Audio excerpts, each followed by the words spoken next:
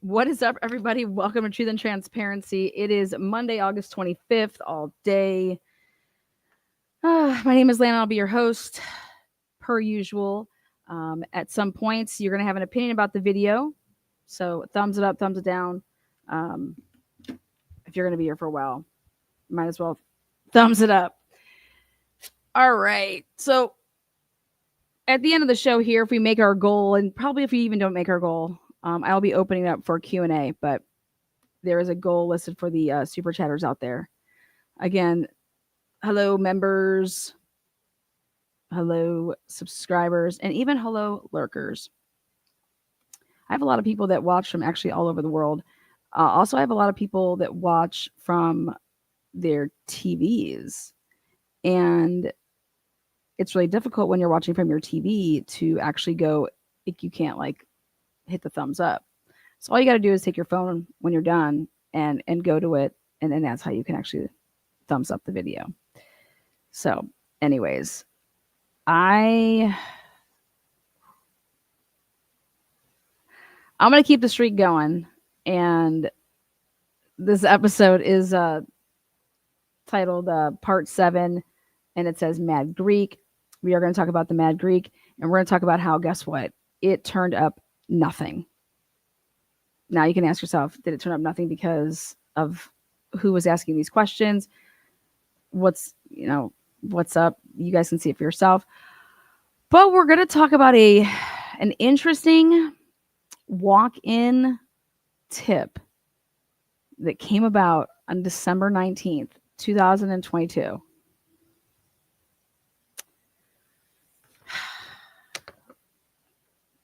So let's start with a bang. Report 160. Idaho State Police, they conduct an interview. And on December 19th, this is what took place. This report was written on February 23rd, 2023. Great job there, Joseph Lake, writing it and getting it right. Awesome. Remember, Joseph Lake is in charge of the victimology section of the case. But for this summary here, Report 160 supplemental. On December 19, 2022, Federal Bureau of Investigation Special Agent Travis Shirley, which I listen when I hear that name, and I, meaning Detective Joe Lake, conducted a walk-in interview at Moscow Police Department, and then they redacted the name, okay? The following is a summary of the interview. Listen to the audio for full details. And whenever they write that in a report, like listen to the audio, you need to listen to the audio. That's what they did in the Brian Drake case. And I'm telling you, it's night and day. Anyways, this person, okay, drives a blank, and began his workday during the late hours of the night. So he works at night. While heading to work during the week of November 21st, 2022, he witnessed a person loading a white 4-door vehicle with personal effects near the intersection of Walenta and Lauder in Moscow, Latah County, Idaho, at approximately 11:30 p.m. This person, a former police officer, had seen the news about an investigative interest in a white vehicle and thought, you know what? Remember, that would have come out December 7th. You know what? Maybe I should go and tell them about this. And he thought he would provide the information to law enforcement. He described the male loading the car as being 5'8" to 6'1", lean build, blonde hair, and clean cut. This is the same description that Kane's son calls in with the MPD reports. I'm just saying, like, that description. Now, I say, do you actually show him a map? Because I want to show you guys something. I did a map myself for you guys.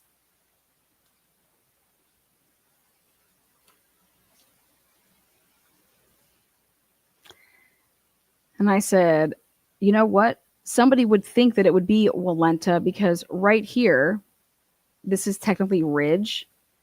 But anybody that would be describing this would say that it was at the intersection of Lauder and Walenta. Do you guys know where that's at? Well, it is exactly where the Ridge Road 1125 Ridge Road camera, because this is the apartment complex, and I'll zoom in. This is exactly where they got the video description of. Right here's the corner. This is Ridge technically, and this is Lauder. So your intersection of Walenta, which he was just calling it, but this just little patch here is considered Ridge, okay? And that is exactly the location of where the camera is in that spot of where suspect vehicle 1 was identified. This was on December 19th, the day that Brian Culver's name would then surface as hey, we got the name from the FBI, blah, blah, blah, right?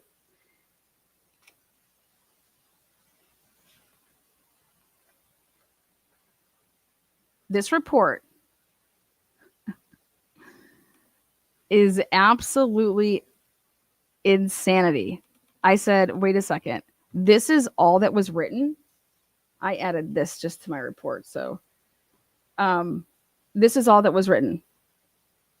This is the exact location of 1125 Ridge Road, where the white suspect vehicle 1 was identified by the FBI. Did they go get video footage from 1125 Ridge Road again and look the week of November 21st at 11:30 p.m. to see who this white sedan, it was parked, it was right there putting special, like this is his wording, which was personal effects, loading a vehicle.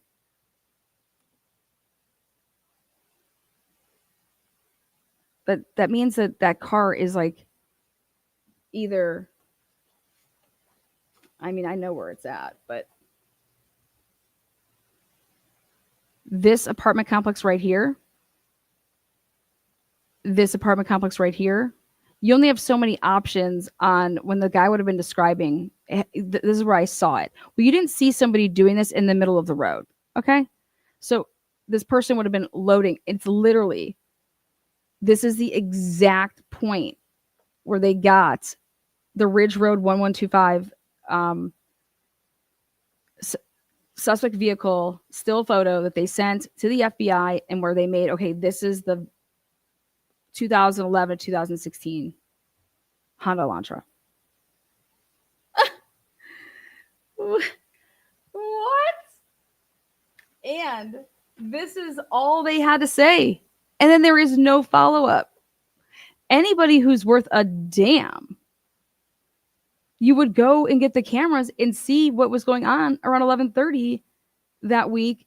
This is a cop, an ex-cop coming in, 56-year-old, saying, I need to bring this to your attention. And then I'm thinking to myself, well, let's see when this was written up again. Oh, February 27th.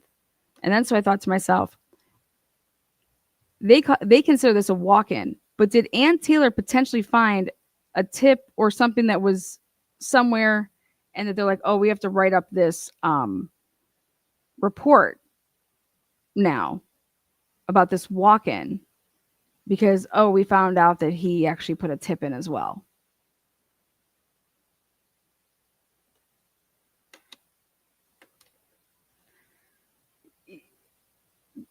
They did nothing.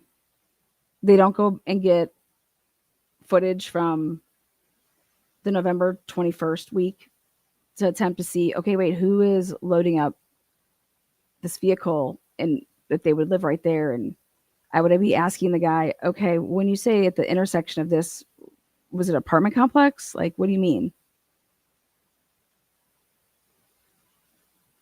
Okay, ready for the next bomb.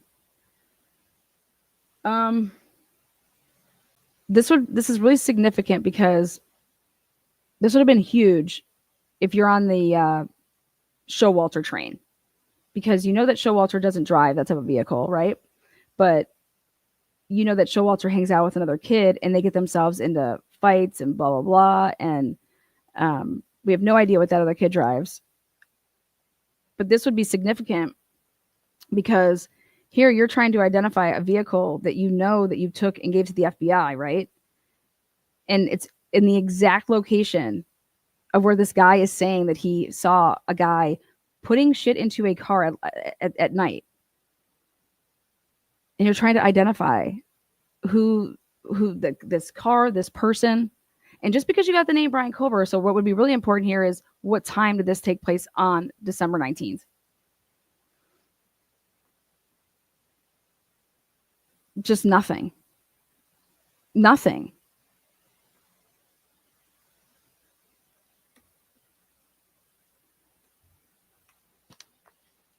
Man.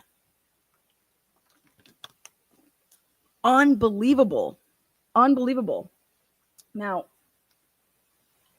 I have a special shout out that's going to go out to for fuck's sake, Viv. And as well as to News Nation, as well as who else did I want to include in this?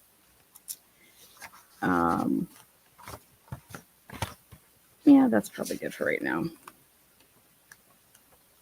Basically, anybody in mainstream media that was giving Ann Taylor shit about that she was representing Kara.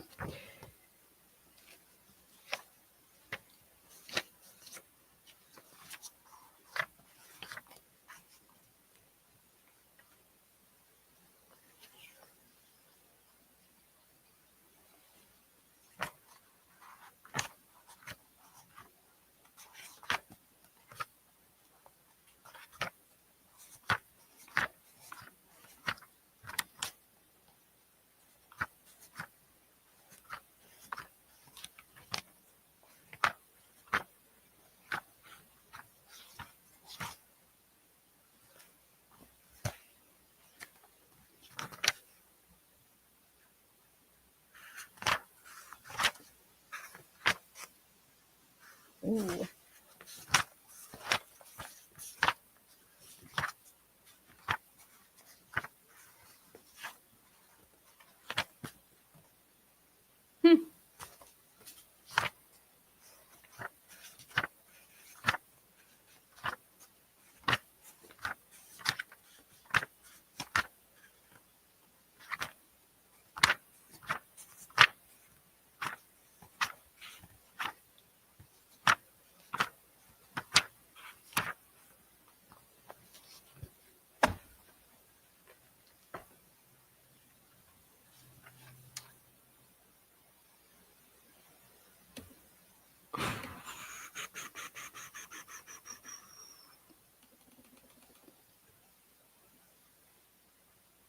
Mad Greek was hit up on the 15th, early on in the investigation.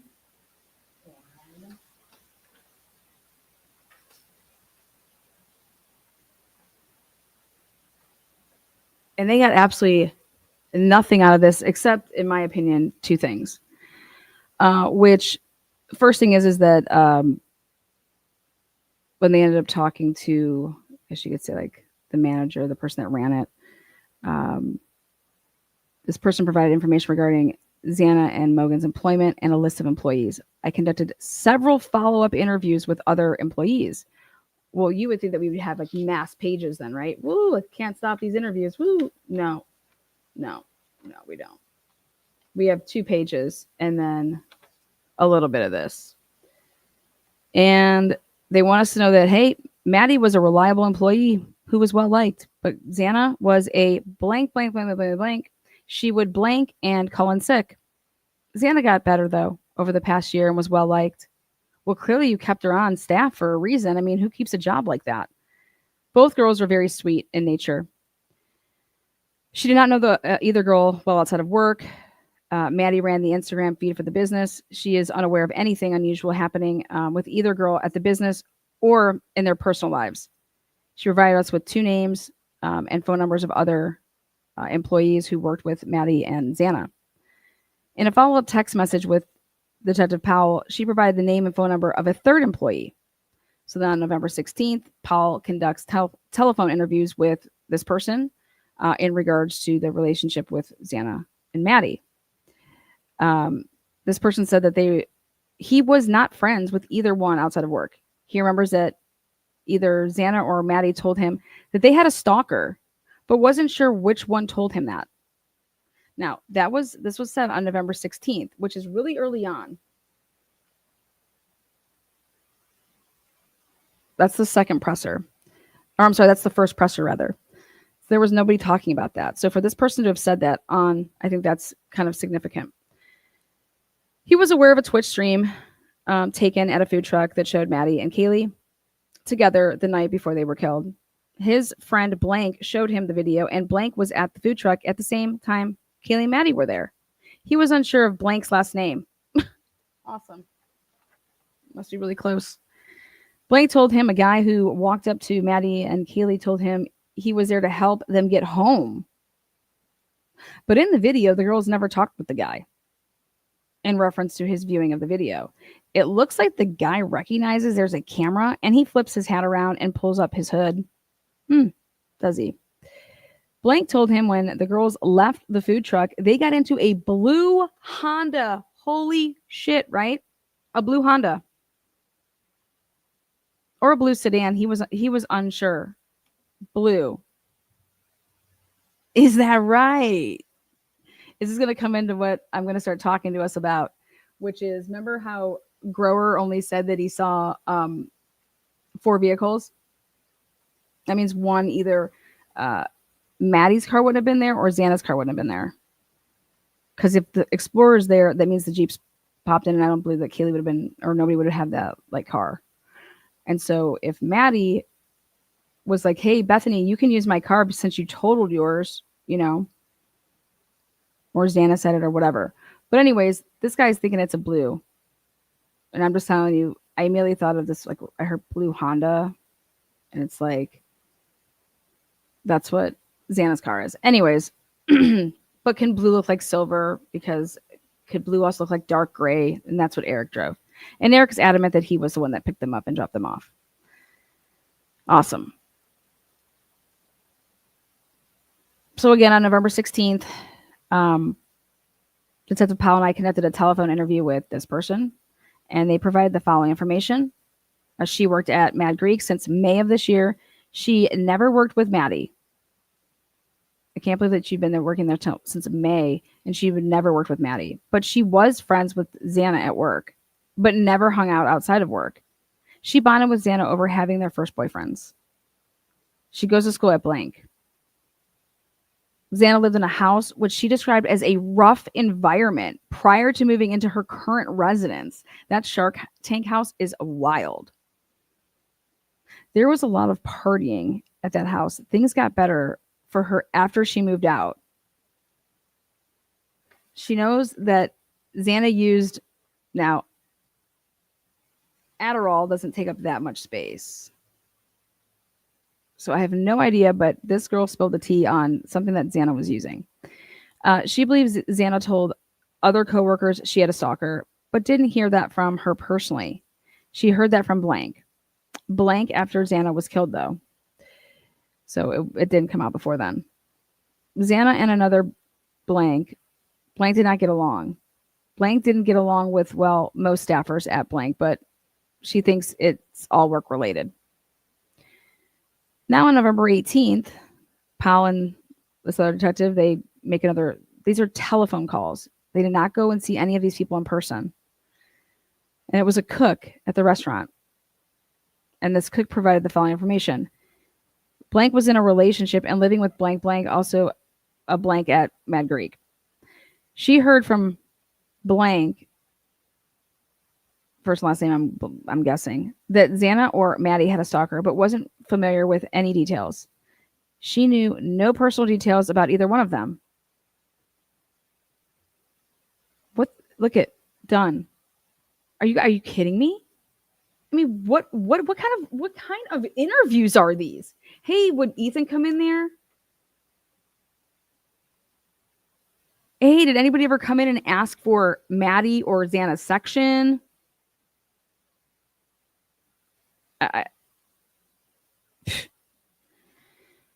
Woo. Next, we have here November 18th. This person was actually interviewed, look at this, at the police department. Blank provided the following information. Reference the audio interview recording for full details. That means you need to actually listen to it. They're saying that for a reason. You notice how they didn't say that with this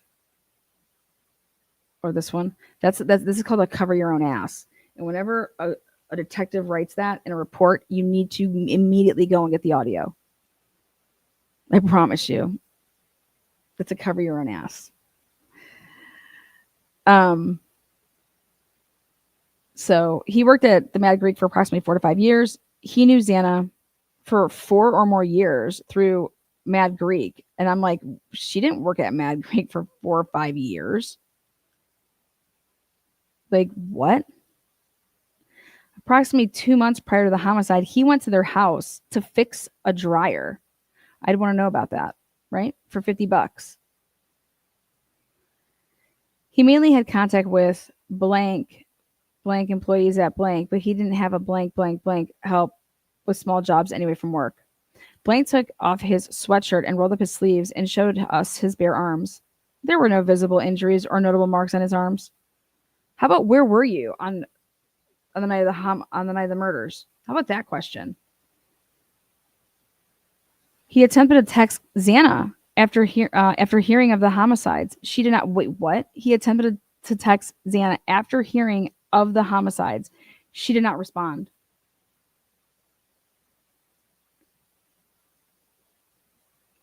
On November 22nd, I conducted a telephone interview with this person regarding her knowledge and relationship with Maddie and Xana.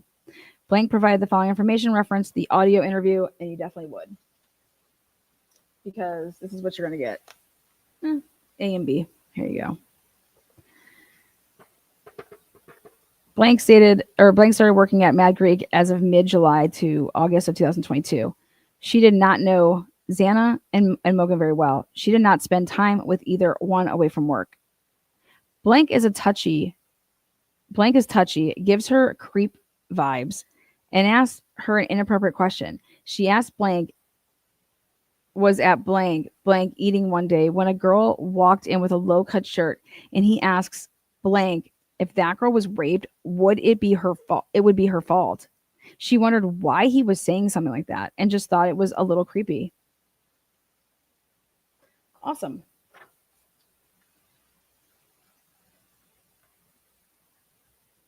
Oh, wait.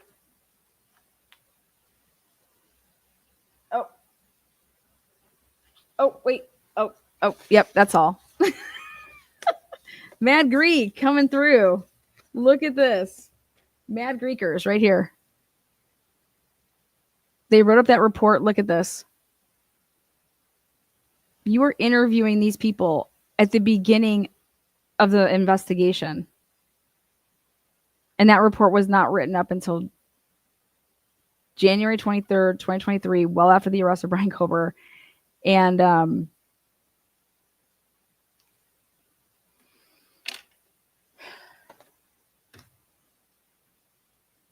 what'd you guys learn? A whole lot of nothing, right? Next.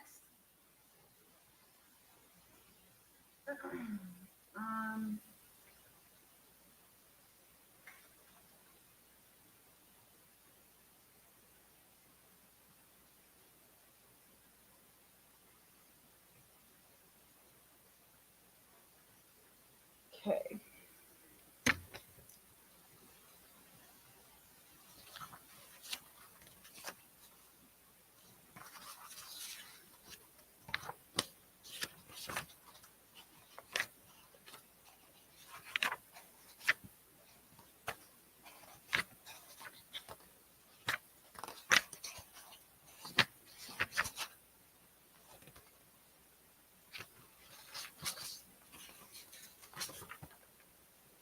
Ann Taylor.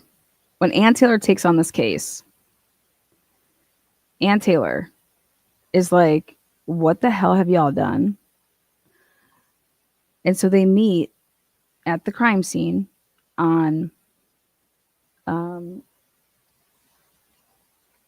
January 6th. And she's like, you need to get all this shit in evidence. The nightstand was collected from the second floor of Xana's room. The pink-colored bedspread located on floor 2, west bedroom Xana's. Blue-colored blanket located on floor 2, Xana's. 5 pillows located on the floor of Xana's room. The mattress located in Xana's room. The bed frame located in Xana's room. The mattress located in Maddie's room. The bed frame located in Maddie's room. 2 pillows located on the bed of Maddie's room. A shelf with items located in Maddie's room. Nightstand located in floor 3, Maddie's room. Pillow off of the bed in Maddie's room. These are the items that were still in the house, okay, that had not been taken into evidence. I immediately got Sheldon Jeter Jr. vibes when I saw this because I said, I can't believe this. In the Sheldon case, they didn't take the mattress in for evidence, and it blew my mind. They also didn't test it there because they said that Sheldon put his gun underneath his mattress, in between his mattress and his like the spring. And after he just, literally put a clip in a guy. And you would know that if you were to do that, the gun, any type of gunpowder residue, anything like that, when you would have put it in between the 2 mattresses like that, it would have had residue.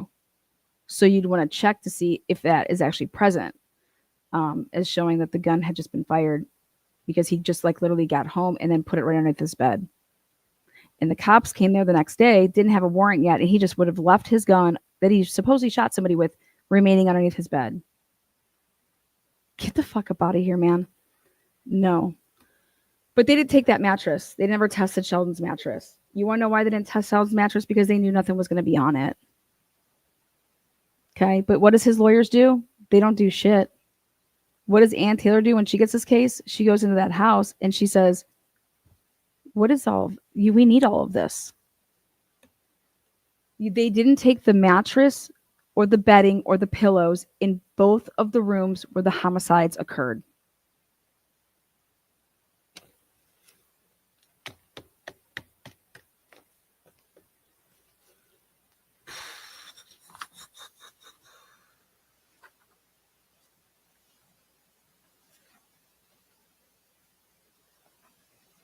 Look at all these people that attended.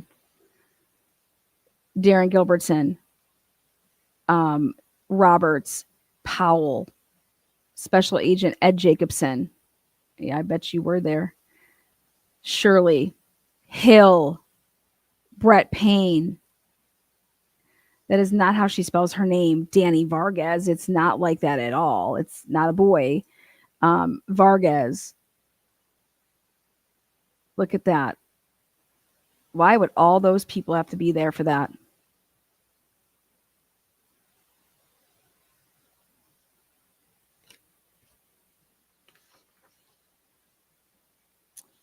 Jeffrey Talbot was assigned as the lead crime scene investigator. So Talbot. So on January 6th, I oversaw the collection of items from the residence requested by defense counsel, Kootenai County Chief Public Defender, Ann Taylor. All items collected were turned over to Moscow Police Department. Okay. And then on January 6th, these are the people that attended this. I said, what the fuck is Rob Hill going there for? Like, what? Why is Travis Shirley going there? Why is Ed Jacobson going there?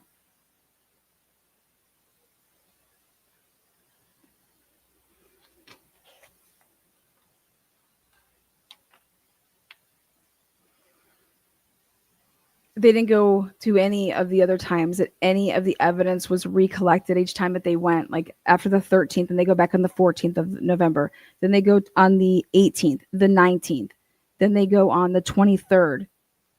Then they go on the 25th when Payne gets the glove. Then they go on December 3rd, 8th.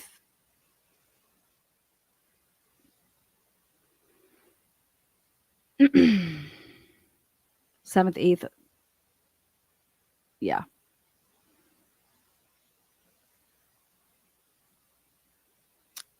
All of that stuff in the house. On January 6th, all of that stuff is in the house as is. Remember Ann Taylor, they wanted to clean out the house, and she immediately put a stop to that.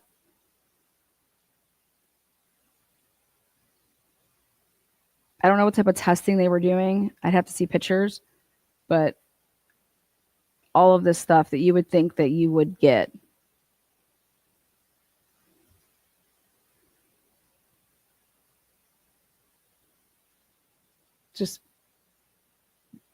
Just blown away. Just absolutely blown away. And Ann Taylor asked, I can't remember if it was, it was Payne on the stand. It was us that had you go back in there and get the mattresses, right? Because you guys didn't collect any mattresses, right? Okay. It's just mind blowing.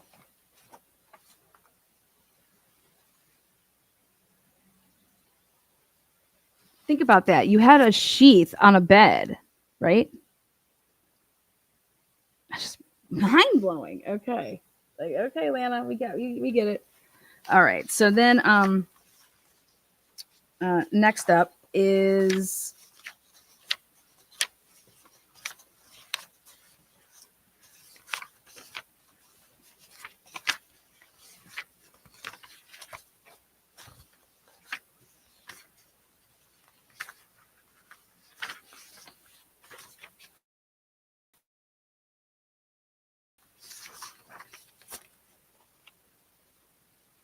News Nation. Mainstream media. This one's for you guys. This is an interview with Kara. Okay. The date that this was written up was on February 14th.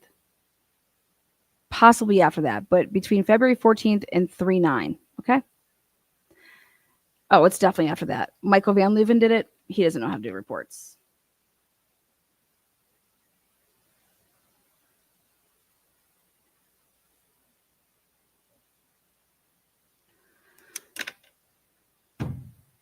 Holy shit. When I saw this and read this, I was like, mainstream media, quick reminder. Look at what y'all did to Kara. Look at what y'all did to her. Kara gets interviewed because guess what happened? I don't know. Kara goes on the national news and says that Ann Taylor was her attorney and that she has power of attorney over her, right? You guys remember that? And they were trying to get Ann Taylor kicked off this case. Do you guys know that there was never once been an apology from anybody in mainstream media to like that went for this Ann Taylor's job? There was a guy though that did go on one of the shows and defended Ann Taylor and was like, I bet you there's way more to this story. You should probably wait. They didn't like that too much, but he was right. Here it is. On February 14th, I, Detective Sergeant Van Leuven, Choke City, interviewed Kara regarding her interaction with the Kootenai County Public Defender Ann Taylor. This interview was conducted at Spokane County Jail where she was at. Kara advised that she had met with a lawyer she believed to be Ann Taylor on multiple occasions when she was an inmate in the Kootenai County Jail. This person was representing her on her recent charges involving controlled substances. She advised her last charge was approximately 4 days after her daughter's murder. I showed her a photograph of Ann Taylor. So Van Leuven's like, hey, Kara, here you go. Here's a photograph. She said, this is not the person she knew as Ann Taylor. She described the lawyer she had met with as a white female in her 30s who was approximately 5'6", 180 pounds. I think she's describing Ashley Jennings with shoulder-length brown hair. Kara said that she had never met the person in the picture.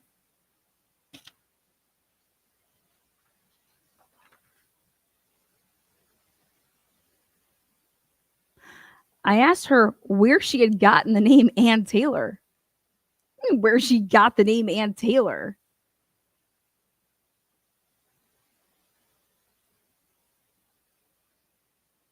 She said someone had showed her a Reddit thread where it stated her attorney was Ann Taylor. What? I told her that Ann Taylor was the head public defender for Kootenai County and her name would be on paperwork because it was her office that was defending her, not necessarily Ann Taylor herself. Kara expressed regret in having confused the identity of the public defender she had met with.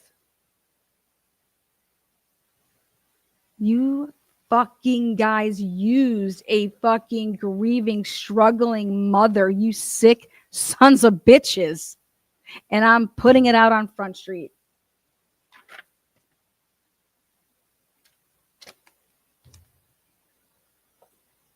News Nation, embarrassing. This is what they do for a scoop. How about use your fucking just brains?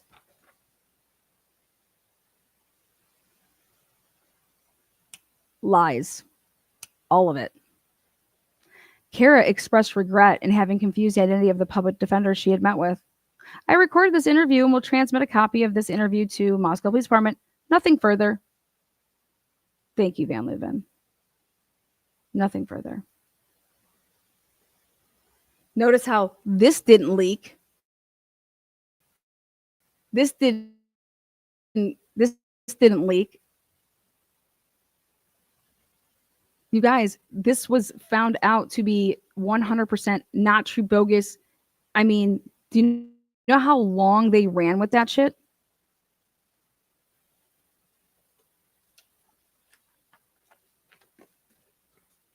You can find that in report 164, by the way.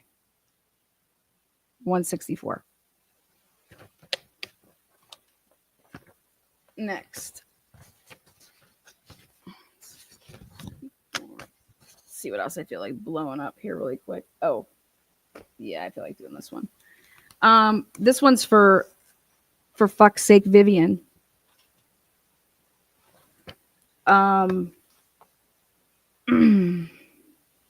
Let's see. Back, I've done so many videos, but between the time of November 13th and let's say probably, I'd want to say the summer, and it would have been in the year of 2023. So during that year, and I want to say it's more towards the summertime and the fall of 2023. I did a video, and because myself and Miss Potts were working on something, and we came across Steve, well, the Gonsalves family having and owning a fucking Elantra. And I said, what the fuck are the odds? What is going on? Right? Put it out there so it's documented. And when I'm going through these, I mean, I was actually just talking to Miss Potts on the phone. And I'm like, well, that's interesting that out of the blue, they call up Jack D and they want to talk to him again. And they ask him,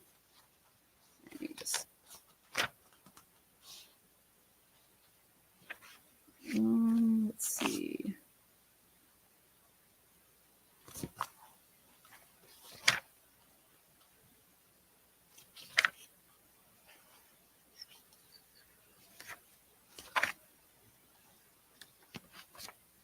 Well, Jack D was given a car, and the car that he got was given to him from the Gonsalves family. And I said, oh, wow. I wonder if that's that 2011 Elantra.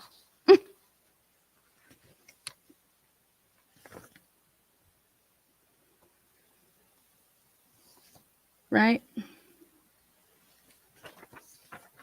What are the odds?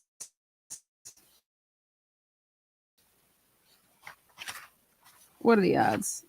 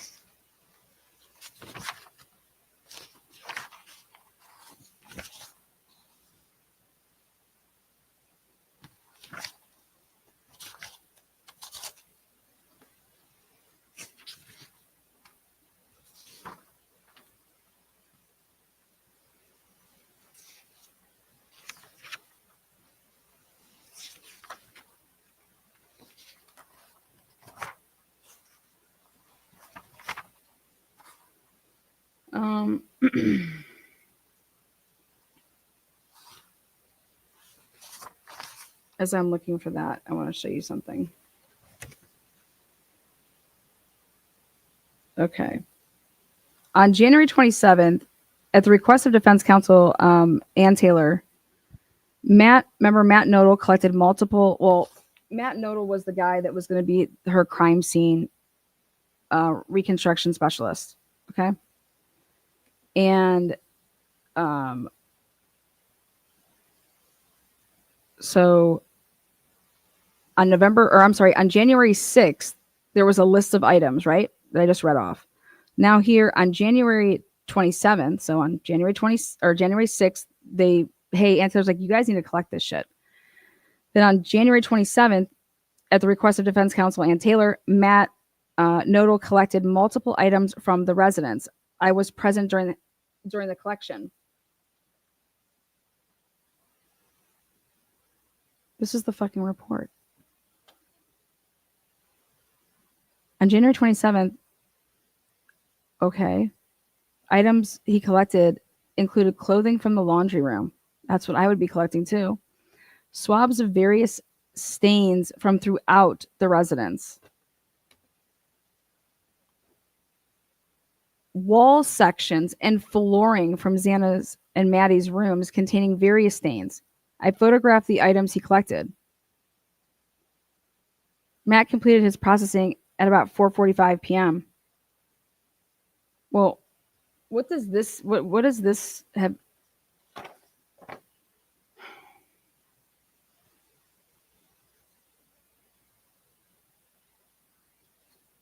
What the fuck does that matter if you don't write when the fuck he started? Look at this shit. When did he start? What time? Did you guys see what time he started on January 27th there? No, I don't see a time that he started. You guys see a time? I want to know how long he was in there. But hey, guess what? We know when he left. We have no idea when the fuck he got there. Excuse my French, but this is absolutely ridiculous. B, how about this? I'm gonna highlight your just so I can say the day I do stuff like this. Very odd, right? Maybe B is just being funny. You guys see a time on there? Well, so why the hell are you writing this? This is irrelevant if you don't have the start time. Absolutely irrelevant. It doesn't fucking matter if you're not going to put when he got there and when he started. Why are you writing that? What a fool. These people are absolute fools. Okay, good. I figured after I saw that.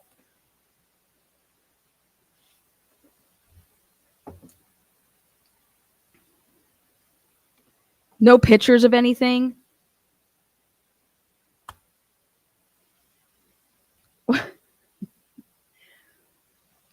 I entered the photographs and video into evidence. Okay, located the ISP District 2 office. Why would it be there? Okay, then we gave the copies to MPD.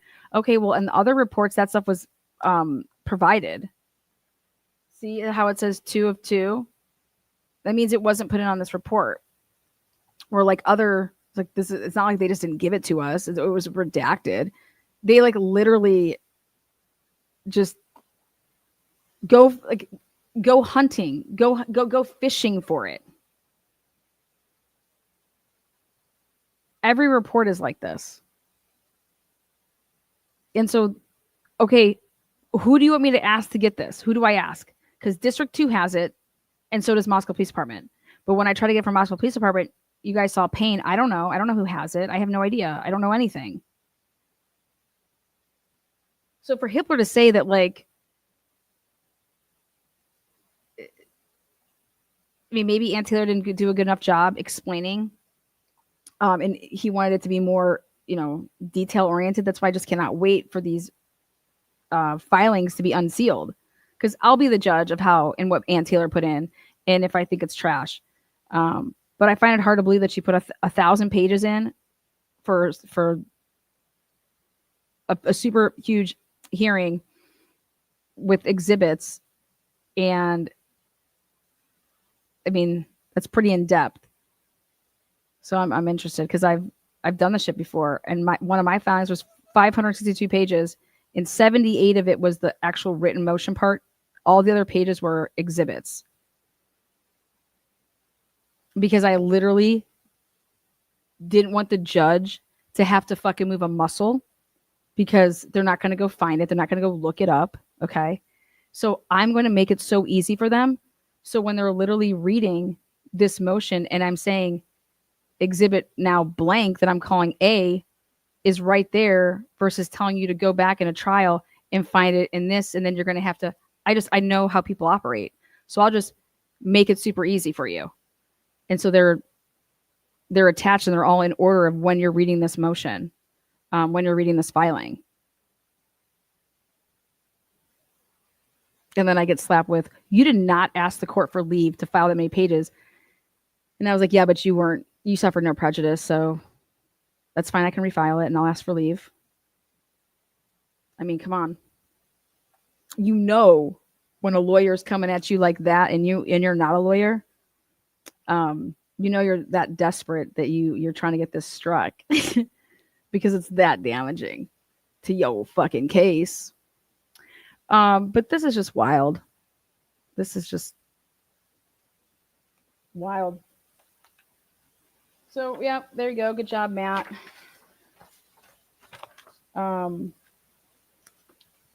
Again, look at when that was written up. April 9th. That was written up. April 9th. For January.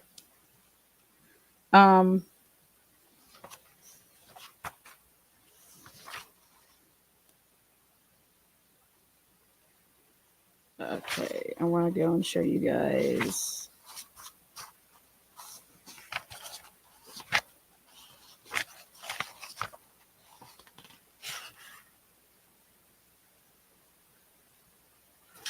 Okay.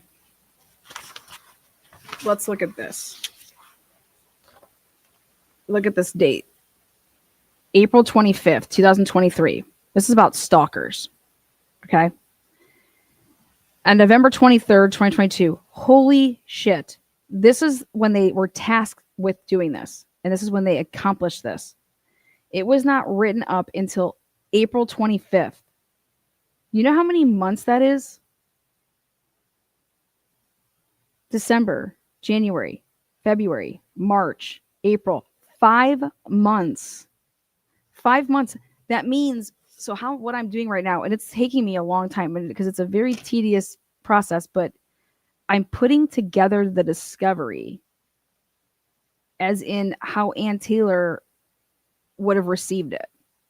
We have the luxury right now of we're getting all of this all at once. Ann Taylor did not. That's not what happened here. Okay.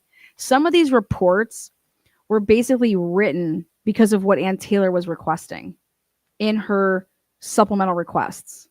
Okay.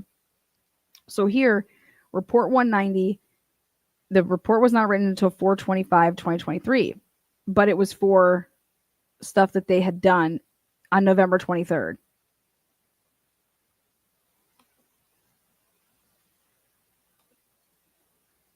And it's saying that at approximately 10 a.m., Idaho State Police Detective Ryan O'Hara and Detective Powell reviewed blank security camera footage in Moscow, Idaho. This is the first time where I'm seeing like that we reviewed camera footage. Okay. Remember how I was telling you guys, why isn't Danny Vargas in a report writing that she was reviewing Linda Lane camera footage and she calls up Payne? She never wrote that in any report ever once. Okay, it was Payne writing that Danny Vargas, he got back on that day on the 15th. Oh, hey, you got to see this guy that's this figure at 350.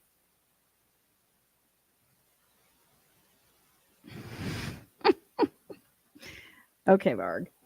Okay, Vargas. Gotcha. So here it is. During the review of the video footage, Kaylee was seen entering blank at 7:24 p.m.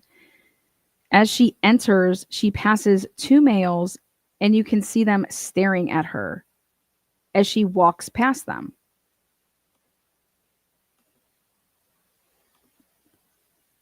Okay. The two males were later identified as blank and blank. Kaylee walks directly to the alcohol coolers and picks up a case of White Claw. This is her going to Winco and getting the White Claw for Xana. Okay? And at least one of these people is definitely somebody that was named as an alternate perpetrator. Okay? So now think about this. You don't write up this report until April of 2023. You did this in November. Do you want to know what Ansler was asking for? Hey, all these girls keep talking about this Winco incident. Okay. Where did you find out who these people were? Where is a report? Did you guys go to Winco? Did you talk to the manager there? Did you ask them for footage? You know what I mean? That's what like a request 364 would be written up like.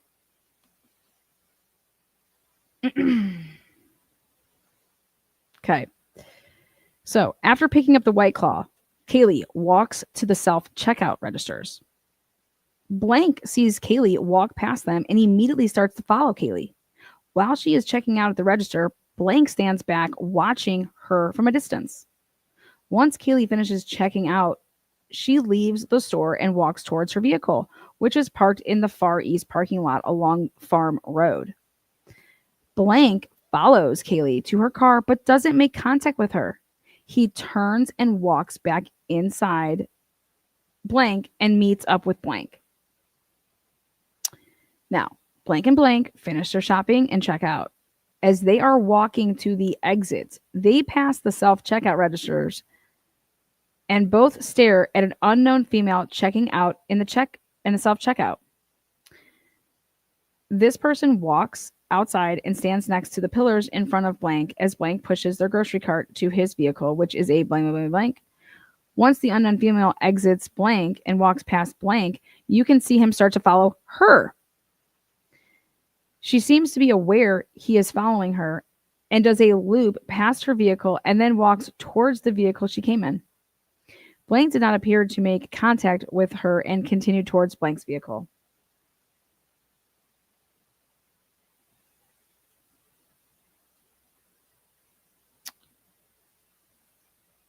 On December 1st, 2022, ISP Detective William Adams and I interviewed Blank at his apartment at blank blank in Moscow, Idaho. This is a summary of the interview. Full details, listen to the audio. Better listen to it. He identified his friend as Blank. He and Blank will go grocery shopping at Blank together on Blank after school. At times, Blank will see a girl he wants to talk to and will sometimes follow a girl outside the store and try to talk to her outside. He will do this because he is really shy and doesn't want to be rejected in front of his friends. Oh my God. On December 1st, 2022, ISP Detective Adams and I interviewed blank. Blank has been a student at the blank for almost 2 years. Goes grocery shopping with blank every blank after school. Every what? Every Monday we have a date at the grocery store. I showed blank a clip from the security camera footage of him following Kaylee out to her car rather, when she was leaving. Blank agreed that was him following Kaylee. Blank followed her out of the store to try to talk with her and get her phone number. He was unaware of who she was, and according to him, he did not talk to her. The reason he followed her outside instead of contacting her inside the store is that he gets embarrassed easily and did not want to be around his peers in case she turned him down.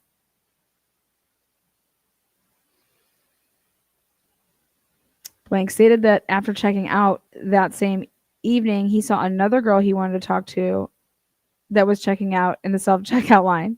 He waited outside by the pillars in front of blank entrance until she walked out. He approached her and asked if she would like to talk, and she turned him down. That's definitely not how that went down, according to the video. He was unaware of the homicides that occurred until late afternoon on November 13th, around 1 p.m., after he saw an email from the university. Blank denied knowing any of the students and had only seen, what is that? When a GoFundMe account was sent out of all the students. The night of the homicides, he said he was in his room and he rarely ever goes anywhere except to the gym and grocery store due to his schedule with school. What a college life. Blank agreed to provide a DNA buccal. So there you go. This is where Hitler's like, you guys, it's ridiculous. This cannot be a possible alternate perpetrator. Like, he provided his DNA, and this kid's a fucking dweeb loser who goes grocery shopping and stays in his room. I transported it back to Moscow Police Department where I turned over the evidence. Now, again, that's the report. Okay, that's the report, and you'd have to listen to the audio if you want more.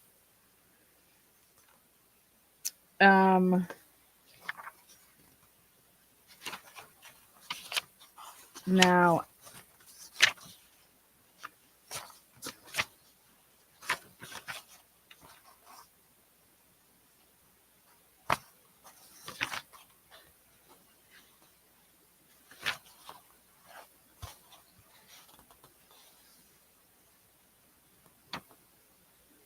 okay.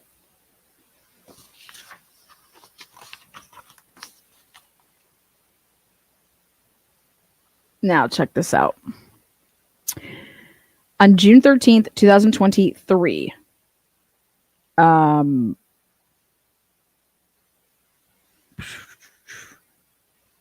he wrote this up, Jeffrey Talbot, on 6/13, for what he did on June 8th. Okay?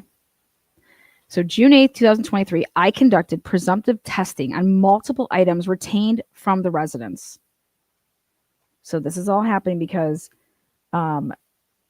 Jeffrey Talbot, the lead crime scene investigator, Kober was appointed Kootenai County Public Defender, and Taylor as counsel. Taylor requested multiple items retained from the residence. On June 8th, I conducted, this would have been literally right after he was indicted, grand jury in May. Okay. So on June 8th, I conducted presumptive testing on multiple items retained from the residence. 2 items tested were presumptively positive for blood. Okay.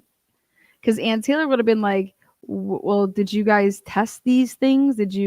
Where's the results from these things? Where are the lab reports? Did you send them, what's going on here? Well, a handwritten note, pink and white colored blanket with red hearts, pink and white colored cloth, black and white colored van shoes, red and white colored shoes, unknown brand, black and white colored Converse shoes, black and white colored Adidas short sleeve t-shirt, green and pink colored coat.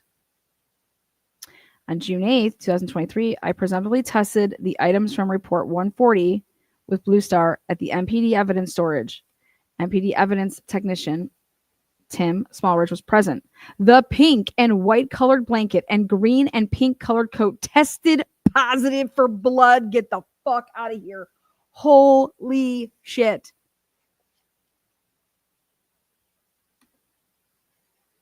Do you guys know where these items were located? Does anybody want to guess where these items were located?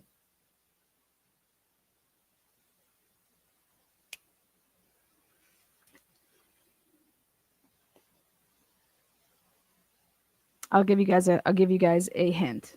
Okay. They were not in Xana's room and they were not in Maddie's room.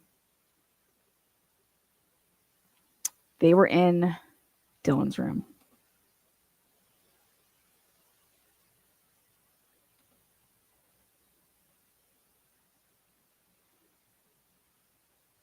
Again, the two items that the pink and white colored blanket, he should have said with the red hearts, but he just stops with the pink and white colored blanket, and the green and pink colored coat tested positive for blood.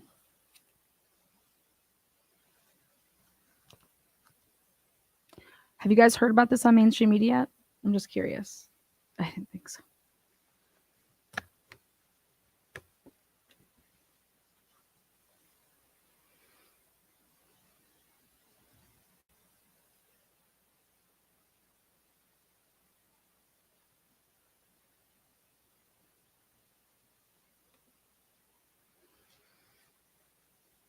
Again,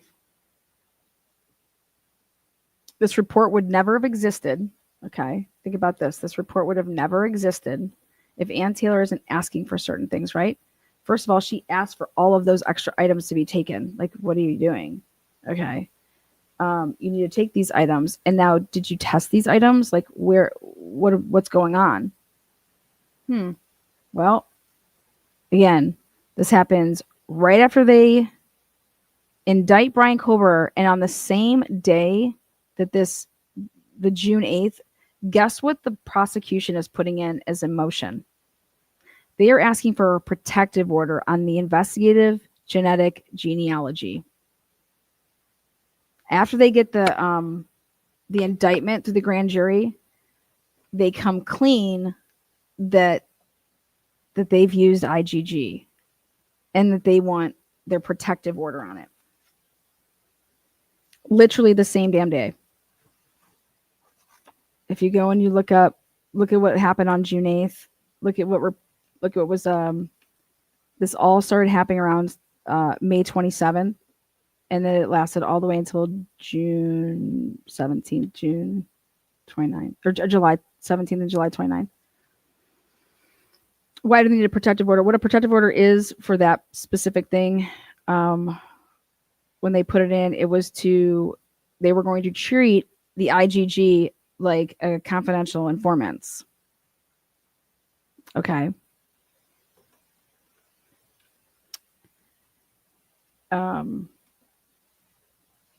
So here, you know what? I'm going to pull it up for you guys because I think it's important. You know, you can't mess with me and my dates and timestamps. As soon as I saw that date, I knew exactly what that date surrounded. And I was like, wait, what's going on here? I was like, this happened on that date. I was like, whoa. Okay. So there it is. Boom, daddy. June.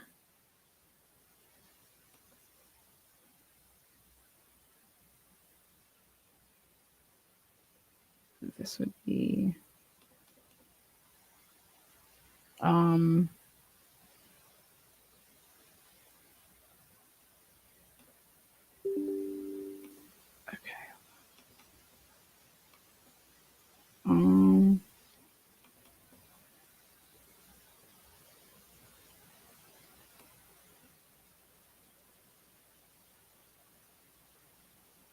It was a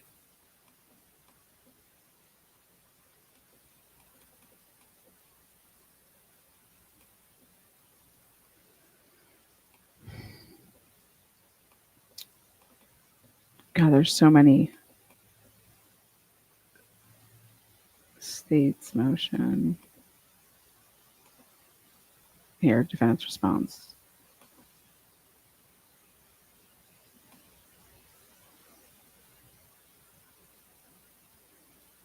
Okay. So, whoopsies.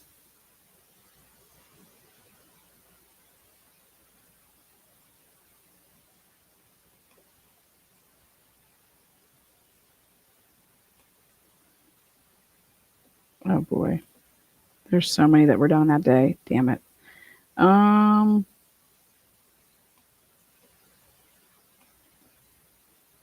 Here it is.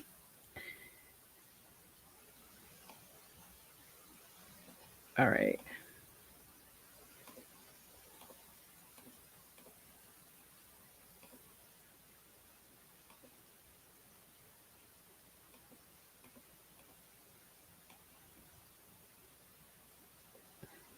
So on June 8th, there was boom, Dylan's stuff in her room tested positive for blood. Okay. And then Ann Taylor, or I'm sorry, and then the state files this.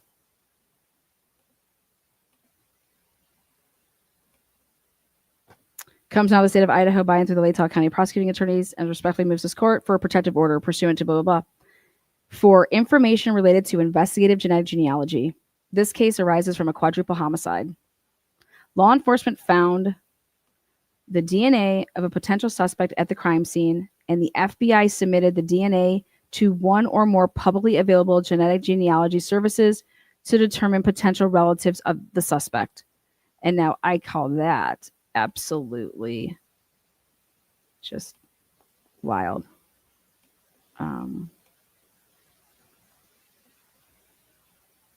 What the heck?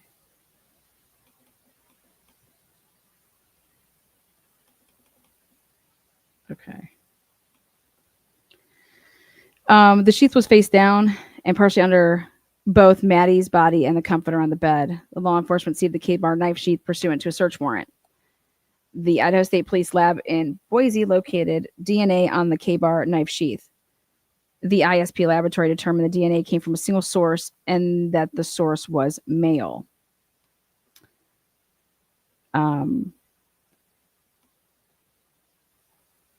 So, unable to find a match using STR DNA analysis, law enforcement decided to use investigative genetic genealogy to find a lead.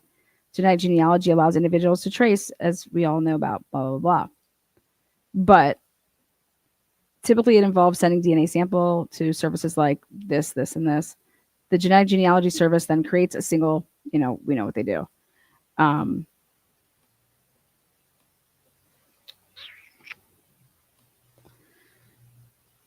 This same process, used frequently by members of the public, can also be used by law enforcement as part of their investigation, a technique referred to as investigative genetic genealogy.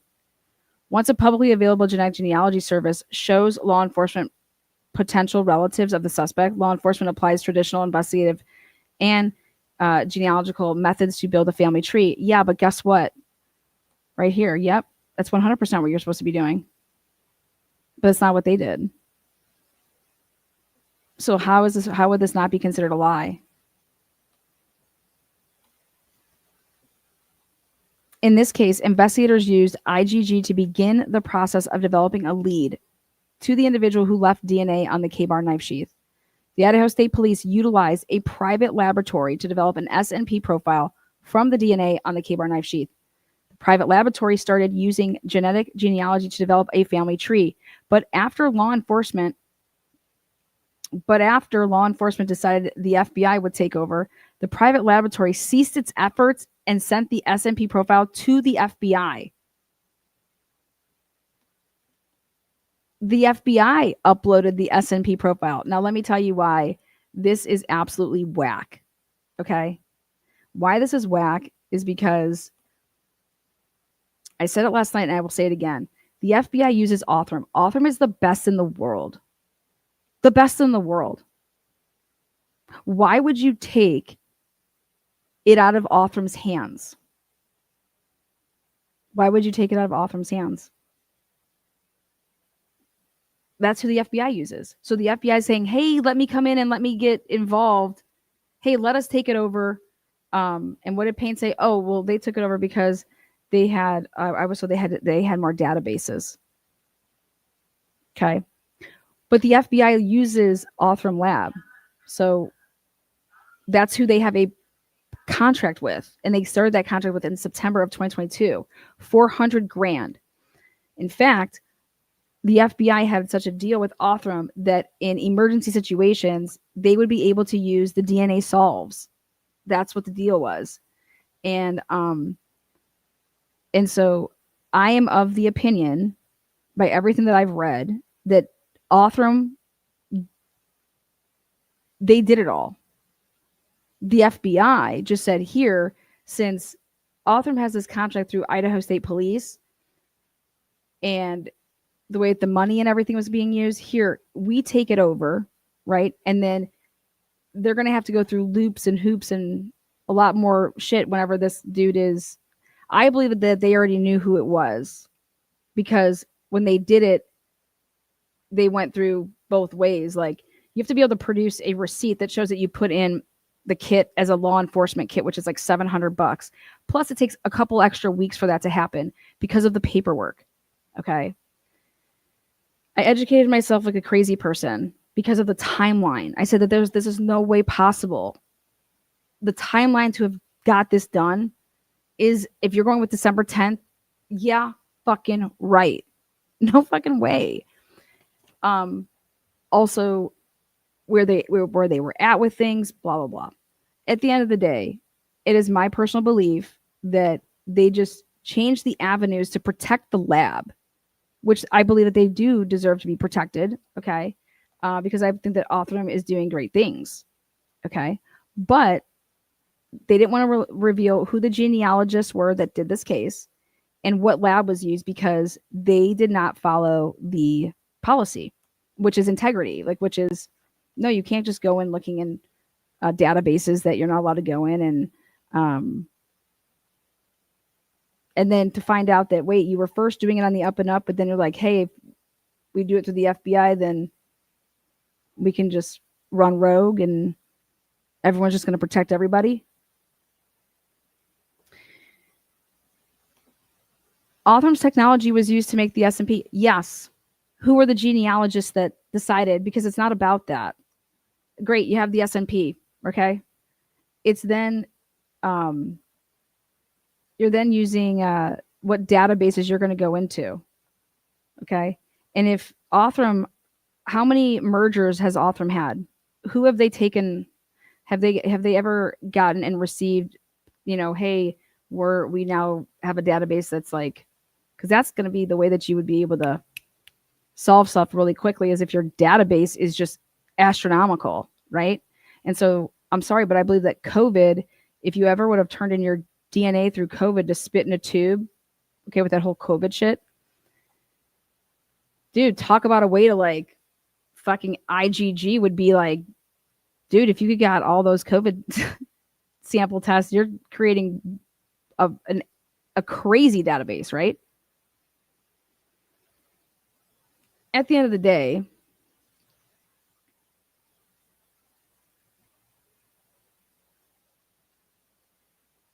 I think IgG is an amazing tool. So why not be proud of it, and why not use it the right way, right? Well, because you need to get probable cause. You have to actually go and get these search warrants at every phase of the process. And so why didn't Idaho State Police, why didn't they go that route from jump and just do it the right way, so that you can showcase what an amazing tool this is and not have to hide, okay, that you're using it, that you didn't. I mean, this is the only way that this lead came out. Like, the name Brian Kober did not come from any other way. And so everything that you would then have put in a probable cause is a goddamn lie. Okay?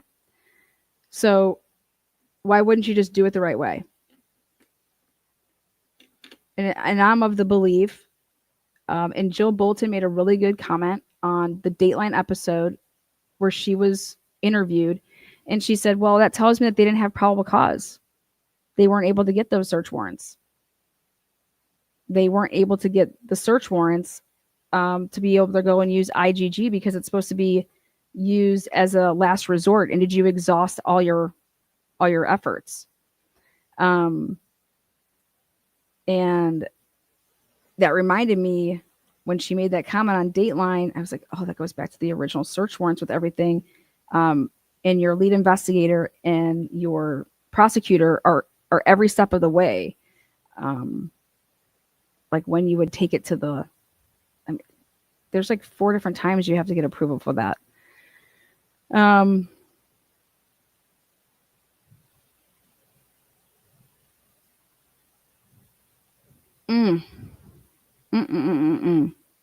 But who are the genealogists that put it together?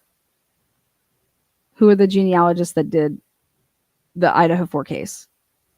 The Chapins have come out and said they're praising Othram. In fact, Othram went ahead and put one of their octagons that when they solve a case, which I just watched last night, they have an awesome 2020 special. It's 2 cases. It's one case out of Texas. That's a 30-year-old case. And then the other case was out of Michigan. And David and Kristen teamed up with the Texas Rangers to solve a woman's murder that was 30 years old. And then they teamed up with Michigan State Police and solved another 30-year-old murder. It was super sad, but there was a girl left in her crib that was like 10 months old, 9 months. It was right before Christmas. And her mom was stabbed to death and killed in their little apartment. And the baby wasn't harmed. And now here she is all this time later. She's 36 and back, like David and Kristen were able to develop a profile. And then they worked it all the way back that the little baby who's now 36 and has a family was able to get the killer. And then it was the other Texas one. But I couldn't, when I saw that one, there was a little baby in the crib, I'm like, and it was right before Christmas. It was so sad. So I agree with David when he's like, yeah, we don't need, look into how much money is going to salaries for like these officers, these detectives who, these salaries are just what the budget is for policing. It's all so much, it's billions of dollars for salaries. I mean, officers are getting paid $200,000 and $300,000 and $400,000 a year, and they're working all this overtime and getting ridiculous money. And trust me, I think that teachers are, they should make their money. Police, people that protect us, but yeah.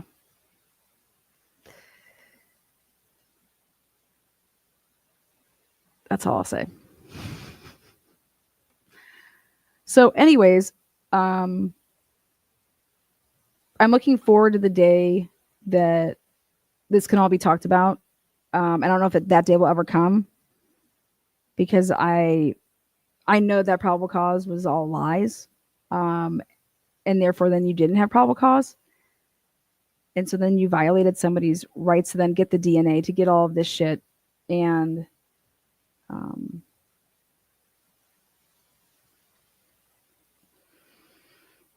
then you're railroading somebody with, oh, we have to build evidence. And that's where Nick Balance comes in, and he fluffs the cast report and makes it say something that it doesn't say. And by not going to trial, all of this got buried. Now, do I think that a murderer should ever walk free? Like, no. Would I ever want that? Absolutely not. But when people have no problem doing this type of shit like this,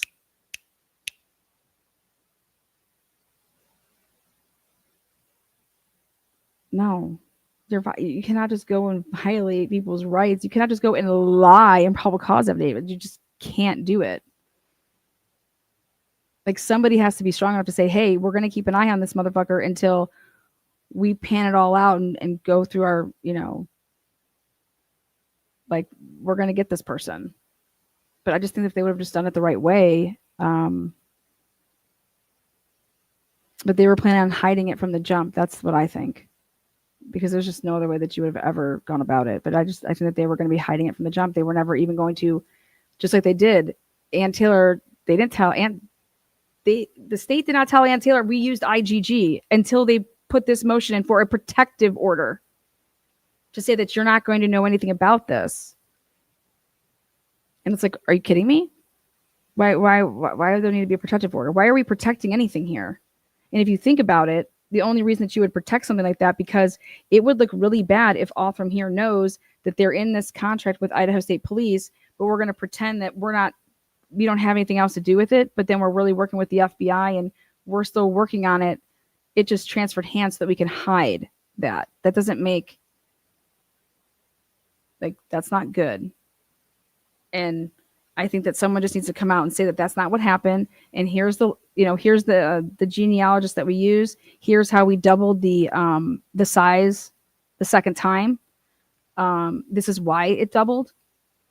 Okay. Because there's actually things in ways that would have happened that not necessarily is it something nefarious.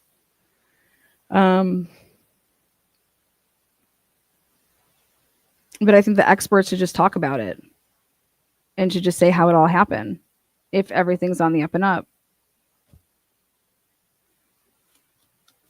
But it's not on the up and up. But that's not Othram's fault, in my opinion. Othram basically, you provided us a DNA sample, and then we only trust. We tell you here from this. This is the family tree, and this is who these are the people that we're giving you to, here you go. They didn't do anything from having the sheath ever and extracting that way. That's not how this happened. So,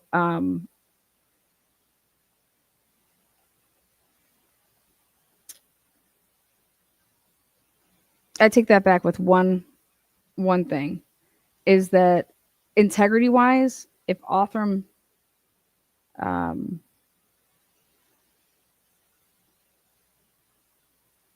since Othram was the lab that did it, and then Idaho State Police is saying, hey, cease it, because give everything over to the FBI. They're going to take over.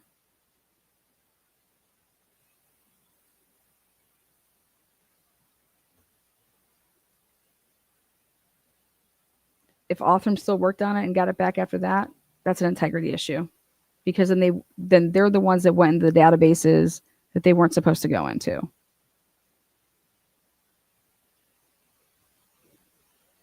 But I even think it's way worse than that if they're the lab that did it both, because the lab, when I say that the lab did it, it's the genealogists. I just want to know who the genealogists were that put together. That's all. Because when Othram had it, they were in the wrong branch. How did that happen? Talk about that. Talk that out.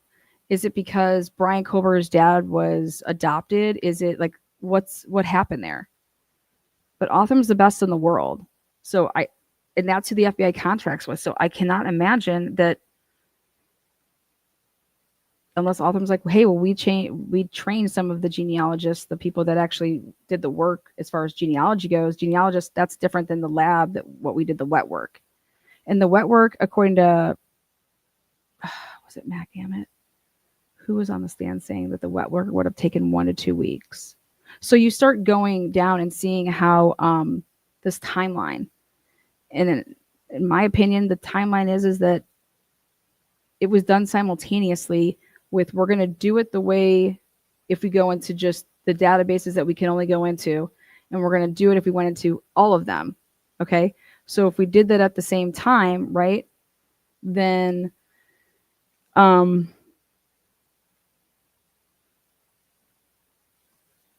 then you would know, hey, we have a name, but the way that we got this name is we went into these databases that we shouldn't have went into.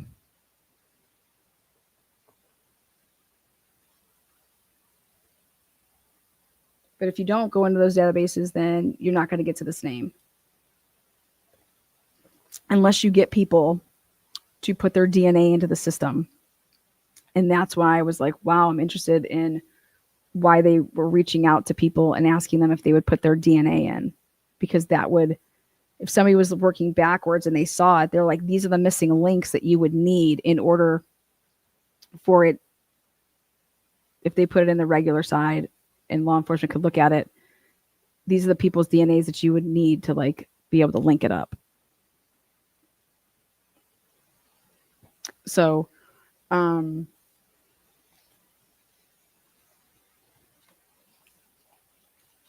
remember, the FBI is doing all of the subpoena, like they're running their own investigation, and they're just then giving Moscow Police Department breadcrumbs, pretty much, like, and having them write up a search warrant after it's already been done by the feds in a subpoena. Why is, if they're all working together, why is Moscow Police Department redoing the work that the feds did?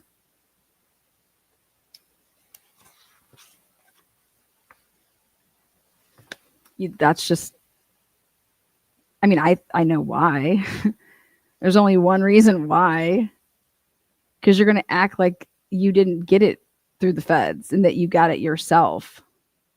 And that's when Ann Taylor or Mathis asked Payne, where did you get that email address from? And then that's when Bill Thompson's like, turns fucking bright red at that hearing. It's like, oh my God. Oh no. It's bad. It's crazy. But the FBI uploaded the S&P profile to one or more publicly available genetic genealogy services to identify possible family members. And they just uploaded it, like when it says publicly available. Okay. To identify possible, like that's not how that would be done. The FBI could then view through the genetic genealogy service portal information regarding potential relatives of the suspect who left DNA on the K-bar knife sheath. Based on information the FBI could see in the genetic genealogy services portal, the FBI went to work building family trees. Remember, they didn't save any of this work. Building family trees, and this was something that you would never do. I've talked to people that do this. You would never do that. You'd have your work. We went together building a family tree. The FBI built the family tree using the same tools and methods used by members of the public who wish to learn more about their ancestors. And this was their way of saying, we're writing up this motion and we are gaslighting the courts because technically we're not lying here. Okay. But we're also they're not being truthful. For example, the FBI consulted social media. Yeah, that's what you do after the fact. But it matters what portals you're in. It matters what you're using.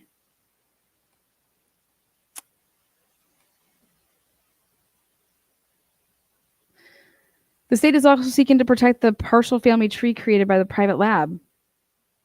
By the private lab. See that? By the private lab.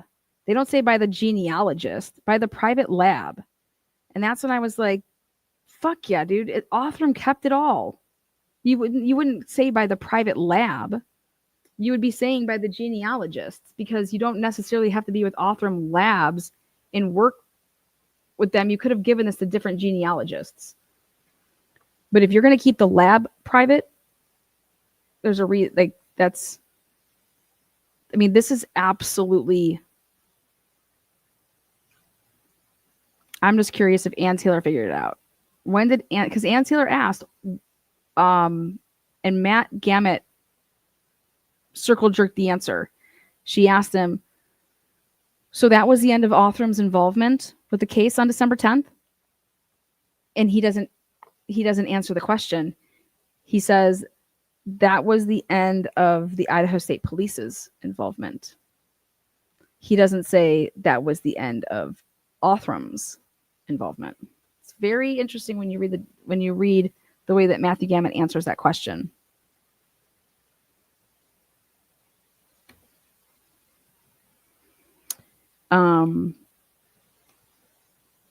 But it doesn't make any sense why that wouldn't be protected. The state is also seeking to protect the partial family tree created by the private lab, and it should be protected for the same reasons the FBI's IGG efforts should be protected. Why? Why? The product of the genealogy conducted by the FBI was a family tree that contained the name, birth date, and death date applicable of hundreds of relatives. The FBI then sent to local law enforcement a tip to investigate the defendant. And everybody that I've talked to said that it wouldn't have just been one person. You would have been like in a little field there of like him and like his first cousins. The IGG process pointed law enforcement toward defendant, but it did not provide law enforcement with substantive evidence of guilt. The FBI did not, for example, conduct a direct comparison between the S&P profile from the K-bar knife sheath and defendant's S&P profile. That type of direct comparison requires the more traditional STR DNA analysis, which was conducted by the Idaho State Police, not the FBI.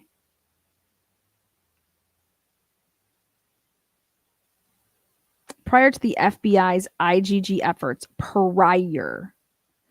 the ISP laboratory developed the traditional STR DNA profile from the DNA found in the K-bar knife sheath. After identification of the defendant,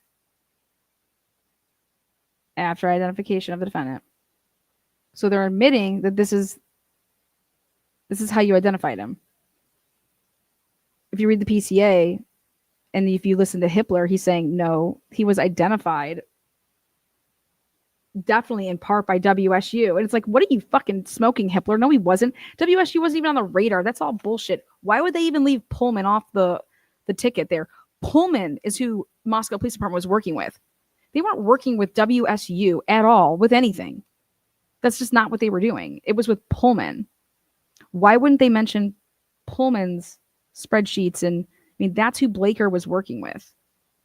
That's Pullman. They were going and getting like the surveillance camera. I mean, Pullman's not even mentioned in that PCA. You know why? Because it proves Ann Taylor's point that they had Brian Kober's on 11/25 Detective Love's spreadsheet. The first day he goes out, and there's all these white Elantras, right?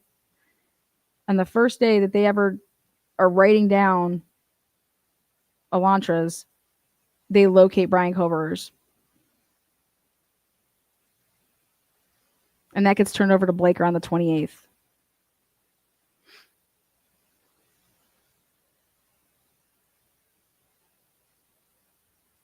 It's just lies. Doesn't mean Brian Kober is not guilty. It's just, this is all just lies, though. It's just lies. I don't know why you need to lie. Like, you weren't going around and taking people's trash. This is the only person that you did this with. That would look bad, in my opinion, if I was on the jury.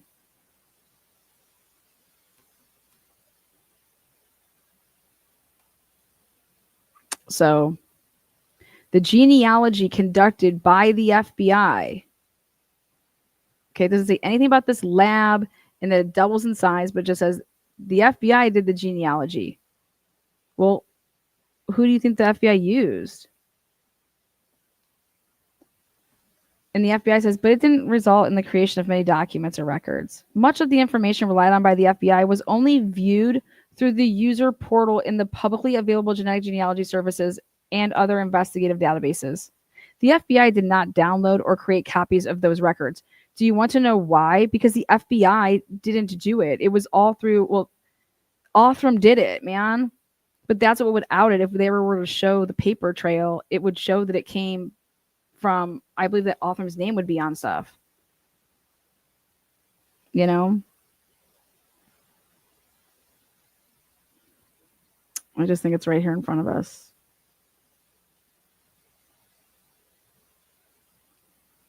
And if I would have known 2 years ago that Othram had that deal in September of 2022, that they were the FBI's lab and they had that relationship for $460,000, I would have got it like that. I didn't know that then. I didn't know that 2 years ago. I figured it out a couple months ago.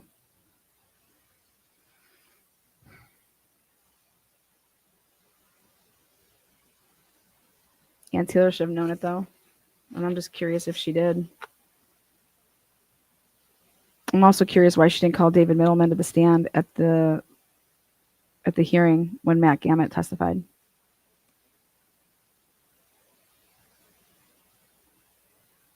But he wasn't there for the defense, so I think that she thought that they were going to call him, and I think it was all a bluff all along. The state was never going to call him during that hearing, but they acted like they did, that they were. And then after Ann Taylor, rest waiting for them, the state to call him, they don't. And then it just, I think, royally fucked everything up. I would have then stood up and spoke up and been like, okay, hold on. I thought they were calling him. So since he's here, we like to call him.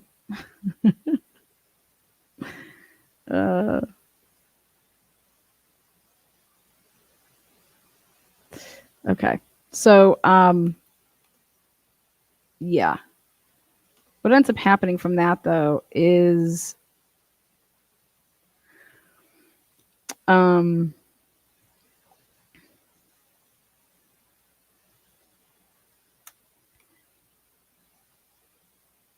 here's what tells you everything about this case.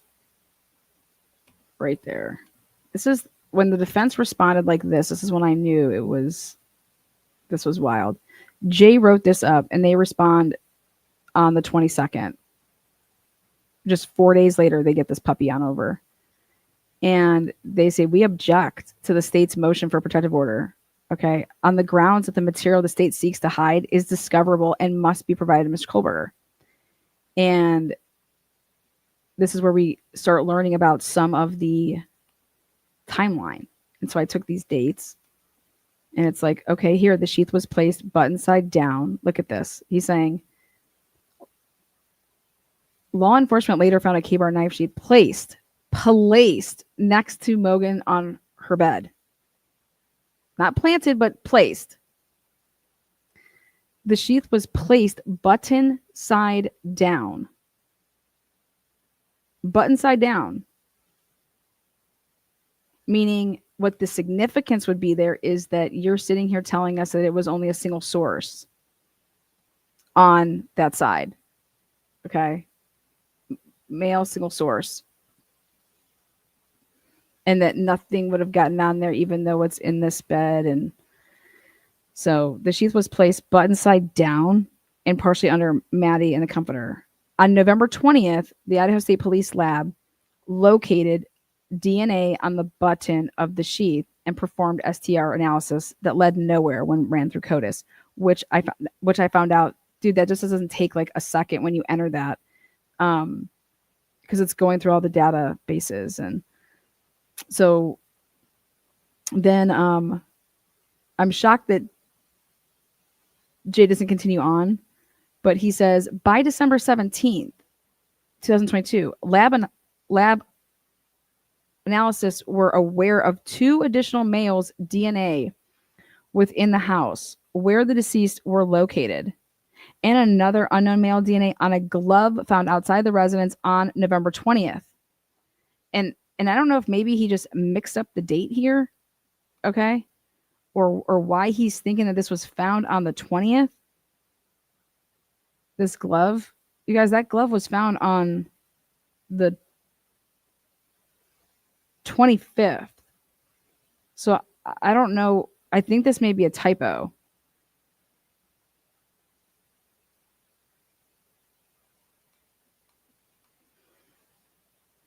To this date, the defense is unaware of what sort of testing, if any, was conducted on these samples other than STR DNA profiles, meaning like you didn't care about these. You know that they were all like different. Further, these 3 separate and distinct male DNA profiles were not identified through CODIS, leading to the conclusion that the profiles do not belong to Mr. Kohlberger. Duh. So whose unknown male DNA is this? While this was ongoing, police were investigating many various possible suspects. Many of them provided DNA. At least one had his DNA surreptitiously taken from a discarded cigarette. That was over there in Pullman. Many also had their phones taken and downloaded, but they didn't do anything with them. One area of the investigation had to do with a white sedan seen on a camera located at 1112 King Road, first glimpsed by officers on November 18th. And guess what? You have to go and look at these dates. Why does he think that they first looked at this on November 18th?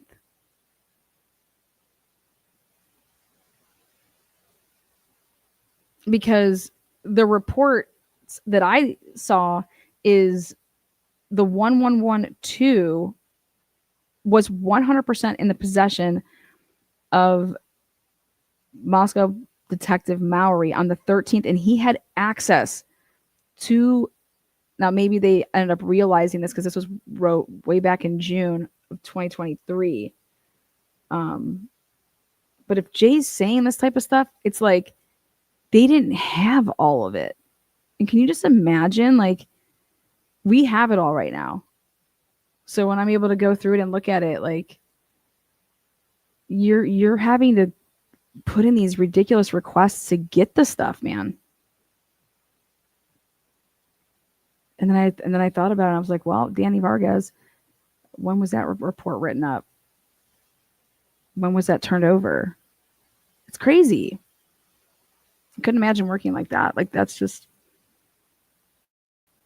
See, by November 25th, police believed the car to be a white Elantra and asked law enforcement to be on the lookout for one. Precisely how the police came to believe the car was an Elantra is still unknown, because they didn't turn over the FBI report. And actually, the FBI report shows 7 different charts. So why would you land on a report from an analysis from the FBI dated March 21st, 2023, which is by Immel, shows the analysis heavily relying on a video of a car heading in the wrong direction at the wrong time on Ridge Road. And he's absolutely right, right? Ridge Road going the wrong way. Like, what the fuck are you guys talking about?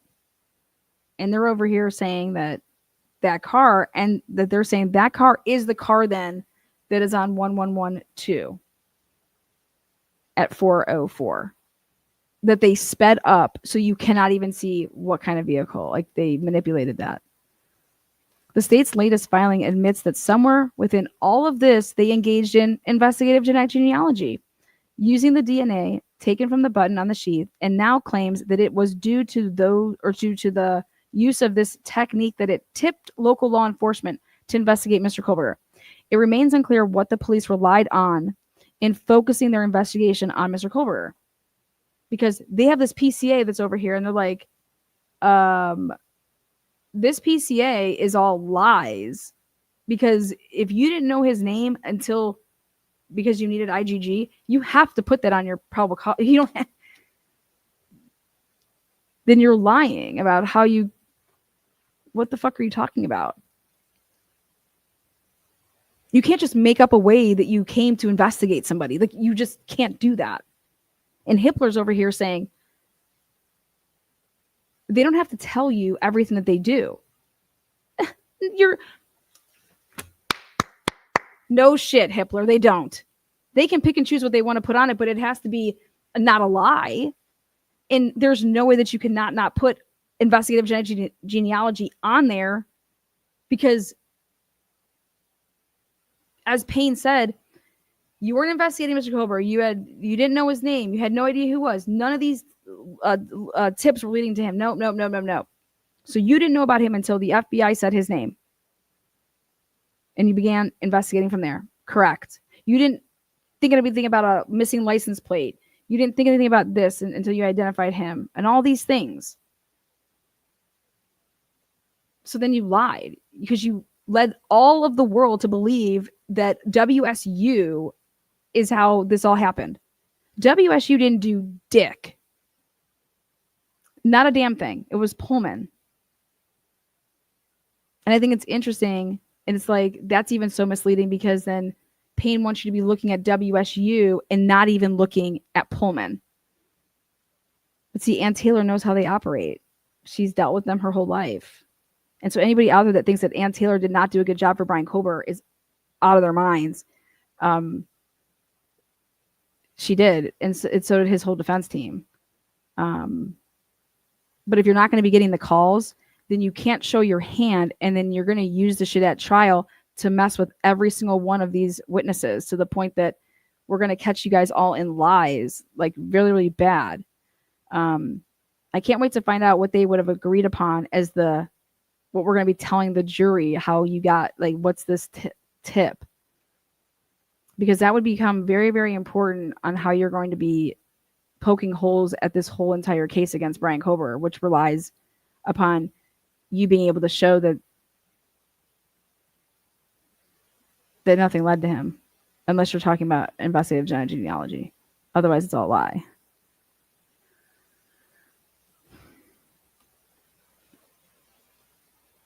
No matter what came first, the car or the genealogy, the investigation has provided precious little. I love that statement since he wrote it. It's provided precious little because nothing's in the car.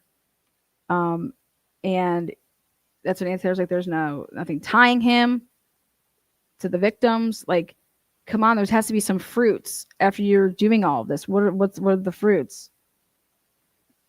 There is no connection between Mr. Kober and the victims. There is no explanation for the total lack of DNA evidence from the victims in Mr. Kober's apartment, office, home, or vehicle.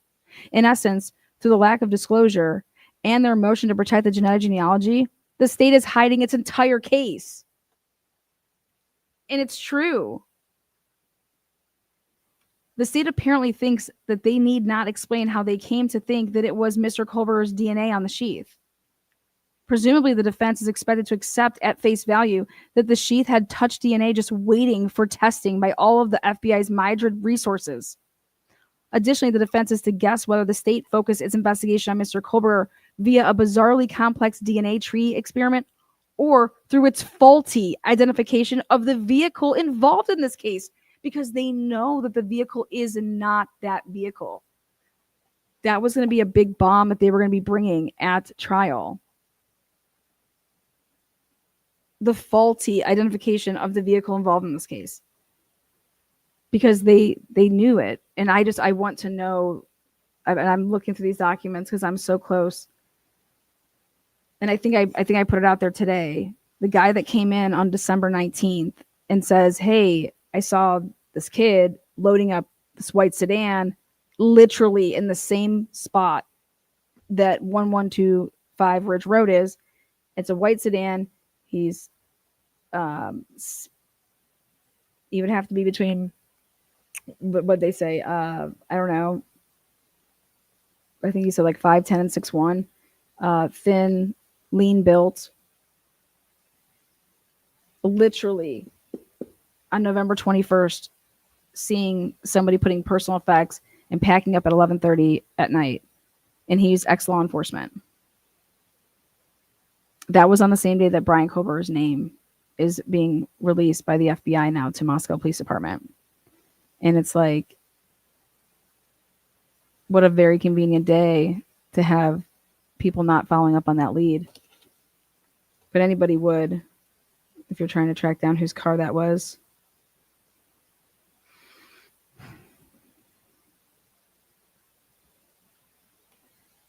And so that's at the beginning of the episode.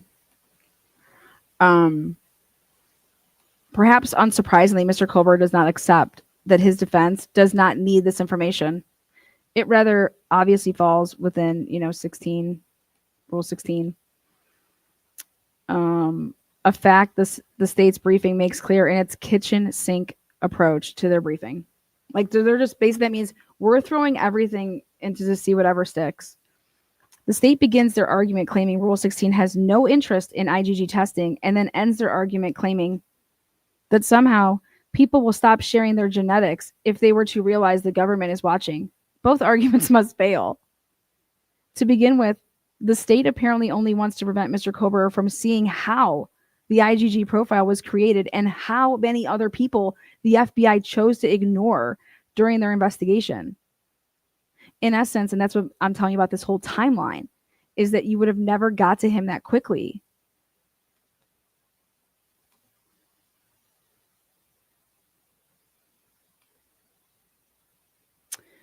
In essence, the state argues that if the latter STR testing is accurate, then there is no reason to concern ourselves with how the state came to investigate Mr. Colbert.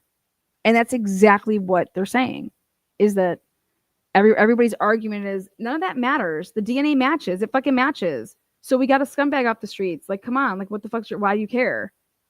That doesn't matter. They tested they went and got his DNA, and I said they didn't go get his DNA. That's the thing that everybody's forgetting, is that they didn't get his DNA until after they arrested him and got it through his arrest when they swabbed his mouth on January 6th or 5th or whatever the fuck day it was. Okay. Which means you don't get that unless you arrest him, which means your probable cause to arrest him is all bullshit, which means all of that stuff would be tossed, fruit of the poisonous tree. And it should have been,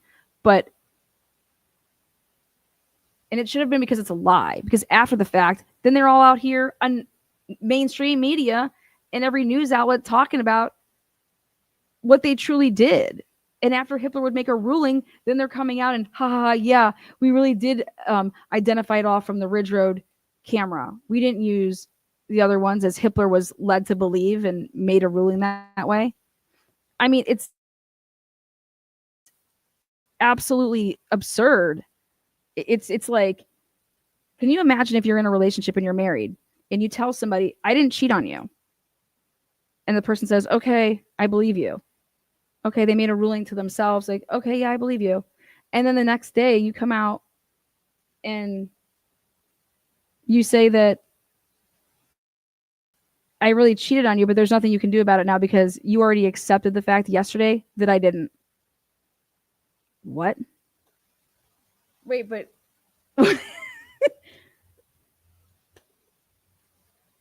that's how fucked up this case was, though.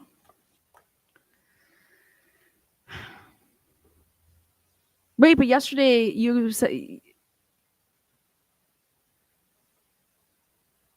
yeah, you said you're fine, we're fine, everything's fine. Then today I tell you that no, I really did cheat on you, but there's nothing you can do about it now because you accepted what I told you yesterday.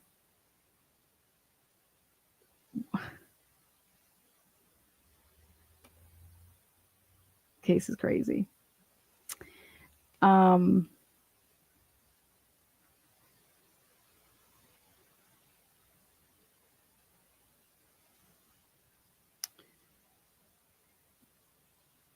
What the state's argument asks this court and Mr. Colbert to assume is that the DNA on the sheath was placed there by Mr. Colbert and not someone else during an investigation that spans hundreds of members of law enforcement and apparently one lab the state refuses to name.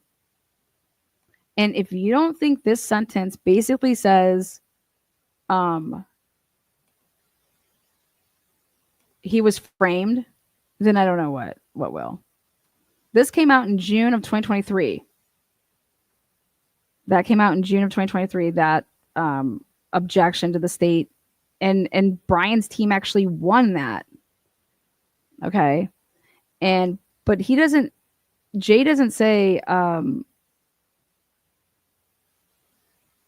all the people that were in and out of there prior to. He said about 120 law enforcement people, right? And then you know what I go to? I go to the 2 undercover police officers, plain clothes.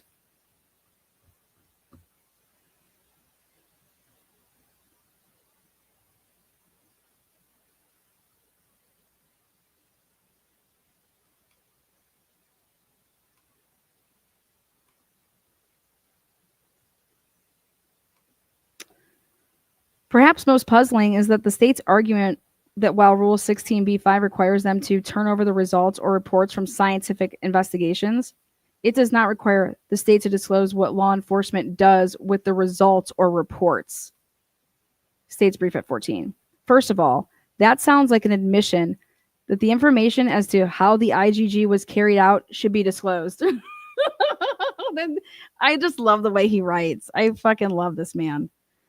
All right. Second, what law enforcement does with results or reports is covered by Rule 16b-6, statements of prosecution witnesses, and 8, police reports. And that's just, they weren't writing it in police reports, though. There's not one police report. Have you guys come across a police report yet that says that they called up Othram? Have you come across that police report?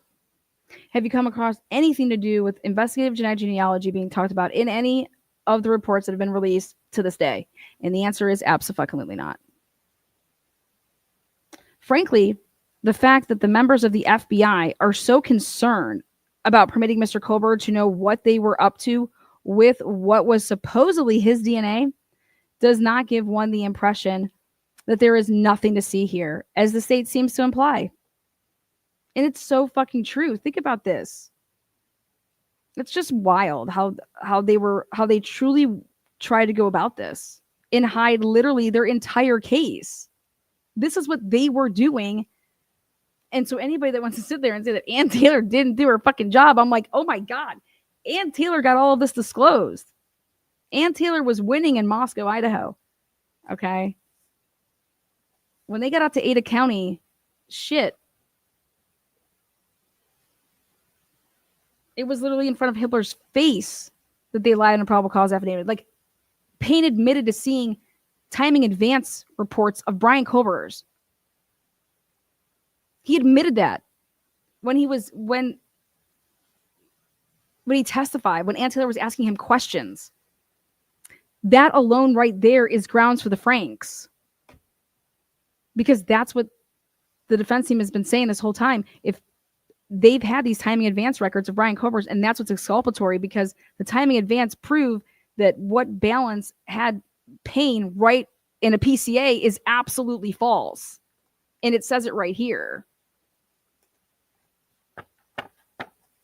But then the state claimed, we never had timing advance. We never had these records. They didn't exist. And then Cyree is like, they do exist. And Nick Balance got them through his special contact because they turned over something and it revealed, and forensically, it revealed how that all transpired. And the much larger issue here is that the prosecutor that's prosecuting this case is the same person that was writing up those search warrants. She knew everything, and they've been lying since day one on how they obtained probable cause. That's the much bigger issue. And the case should have actually been thrown out, which sucks because it should have been thrown out because it was obviously violating our rights. And I'm just a big constitutionalist about that. But it sucks because if Brian Kober's truly involved and truly the one, why would you ever want someone like that out on the streets, right? But we can't just, this just should have never happened this way in the first place.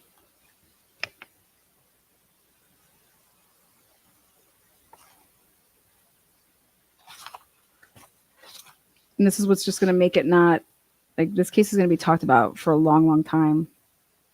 This case isn't going anywhere. Not for a long time. Not with what I'm uncovering.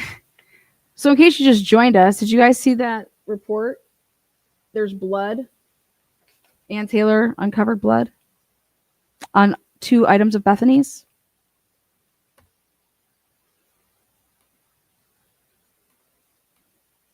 So here it is. What kind of questions do you guys have? We're doing Q&A now. Right here on June 8th, 2023. And this is what then led to, we got too high. We're IGGs. We're moving in now. IGGs, like Ann Taylor figured it out. So,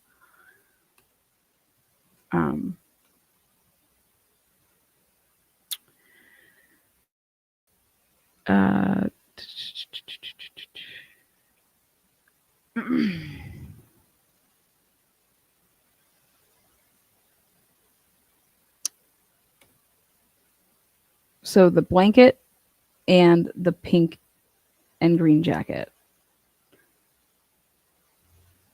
Wow. There it is. This is Dylan's white blanket with the red hearts and the pink right here and the pink colored coat, the green and pink colored coat. I think the police knew about it already because they asked Dylan in an interview. MPD asked Dylan and her mom and the lawyer, and they said, "Hey, whose item, who's this jacket belong to? Is this your jacket?" And then Dylan and her mom were like, "No." But girls, they would, always come over and like leave stuff at our houses and stuff like that.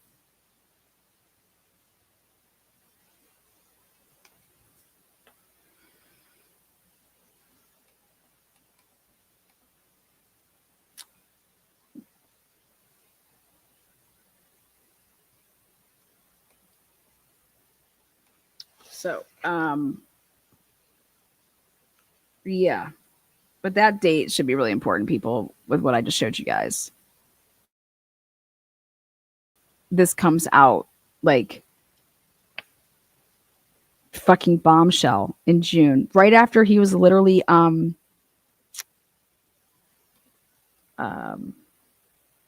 indicted. Remember, at the end of June, so Ann Taylor would have had this if they would have had the June 26th preliminary hearing.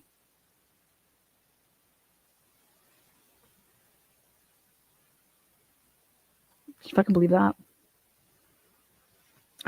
My only question that I have for Ann Taylor is I want to know why she wanted a preliminary hearing 6 months down the road and why she felt that was in Brian's best interest. That's my only question to judge Ann Taylor on. Because one of your most important rights is the right to speedy everything, because you don't want to give them time to make up this fucking case against you that they did not have, and they were never going to have. But when you give somebody all this time, like they wouldn't have had, there was just no time. If you have that preliminary hearing, I mean, I just would love to have known what she would have had within the first 14 days. Because also they just can't be presenting stuff that, I don't know.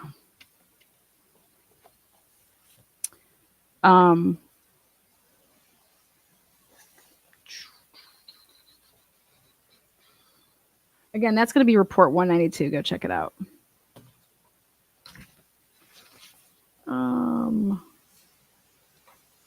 What else did I want to show you guys? Any questions? I'm trying to look in chat. Put like question marks or something. That way it like sticks out.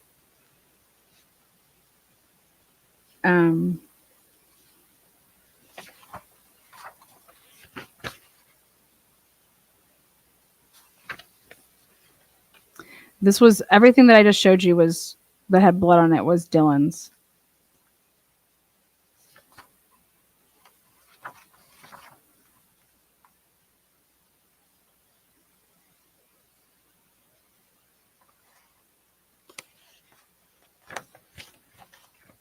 Was the blood found on Bethany or on Dylan's stuff? It was found on, those are 2 items of Dylan's. They were in Dylan's room. Remember the picture that the L girl took of Dylan falling asleep watching Vampire Diaries?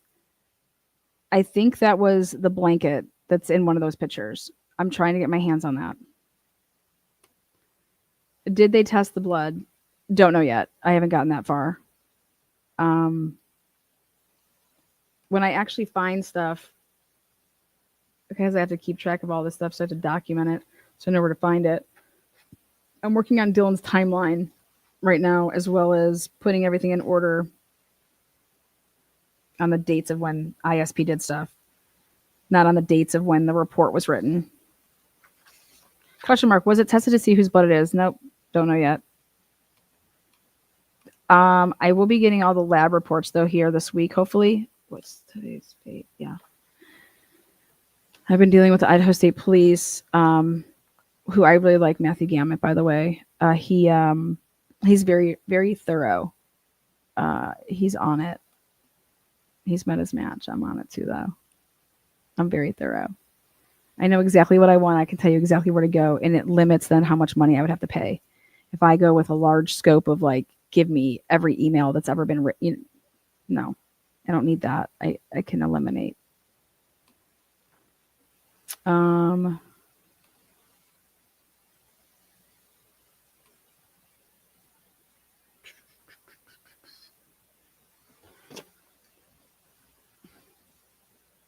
they did, all we know right now is that they did a presumptive. They took they just sprayed it.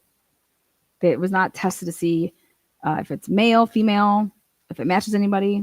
I haven't got to that. All I can tell you is that there's blood on both of those items. And the one that's very interesting, okay, is the blanket, because that blanket was on the bed of Dylan's in a picture, as well as, I believe, pictures of when she was on the couch watching, allegedly, supposedly, Vampire Diaries. What's up there, bag of dicks? That's a name in chat. Ann Taylor was to defend her client. If she knows corruption is taking place, it's her oath to report it.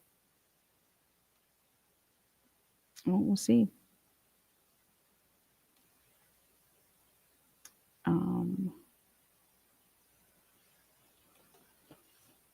I would agree with Happy H here. Looking at the way Brian Kober cleans his Crocs, that alone takes him 8 minutes. You know, I would agree with that. Okay, here's something interesting.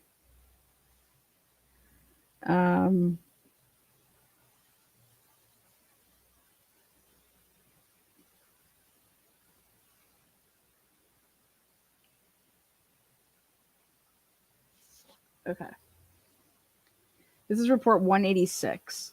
And when they say serial numbers, that's what they're calling the tip numbers. And so during this investigation, they said, following the homicides, they were reviewing several tips and contacted or attempted to contact with several subjects. But Ann Taylor's over here like, you guys weren't doing dick. This is written on April 17th, and it was checked on April 24th. So let's see if they put a date of actually when they did their work.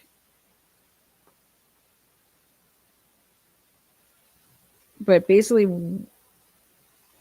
while they were in the midst of Brian Kober being arrested and his name is a tip and all that stuff, this is stuff that they said they were working on, but they really weren't.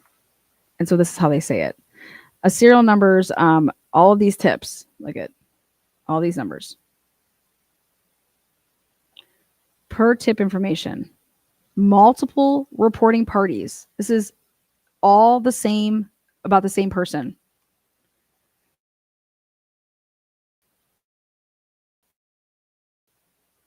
All these reporting parties. So per tip information and blank and blank and blank should be looked at as possible suspect due to prior online activity. On February 28, 2023, I contacted blank by phone. He advised me he was studying abroad in Spain, but was willing to meet with an FBI agent in Spain for an interview. Several days later, I was contacted by blank's mother, who advised me she had spoken to her son and he would be declining to meet for an interview until he returned home in June so he could have his attorney present.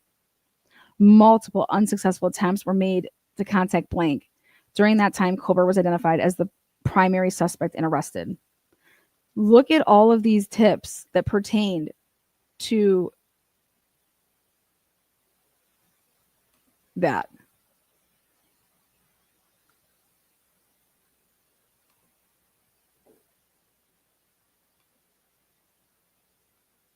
Am I trying to insinuate the DM is involved in the murder somehow?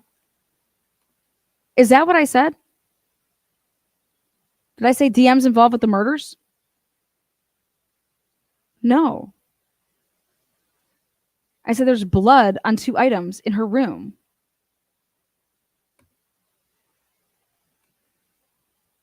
I don't think, if you don't understand that I am talking about a goddamn investigation, this has my criticisms.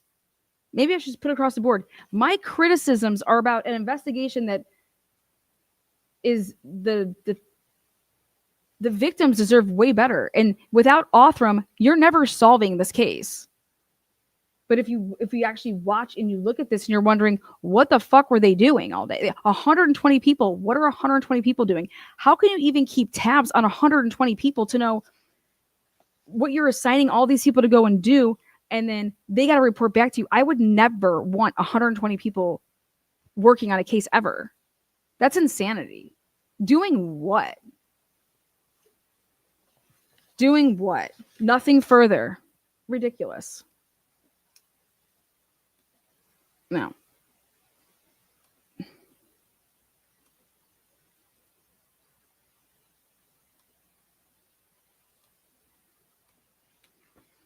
Do I think that Bethany and Dylan have inconsistent statements? Absolutely. Until I hear the recordings and verse the written work, I can't give an opinion until I actually hear their words, because all we're looking at is it's hearsay. Like, this is considered hearsay, and that report is hearsay. So my experience is with the Dan Moore case, which is the same investigators, they have a problem with actually listening to somebody's interview and what they want to write down on a piece of paper versus what the stuff that they should be writing down is night and day. Because they're taking what they think is pertinent. Well, it's like an athlete. You're born with it, okay? You're born with athletic ability, and that's why you go on to be really good. I'm sorry, I just think it's no different than a detective. You're born with the instincts. You cannot teach instincts. You cannot teach certain things. You either have it or you don't. And some people should fucking just not be detectives. I'm sorry, but that's just the fact.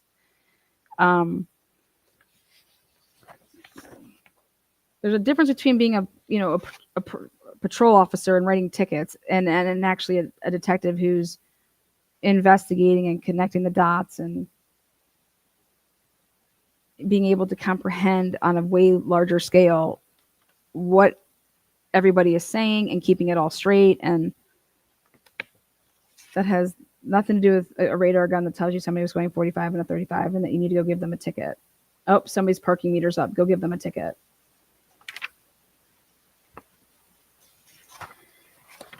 So would love to know who was abroad in Spain. Anyways, next up, right here is serial number blah, blah, blah. Per tip information, RP, that means reporting party, believed 2 brothers from the blank family who were allegedly blanks at the University of Idaho should be looked at as possible suspects due to alleged conversations heard at a California campsite after the homicides. On February 6, 2023, I contacted blank at the blank regarding the tip. Blank advised a blank family had been at the resort at the reported time. Blank advised she provided the blank family my contact info and passed on my request for contact. On February 28th, I contacted a staff at the University of Idaho and inquired about the validity and existence of their being enrolled student brothers from the blank family. At the time of this report, I have not received any information from the University of Idaho. Imagine that.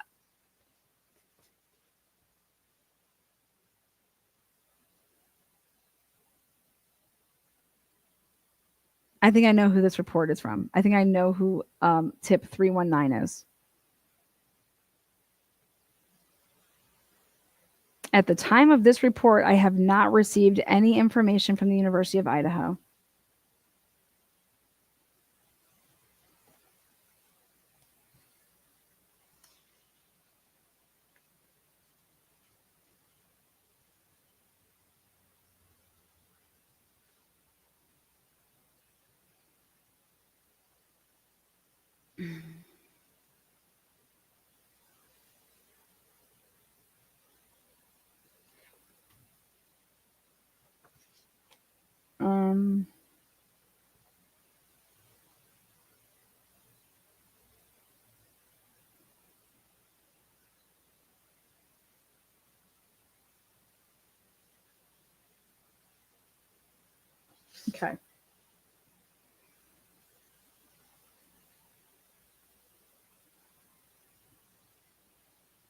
Okay, ready? Check this out. Again, this was written on 421, but this shit was on December 2nd and 3rd of 2022. Like 6 months later. Lead 5839. That's the first one right here. We conducted a phone interview with this person, stated that he is a next door neighbor of the victims. A next door neighbor.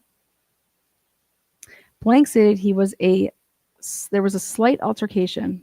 Hold on, let me zoom in. So Blank stated that he is a next door neighbor of the victims. Blank stated he was in a slight altercation with a kid named Blank at the corner club earlier in the spring. Blank provided us with the name of Blank, like that's first and last name, who was his roommate. This incident can be closed. What? Wait, how come it's closed? What happened? What happened? What happened? Bitch, this can be closed. Look at this.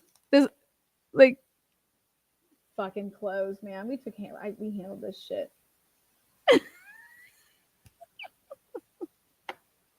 I'm over here thinking, like, wait, did I miss how this is closed? We have no idea who this is about, but it's a neighbor, okay, of the victims. Anyways, now, lead 5726. On December 2nd, 2022, I, Detective Spencer, with the Idaho State Police, along with Detective Tyler Barrett, conducted a phone interview with Blank, first and last name. Blank stated that during last semester, he had an altercation with first and last name Blank at the corner club bar. Blank stated that Blank told him that he was going to knock him the fuck out. Blank stated that Blank was really drunk that night and he had no further contact with him. This incident can be closed.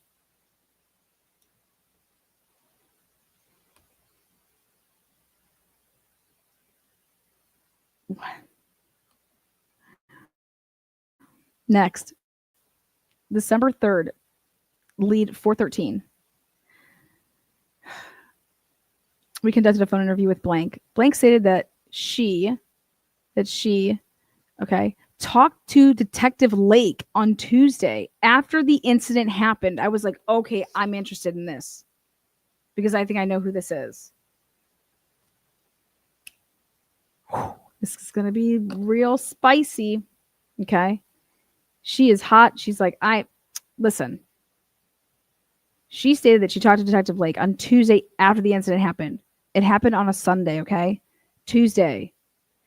She stated that she called in the tip on Blank, who she went to college with. Blank stated that Blank is violent against women. Blank stated that during a Halloween party in 2020, had her friend's hair pulled by Blank. Blank stated that she has heard Blank talking bad about women. Blank stated that she has seen Blank fight with other males. Blank stated that in August of 2022, there was a group chat going on, and Blank stated that Maddie and him Blank stated that Maddie and him Blank stated that Blank got mad during the chat and called Maddie a bitch. This incident can be closed.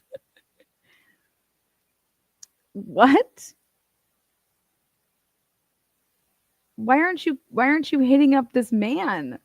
Whoever this is. Did you talk to him?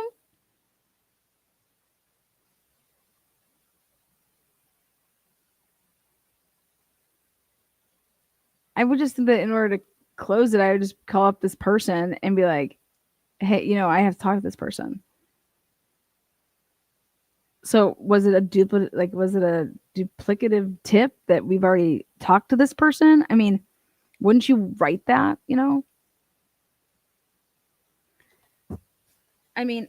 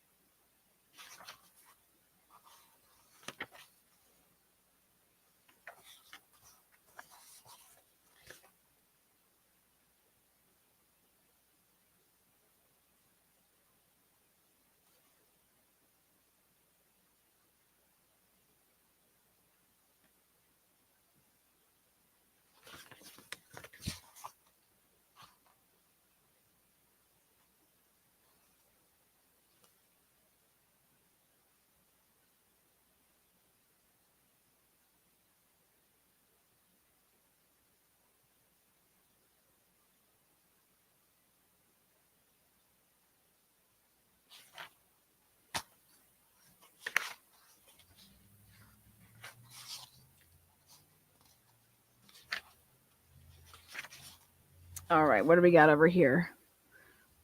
This is Tina with What the Fuck Translation Services. What is up? Good morning. Biz for Becca.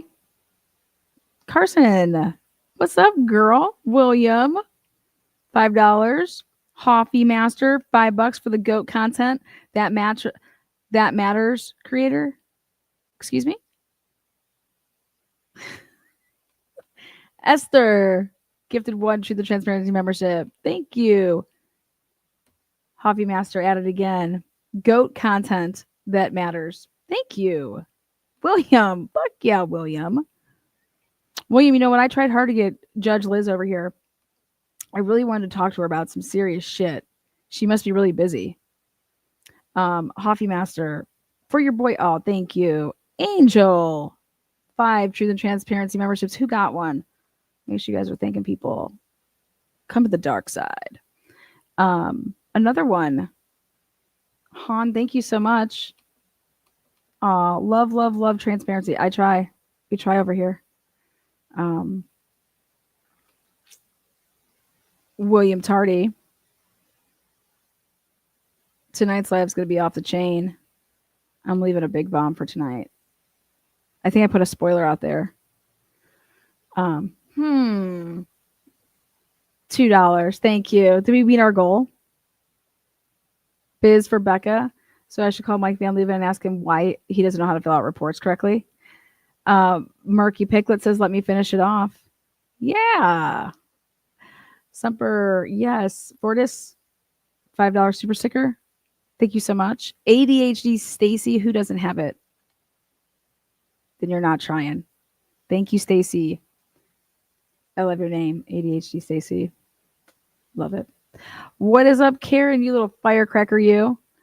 Good evening, my firecracker. Sending you tons of love. Hello, all Buttes, mods, extended family. William Tardy, this one is for you, my special friend. Aw, isn't William a good one? Karen, I hope that you're well and that you're having some family days. Family days are the best days. Karen, 10 people turning green. Karen, you're the bomb.com.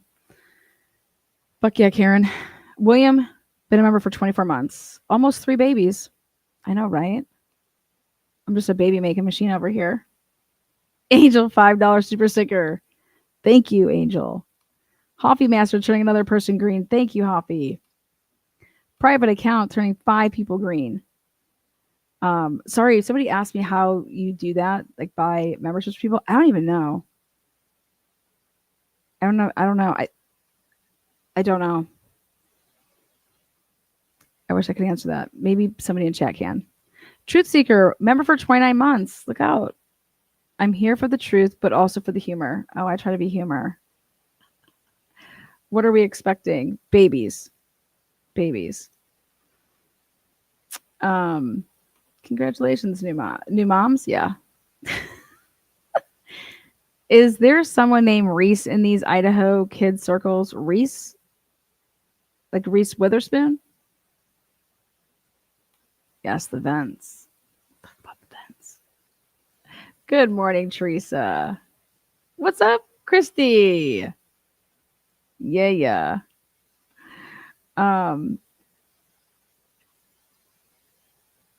We try harder.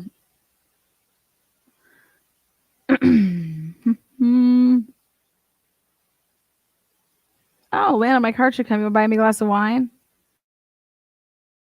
Hell yeah, let's just start drinking now.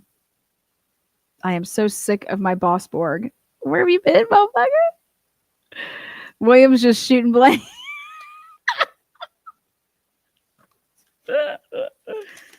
Oh, shit. Oh, shit, William. I love it. Daniela. Is that it, Daniela? $50. Thank you for your hard work. Keep going. Girl, I've been, man. I'm not going to lie. There's a couple days I worked straight through. I did not sleep. And I was like, I need to sleep. Melissa, thank you so much. Sent $10 for docs you need. Thank you so much.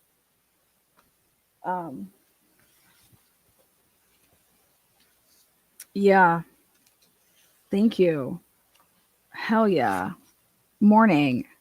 And then I was reading into my comment section. last night, and I was impressed with where everybody's from. Dude, there's people that are watching from literally all over the U.S., but also all over the world. Um, so, um,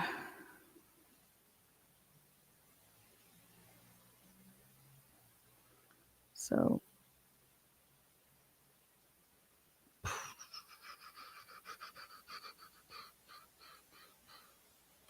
I do. I'm gonna actually agree with you on that one. I think I can put it together. That's why I encourage people out there, like when I try to say something like, "Hey, look at this report. Go put a FOIA in and ask specifically for this." And when you make something so specific, you shouldn't have to pay for it. And so I hope people take that and do something with it, because like, Plunder does a great job. Anybody that's giving that woman a hard time, like seriously, I have 3 words for you. Go fuck yourself. Is that 3 words? Go fuck yourself. Yeah, that's 3. I have no idea why people mess with that woman. Okay. Um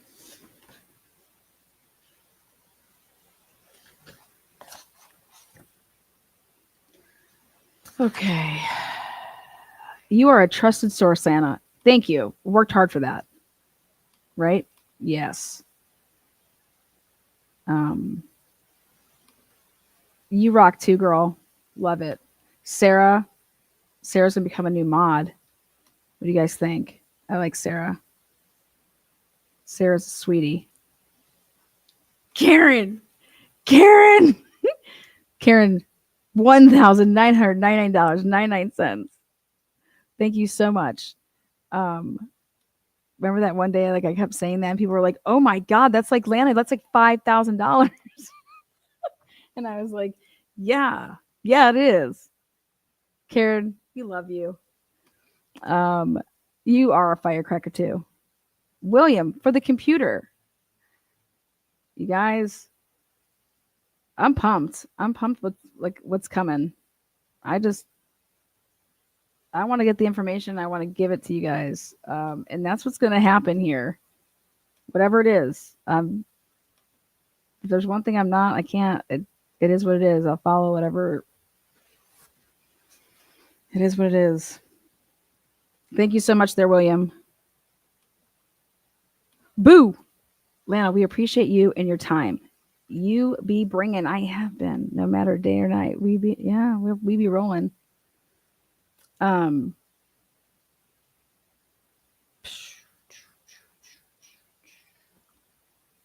um,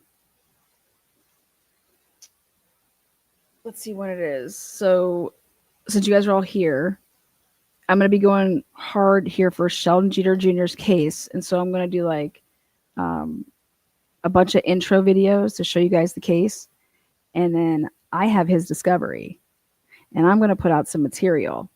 Okay. And I'm going to show you guys how I was able to legit prove that Sheldon Jeter Jr. was set up for a murder.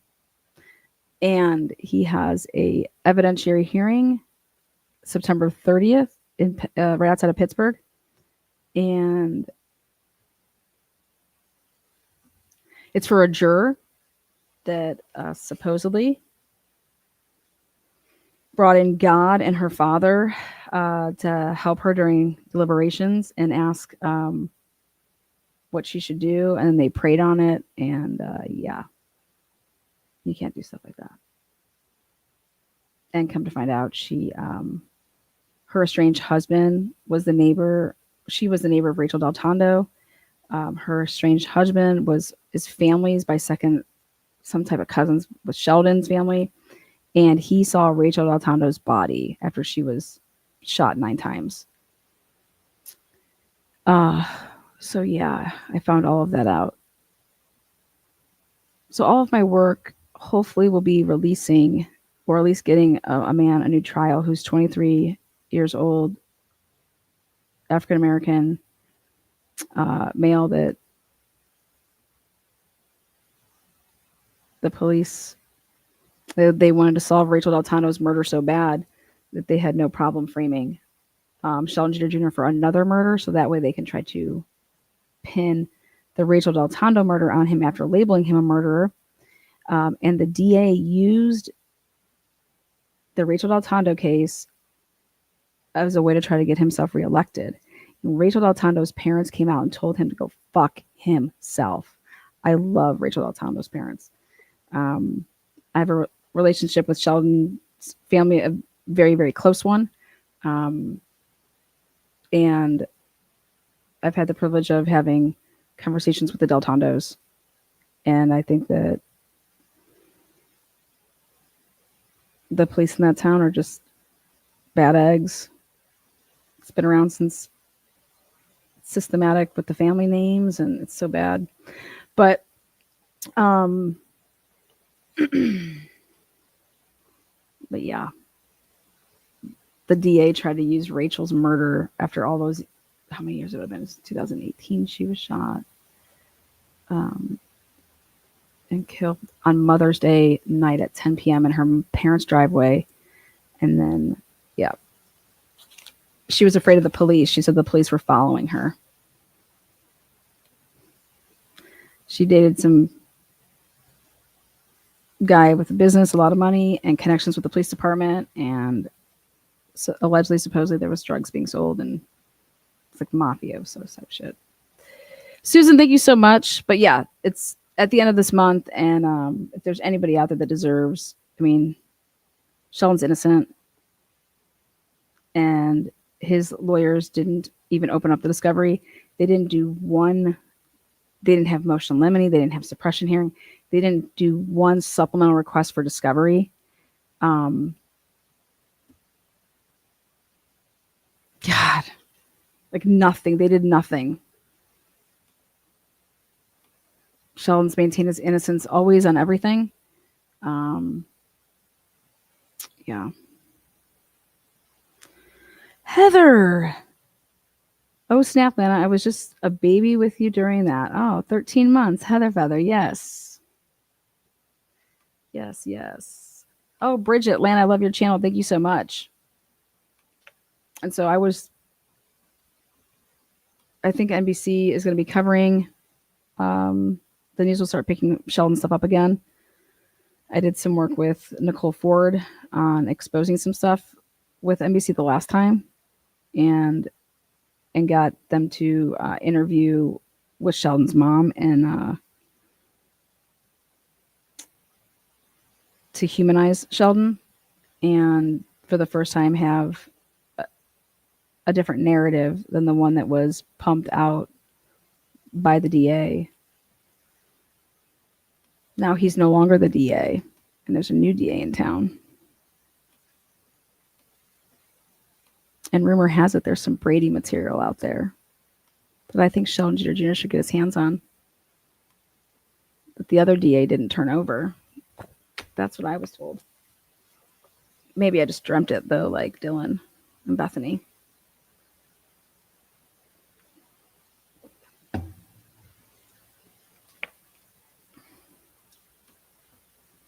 So anyways, if you guys want to be supportive of a cause, Sheldon's a really good cause, and Rachel deserves to have her murder truly solved, and so does Tyreek Pugh.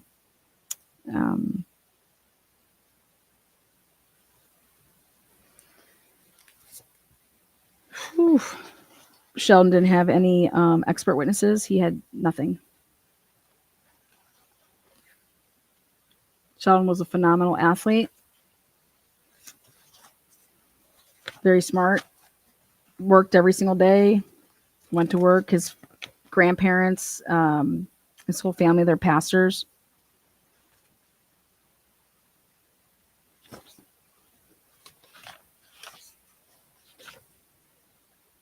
Oh my God.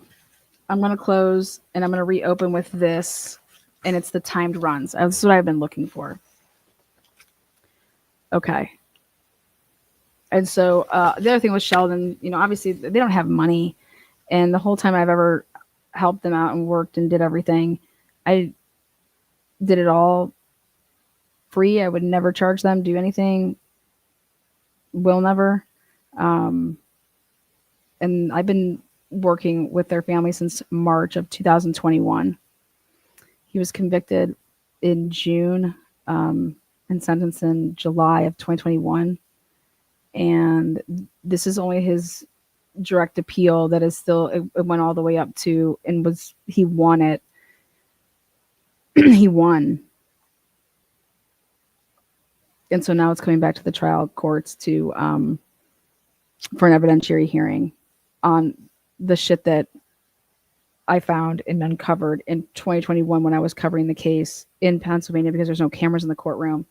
And I was reporting on the case. I also helped the family uncover the stuff with some of the discovery. I just didn't get it in time. He had trial like within, when I found him, in 2 months. I said, hey, I think that you guys should try to get a continuation. I said, your guys' defense team, they haven't done anything. Like, it was so bad. It was so sad.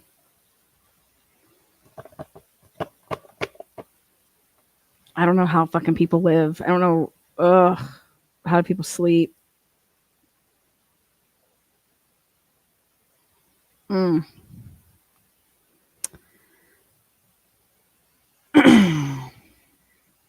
Yeah. He's a good kid too.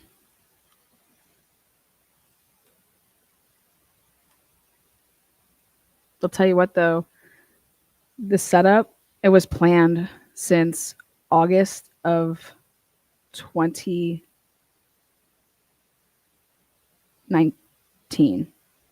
because the shooting was May 2020. Yeah. This began to be in the plans and worked from August 2019. They set the plan in motion. And then nobody knew that COVID was going to be the way that it was.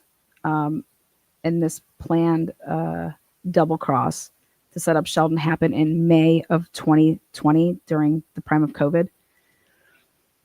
And so I'm going to go over it all, but it's fucking sick. It's disgusting.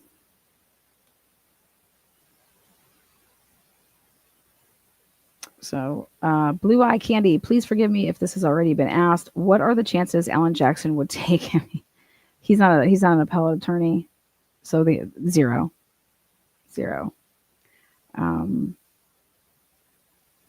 What's Sheldon's favorite color? I would go with red. Aliquippa. Red and black. That's what I would pick.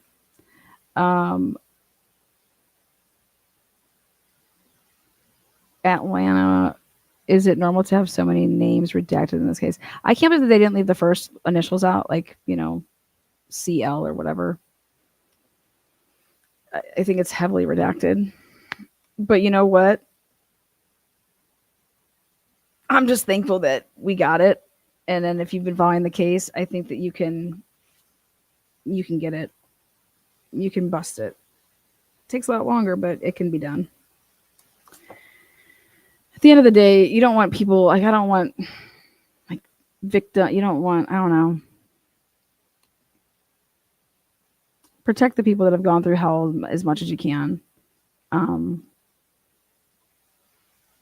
But I think that the initials should be out there. What's Lana's favorite color? Orange. Orange. Oh, you damn right, Holly Berry. He's coming home. I've told him that, and I'm telling you, it's just a matter right now if it's going to come down to if he's going to win on this or if he's going to win on effective assistance of counsel. It's just a matter of what he wins on to get that trial. And then once he gets that trial, then all the shit that now he has a fucking team. He's got people that are crime scene reenactment specialists. I went out and got him a fucking team, man. He just has to get this new trial. As soon as he gets a new trial, like, he's going to destroy the fucking Commonwealth. I mean, literally, they should drop the case because people are going to lose their jobs. People are going to, it's going to be bad.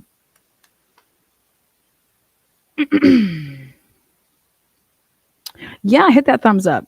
All right, let's close it out. Here we go. You know how hard it is to get people hooked on a case that's like not well known? It's hard. It's truly hard. Like, but I'll tell you what, if there's a case out there that has it all, Sheldon's case is one of those cases. It literally has it all. It's a whodunit because he didn't. And I have it narrowed down. So I think that's what kind of hooked a lot of people in with the Idaho4 case, is that there was an arrest for 6 months or for 6 weeks, going on to 7 weeks. And so people were, that's what would hook you. So Sheldon and Rachel's case, or Tyreek Pugh and Rachel's case, they're unsolved. They need to be solved. What is Sheldon's name? Sheldon Jeter Jr. It's Jeter Jr. like that.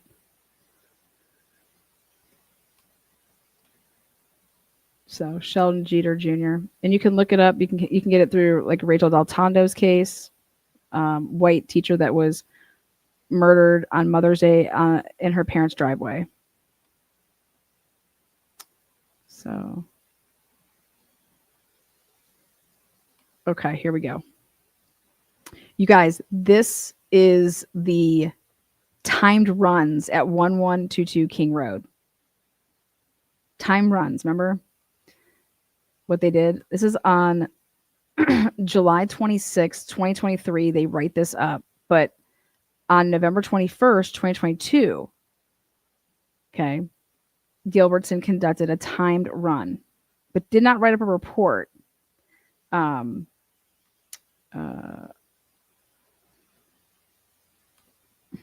you can't be blocked if I can see you. Donna, what are you talking about?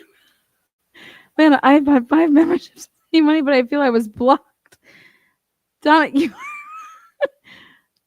Donna, put your glasses on.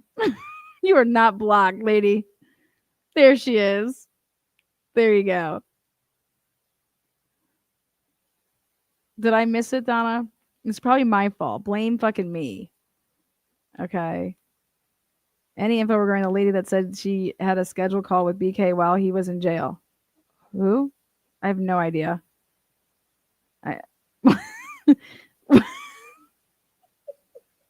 Ask fucking Twiz. Les Cooper became a YouTube member. Thank you so much, Les Cooper. Oh, God, that was funny. Donna, where are you? I don't see you, Donna. Oh. Okay, Donna.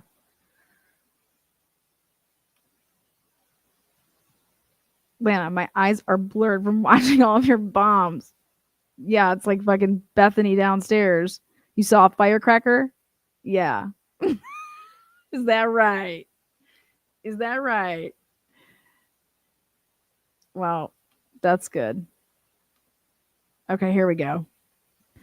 This was on November 21st, and this was not written up until July. And Taylor's like, I don't even have a report. Like, did you guys do a report of Gilbertson running around counting? So they wrote up this report. Okay.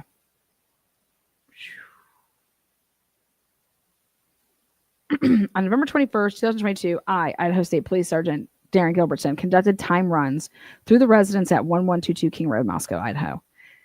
Kaylee, Maddie, Xana, and Ethan were murdered there during the early morning hours of November 13th, 2022. Brian C. Kober was subsequently arrested and charged with 4 counts of first-degree murder. The purpose of timed runs was to gain an understanding of the approximate time needed to have carried out the murders.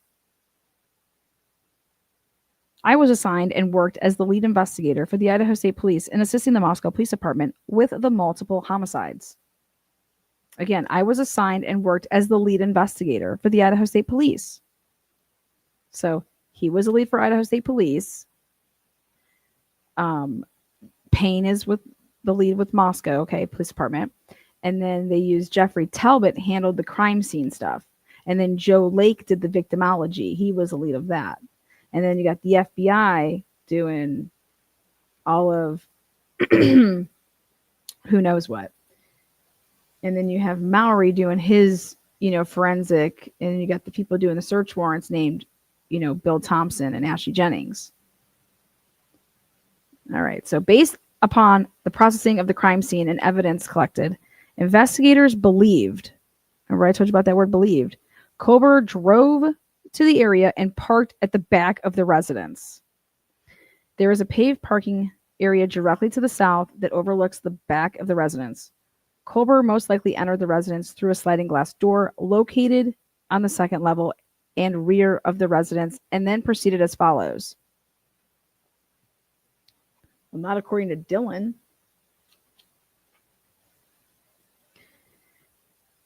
After entering through the sliding glass door, Kober walked through the kitchen area and to a set of stairs that led up to the third floor. Kober then went up the stairs to the third floor. At the top of the stairs and directly to the left side is a door which was Kaylee's bedroom, and to the right is a short hallway that ended into a bathroom and another door to Mogan's bedroom. Most likely, Kober checked Kaylee's bedroom, saw it was empty, and then moved into Mogan's bedroom, where we believe both Kaylee and Maddie were asleep.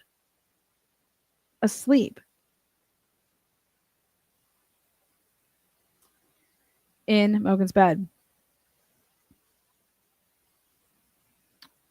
Kober murdered both of them in the bed.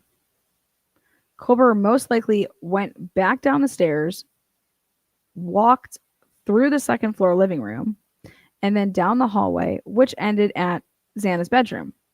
Based on the evidence, Xana was initially attacked just inside the bedroom near the entrance. Xana fought the suspect in the bedroom area and was ultimately killed on the floor of the bedroom next to the bed. Ethan, who we believe was asleep, was murdered in the bed. Kober then left the bedroom area, walked back down the hallway, passed through the living room, kitchen, and exited through the sliding glass door, leaving the door partly open. Kober then walked back to his vehicle and drove away from the area. ISP Detective Jeff Talbot and MPD Corporal Brett Payne assisted with the timed runs. Corporal Brett Payne tracked the times for each run.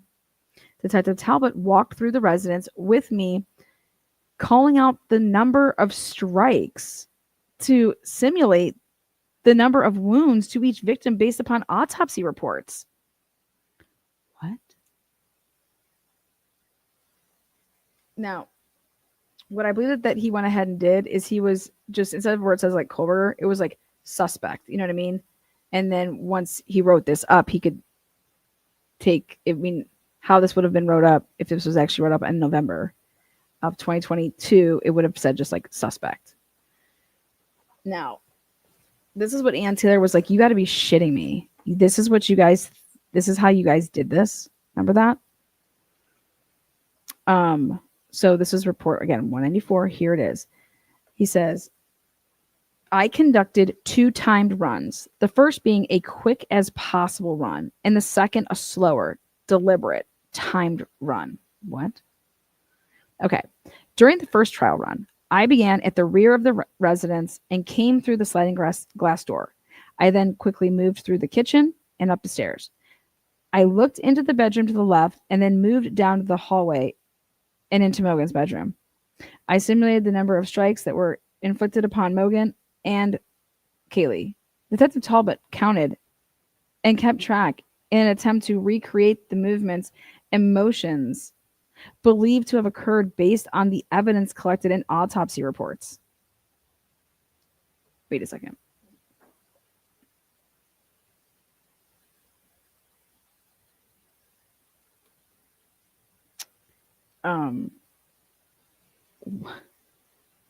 November 21st.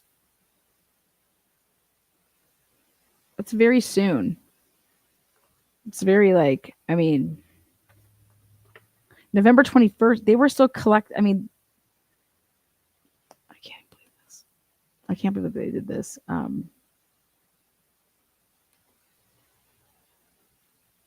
November 21st. Okay.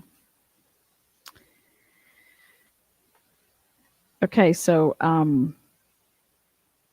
again, Detective Talbot counted and kept track in an attempt to recreate the movements and motions. Okay.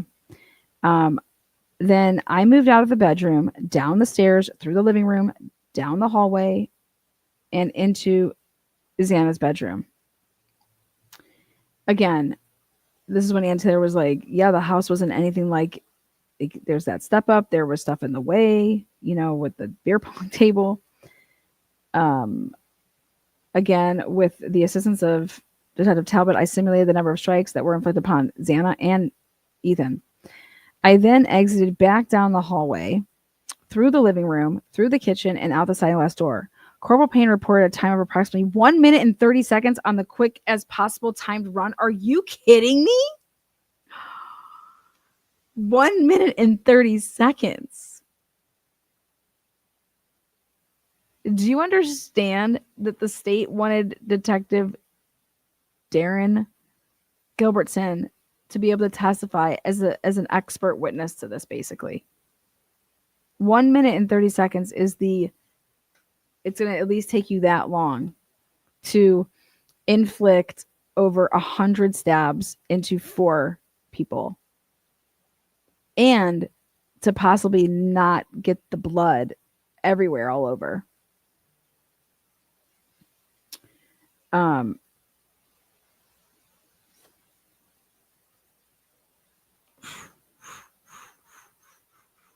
Like, what? On the second run, slower and deliberate, I followed the same path throughout the residence, but at a much slower, methodical pace. How? What? Did you not record yourself? I again entered through the rear sliding glass door, opening it slowly to make no noise while doing so. I then walked as quietly as I could through the kitchen and up the stairs, attempting to make no noises. I looked into the first bedroom and then slowly moved down the hallway and into Mogan's bedroom. Detective Talbot counted and kept track again as I recreated the movements and motions believed to have occurred inside the bedroom.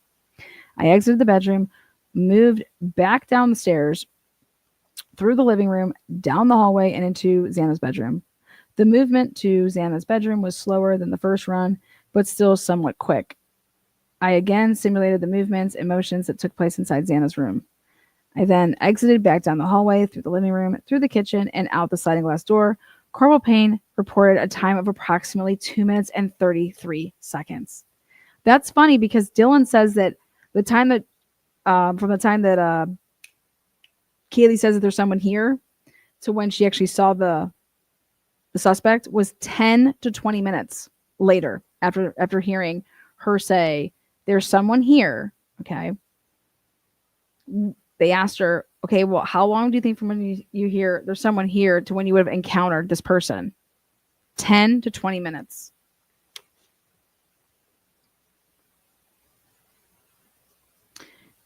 If it was something that happened really, really quick, okay, you're first of all, you're never going to say 10 or 20 minutes. You're going to say, oh my God, it was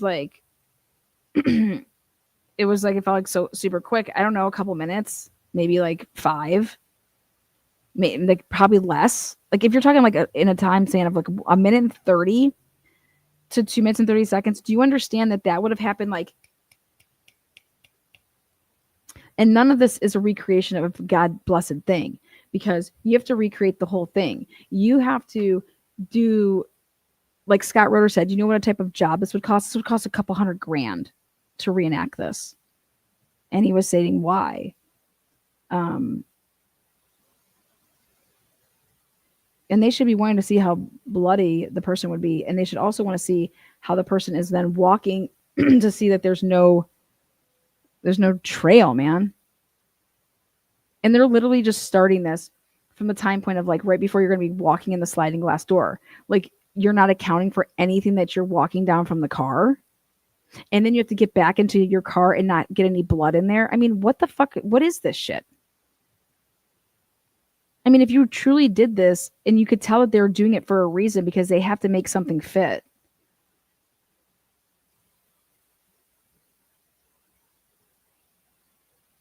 Why would you be so concerned that you need to have this? Think about this. Why would you need to say that this had to be in such a certain time? Because ask yourselves this. Jack Showalter did not own a white Elantra. So, and they had him as prime suspect all the way up and until I want to say December 6th, 7th, 8th, something like that. And so if it didn't deter them from saying, hey, we know that Jack Showalter does not drive that type of car, but it doesn't matter. Like they had no problem with it. Like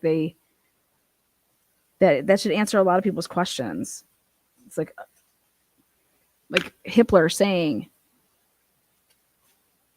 these people don't even drive Hyundai Elantras. Like, no, they're not going to be third parties. They don't drive that type of car. What the fuck are you talking about?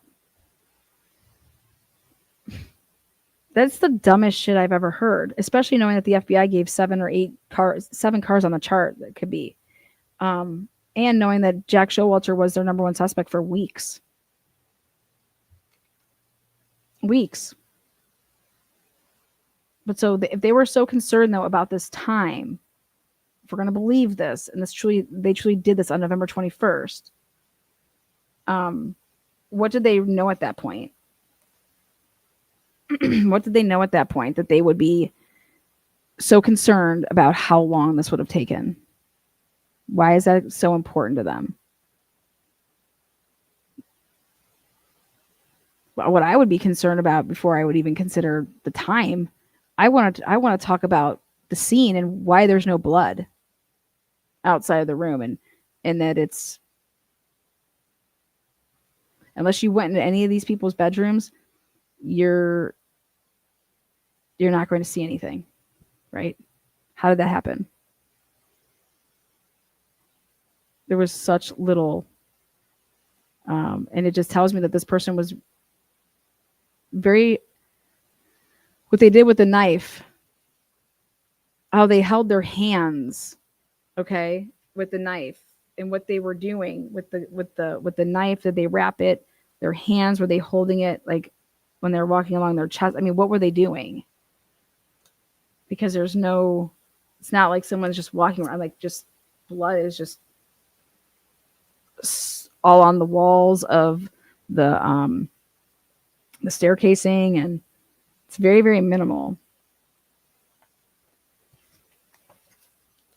And so here, they're over here doing tests on the timing on November 21st.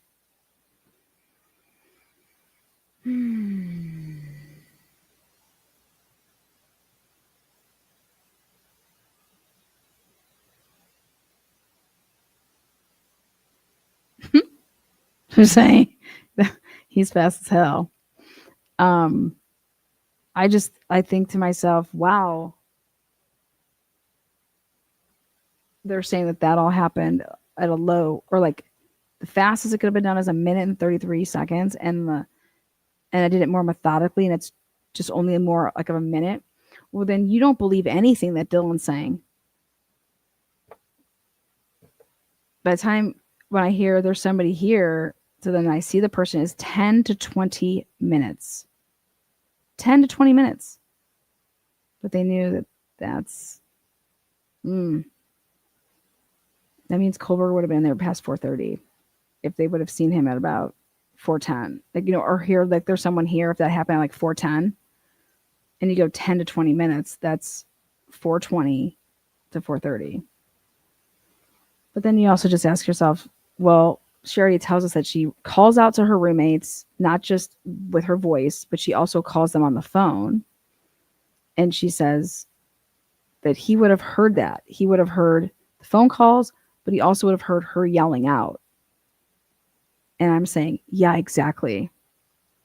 Yes, exactly.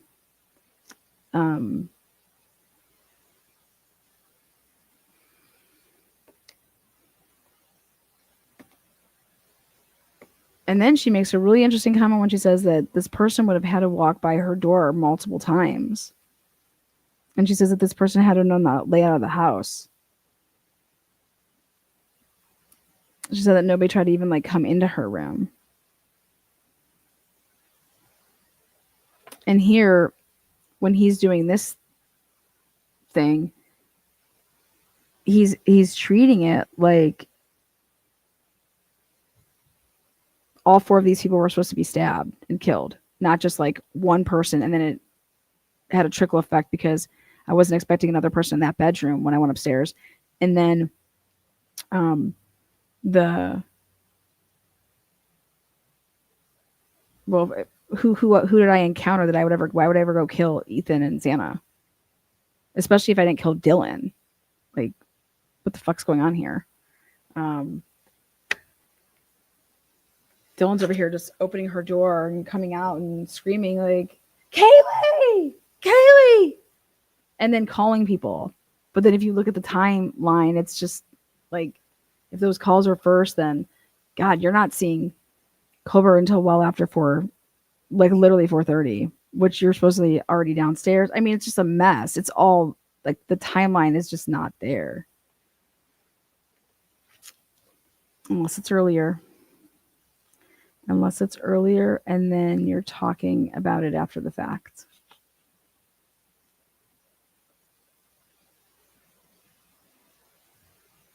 Unless there's calls deleted. I just can't believe they would put this in writing that it was 1 minute and 30 seconds to 2 minutes and 33 seconds.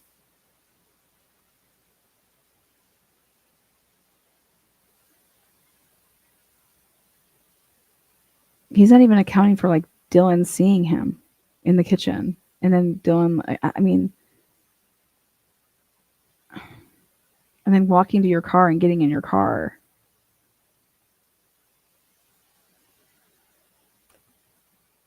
It's wild. But they didn't write this up in a report, though. They weren't going to admit to any of this shit. So this was wrote in a report on, on July 26th, 2023.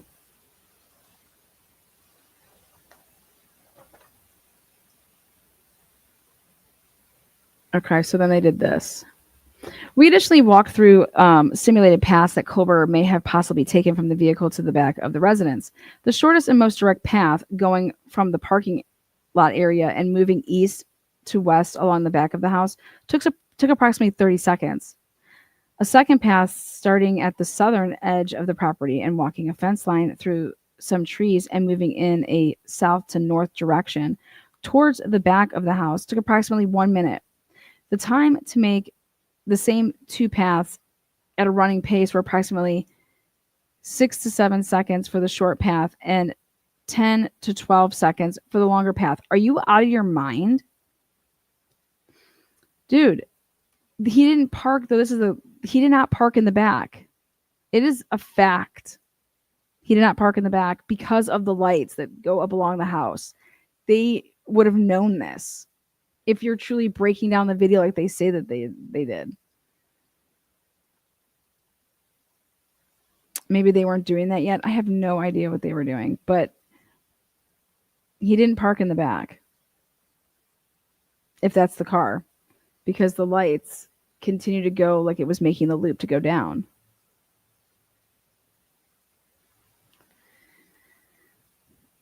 The new video, yeah, that's been altered 100%. Are you talking about the hour video from 1112? Yeah, 100 altered. It's altered at 4:04 and however many seconds. It goes from like, it goes 1, 2, 3, 4, 5, 6, like all like double the speed so that you can't see the white car. It's crazy. The only person that could do that, it couldn't be the homeowner. They wouldn't be able to do that. It's manipulated after the fact. It made it seem like it was the original, which is wild. And that's why Ann Taylor was saying this is not admissible. What Dateline got is going to be inadmissible because there's no chain of custody. It's all fucked. So whack. Now I know why. You see the reasons. Oh, I like that. What's up, girl? You see the reasons folks who are interested in investigating don't become cops because they have, um, yeah, systemic issues. Like with Kelly, yeah, you try to tell truth and pressure to lie as a rookie. Yeah, I would have still told the truth though. And I would have told Alan Jackson what the fuck they were doing. And I would have said, you're going to help me. I want to do the right thing. I would like your help. I think that he would have said, okay. I would never have lied.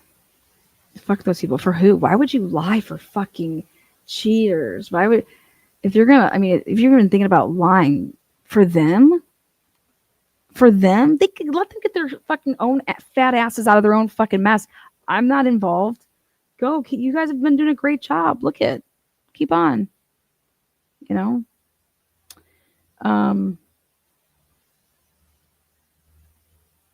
Karen Reed's defense took $5 million. Think about it. A ton of people, $5 million to do that. I can't believe that they wrote this. The timed runs revealed that it was possible for Colbert to have carried out the murders in as few as 2 minutes and 6 seconds. 2 minutes and 6 seconds, going at a fast pace on the shortest route to the vehicle, or as much as 3 minutes and 45 seconds, going at a slower pace on the longer route to the vehicles. Wow.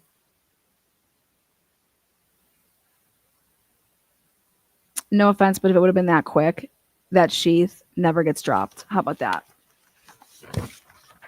Idiots. Absolutely idiots.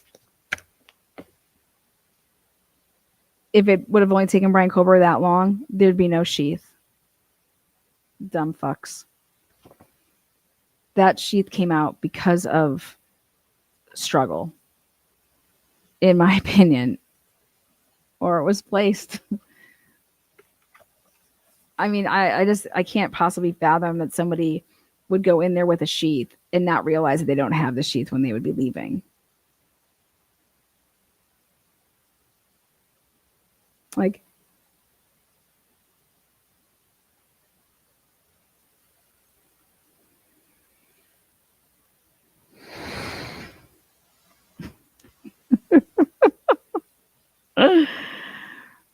oh shit.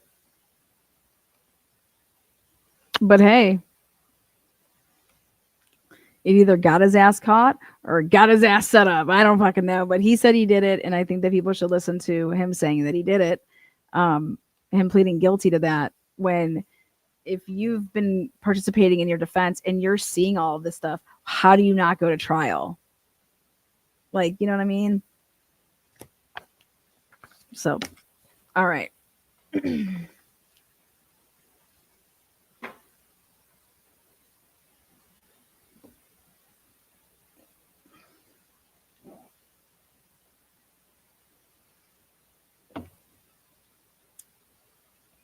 Why would Bill Thompson ever offer a plea deal?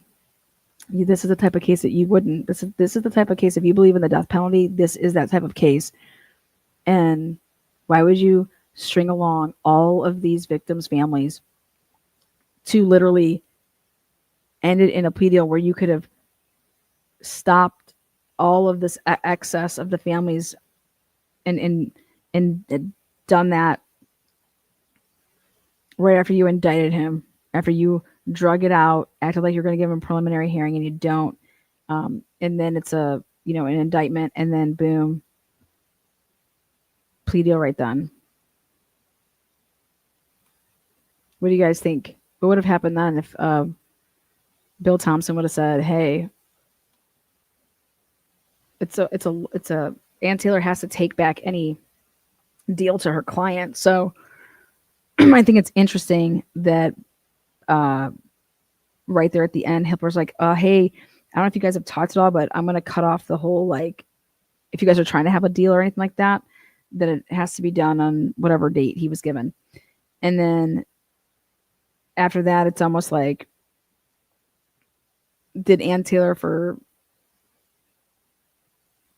whatever she may have to do, go and say, are you offering any type of a deal are you offering any type of a deal? And then if Bill Thompson offers a deal, she has to turn that deal over to her client. She can't just be like, yeah, go fuck yourself and not tell him about it.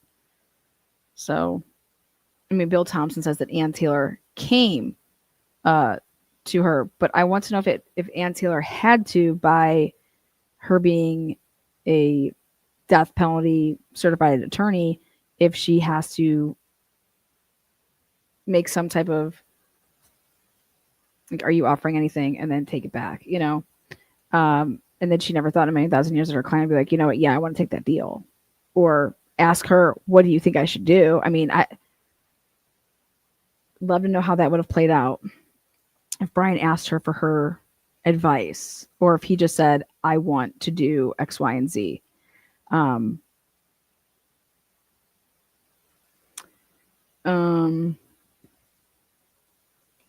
Don't Be Hating says, I just found out that Dateline is doing their own kind of crime con in Nashville end of September. What's it called? Leakville. Come on out to Leakville. We got you covered.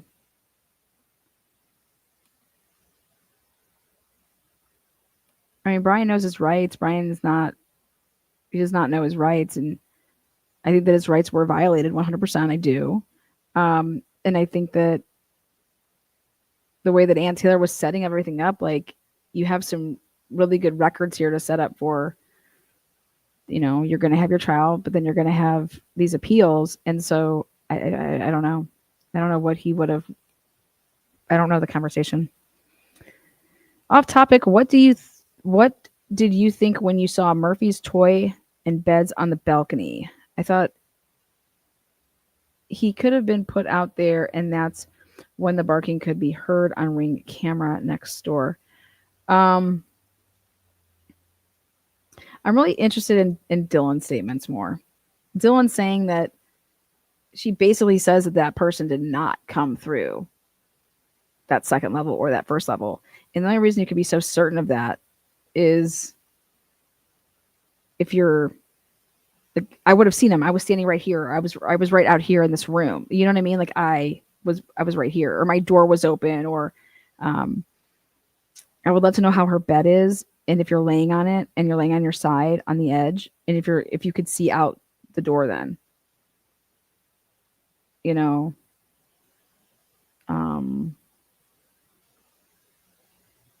she basically was telling the cops that person came through the balcony, that they scaled the wall.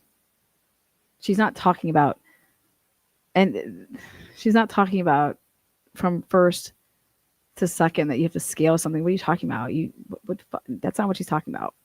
So I'm interested in that. I think that that's just wow. Like,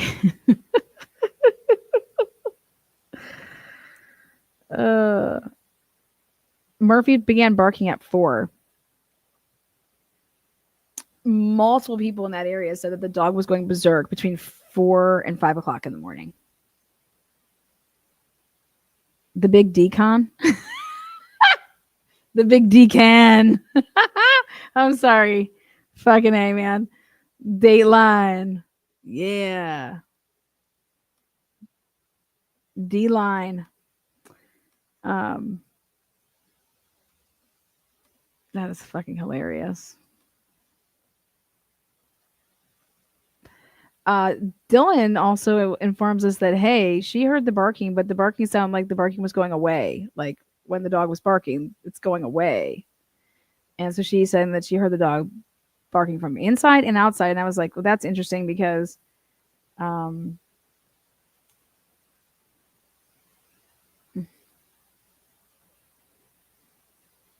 I need is the interview with the L, the girl with the L that was there. I just have to ask her stuff. I have to see her pictures. If I see her pictures and I ask her about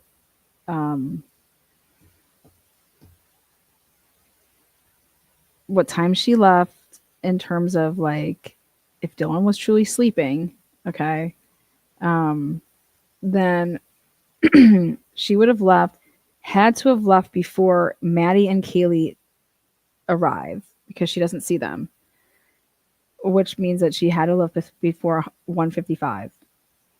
Probably even a little bit before because you. Mm, let's just say 1:55. She says she's back over at her sorority at 2:19 because she takes a picture of fucking bagel. And it's like, well, she could have been a couple minutes before that. Whatever. And then Dylan's original statements is that when Kaylee and Maddie got home, that everybody just went to bed. And then it evolved to like, okay, what do you mean everybody went to bed? Oh, okay, yeah. I went up to Maddie and Kaylee up there, and it was only seemed like it was 3 people that were up there. And then that evolved to no, me, Bethany, Dylan, all 4 were up there. And then Bethany is the one that says, now mind you, Dylan never once says anything about they had to take, remember, because Dylan took Murphy out right when she got home. So that's at 12:30, let's say. Then they're going to take Murphy out again. I would think that Dylan said, oh, I already just took Murphy out, right? Think about that. Think about that. If you're a dog person, you go up there. Well, we're going to take, oh, I already took Murphy out. I mean, you could take Murphy out if you're just like going outside or something like that. But I took Murphy out when I got home, and Murphy went piss and shit at 12:30, 12:45. Okay. Or if you're not really awake and you're sleeping, then they take out Murphy because she never mentions that Murphy goes out with Maddie and Bethany. Good old Bethany. And so I said, I think that that's where that she wouldn't know about that. They're looking to eat from Grub Truck. And the state has always said that Dylan fell asleep after she tried to get in touch with Eric, and she never returned his text messages because she had gone to bed. And I'm like, well, wow, that means she hung out for like all of, I don't know, 13 minutes before she was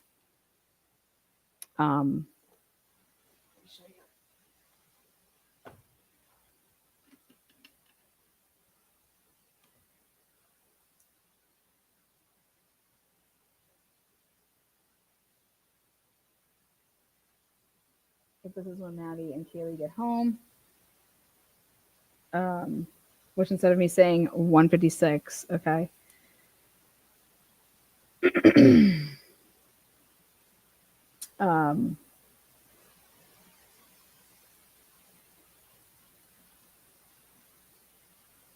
They had their grub truck. Oh my God, I want that. I'm starving. Oh my God, I want that, So she hits up Eric.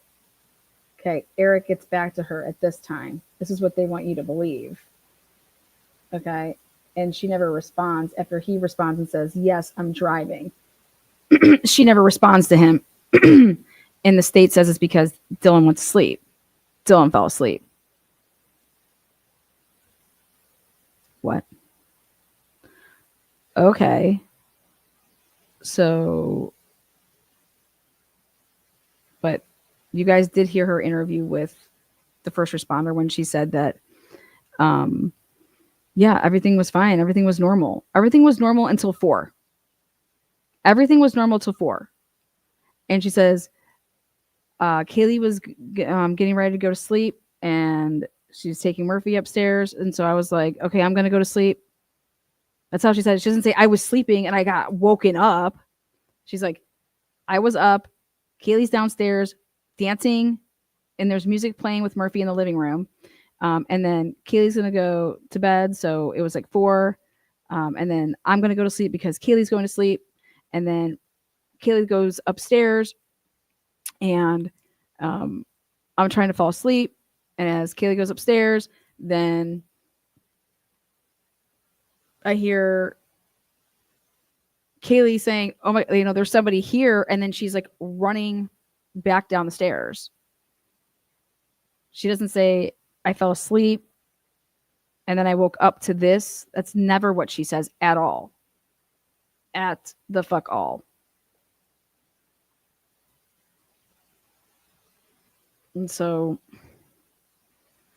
but also Dylan never says anything about like, okay, what did y'all do between 2:13 and 4:00 in the morning? Well, maybe people were getting murdered during that time. I don't know. But that's a big gap of time that she wouldn't know about Murphy being lost, and that you would think that Maddie is only asking that Maddie would only ask Bethany, hey, do you know where Murphy's at? Murphy's lost. But wouldn't ask Dylan that? No. What? Like, Dylan has no idea that Murphy was ever lost. She doesn't say anything about like, oh, Maddie was trying to find. She doesn't fucking say anything like that. So then I said to myself, okay, well, let's go like this then.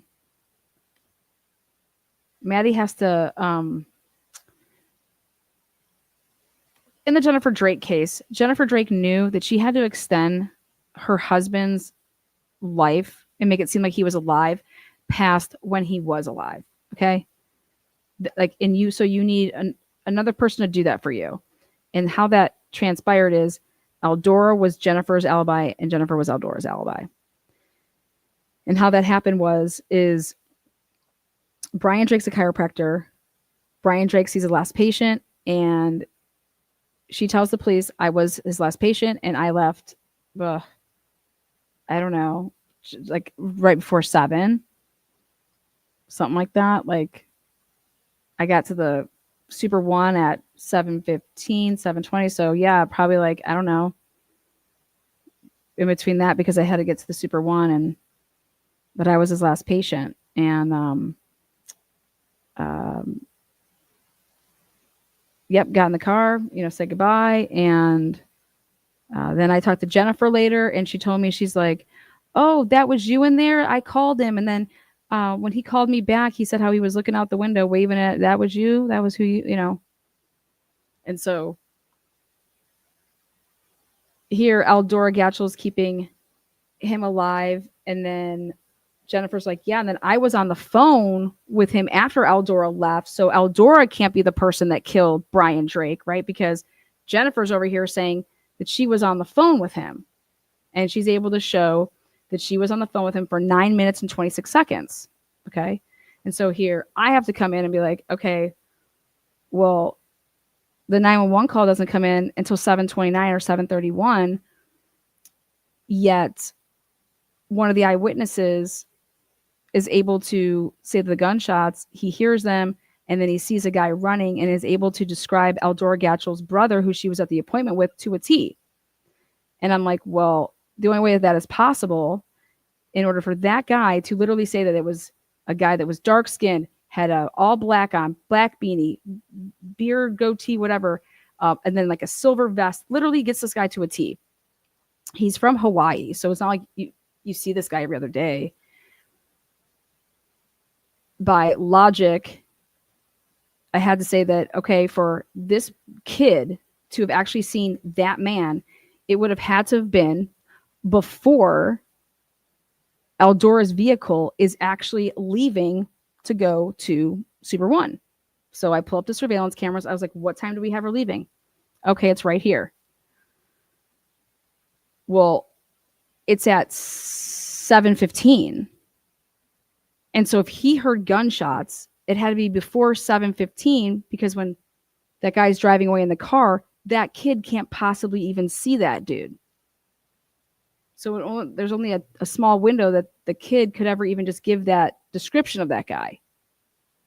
You know what I'm saying? Like, even if say he's not the killer, but how can this kid literally describe that guy who went into Brian Drake's office, went in the back door, left out the back door supposedly, and then just got into a vehicle and then left? How does the kid across the street, how's he able to see that?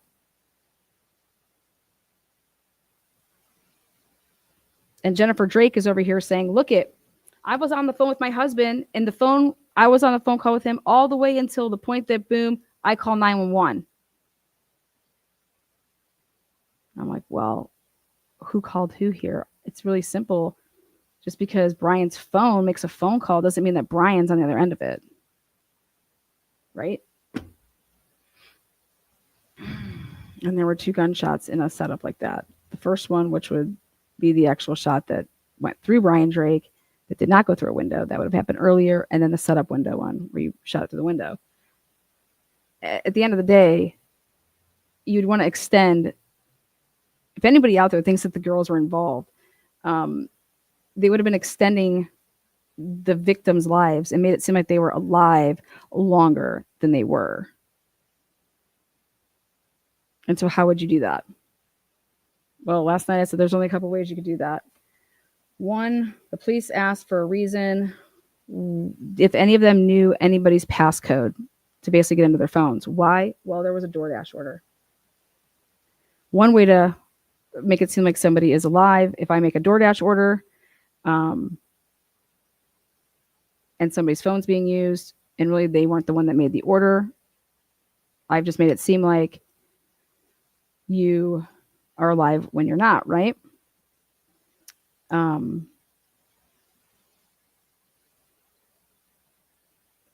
Another way is, I thought was interesting, is that at 2:53 a.m., Maddie's phone calls Bethany Funk's phone. And this would have been after the 10 or 16 calls that began at 2:26 to Jack D, right? And now let's go back to this whole Murphy missing type of thing. Maddie or Bethany never talks about Kaylee at all. You don't think so? Kaylee's not asking. I'm just shocked that Bethany wouldn't be helping look for the dog if the dog is truly missing, right?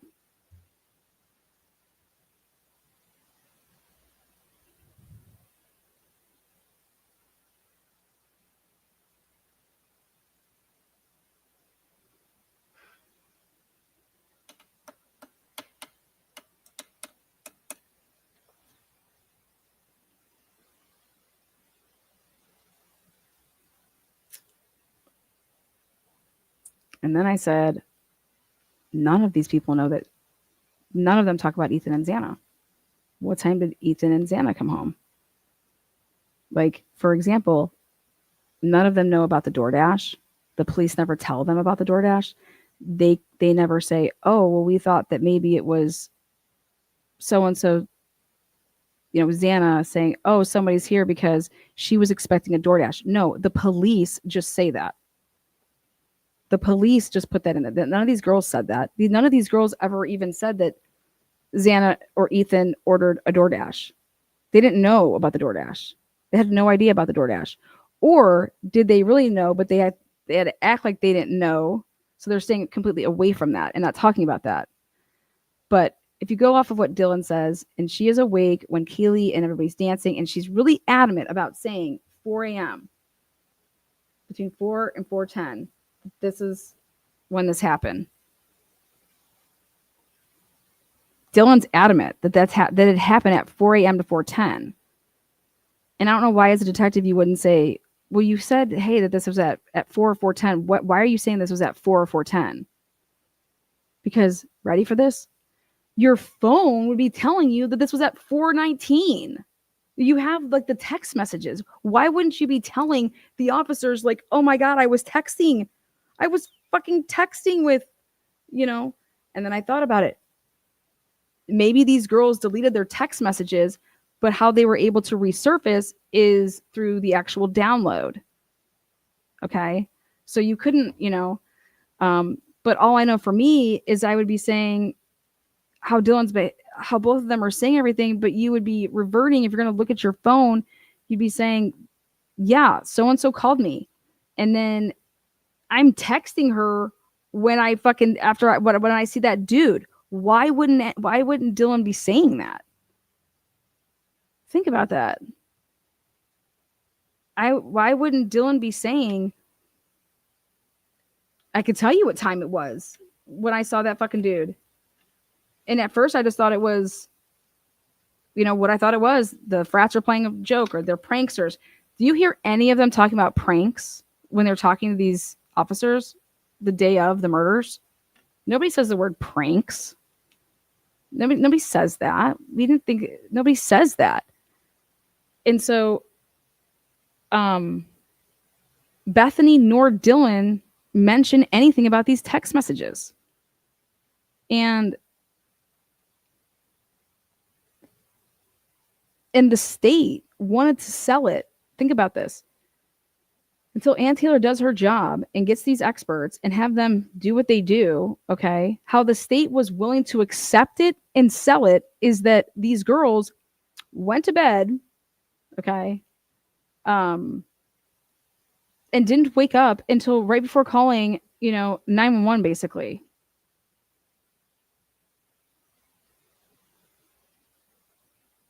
How is the state, if they're truly trying to get to the truth, and I said to myself, you know what?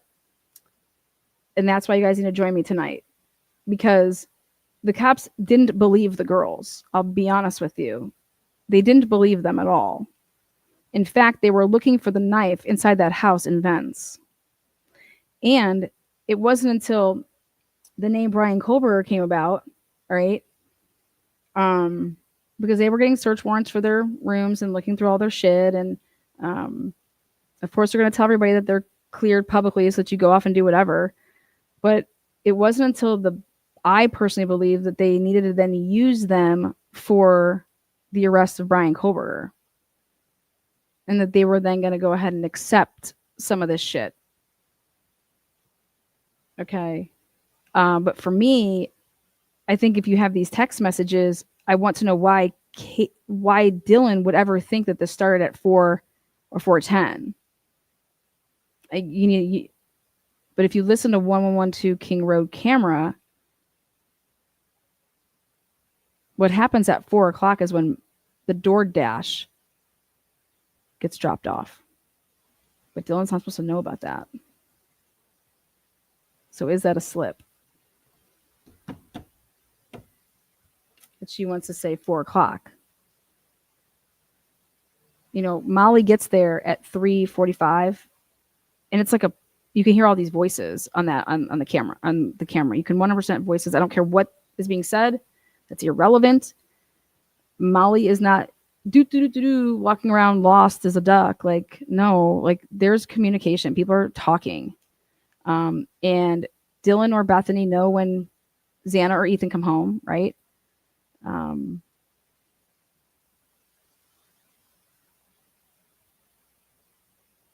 if Dylan's up at about to be 4 o'clock when Kaylee's going to bed, that means that Ethan and Xana were not seen before 4.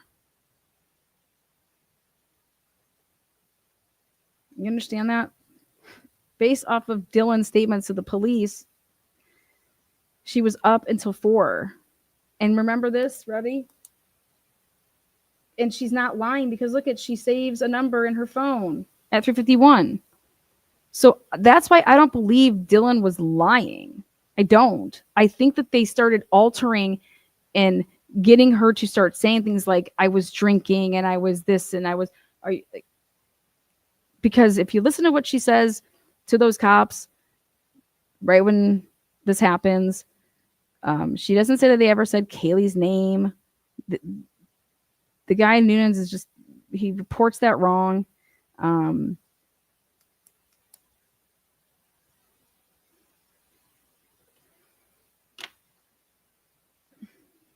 I believe that the text messaging did not happen in the moment. I believe that stuff happened afterwards. And it all started with Bethany calling Dylan, which is so important. I would think that the person that saw the masked man in the house would be the person that was calling people. Okay. And Dylan tells us, she says that she called her roommates before she'd ever seen the masked man.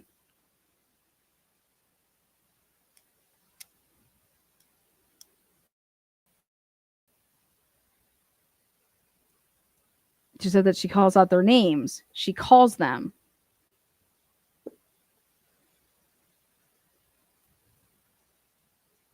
This guy would have heard me. This guy would have heard the phones.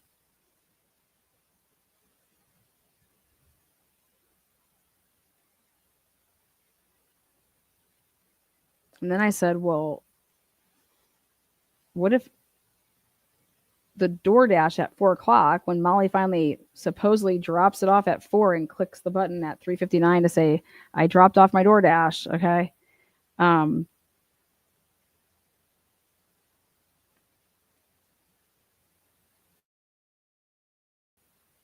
Well, somebody has to go pick up that food. Somebody has to pick up that food from outside and bring it in, right? Somebody has to eat that food. If you're trying to make it seem like people are alive and eating their food they got, would love to know what was in the stomach of Ethan and Xana. But this would all eliminate all of that if you knew all of this. If Ethan and Xana didn't eat any of that food, who the fuck ate the food? It's a problem. But if Ethan and Xana ate the food, then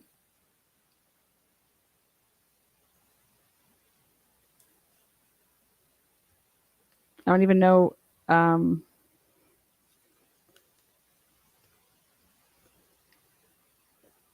For the cops to sit and say that Dylan never said that she went to bed and that she woke up to Kaylee in this. That's she's never said that.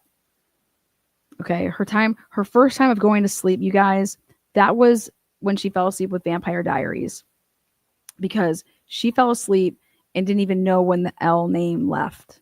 Okay, which coincides with the L's pictures.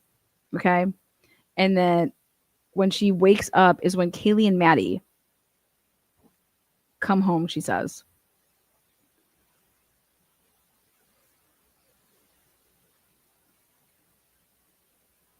And then she's up. She's up. And if she's looking at her phone when she's giving any of these statements and she's actually in Boise, then the time is off.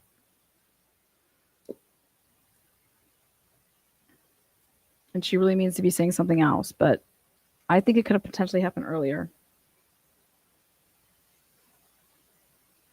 And then it's like Bethany called Dylan,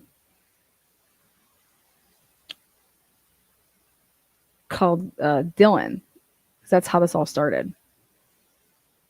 And then when Bethany called Dylan,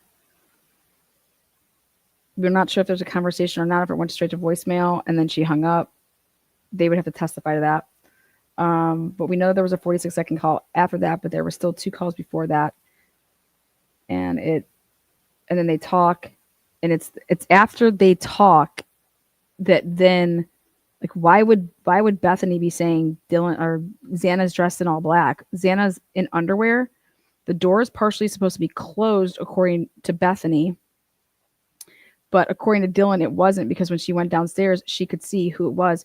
I want to know how you could even see who technically it was.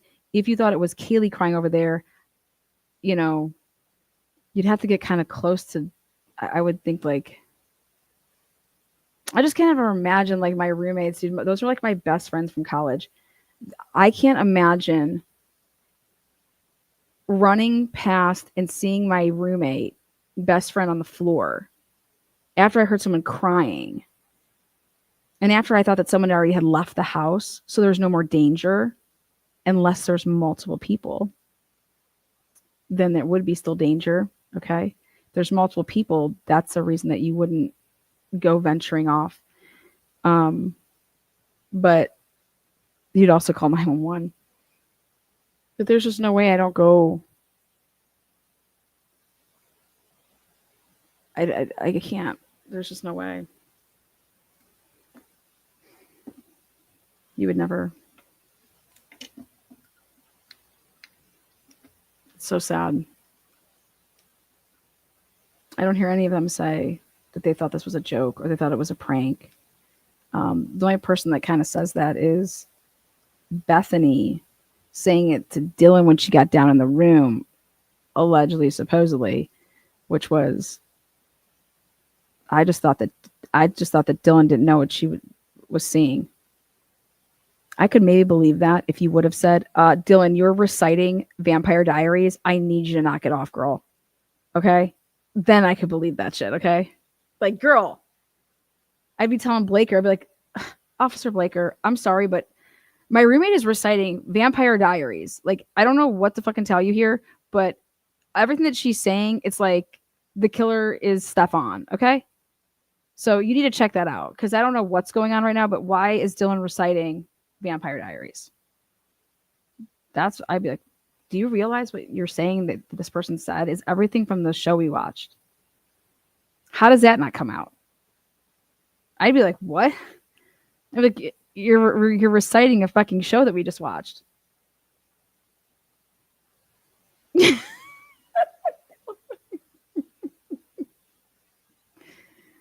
it's and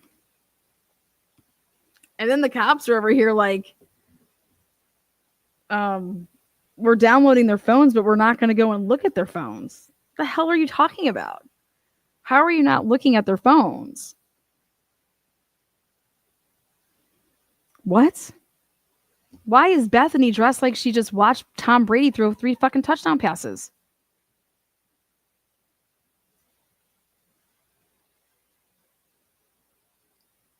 People think that I'm crazy for that. I'm not. I'm sorry. You know what the odds are for her to be in a Tom Brady jersey when Tom Brady played a game at 6:30 in the morning? And her phone records show that she was up that early and that she had actually called her parents.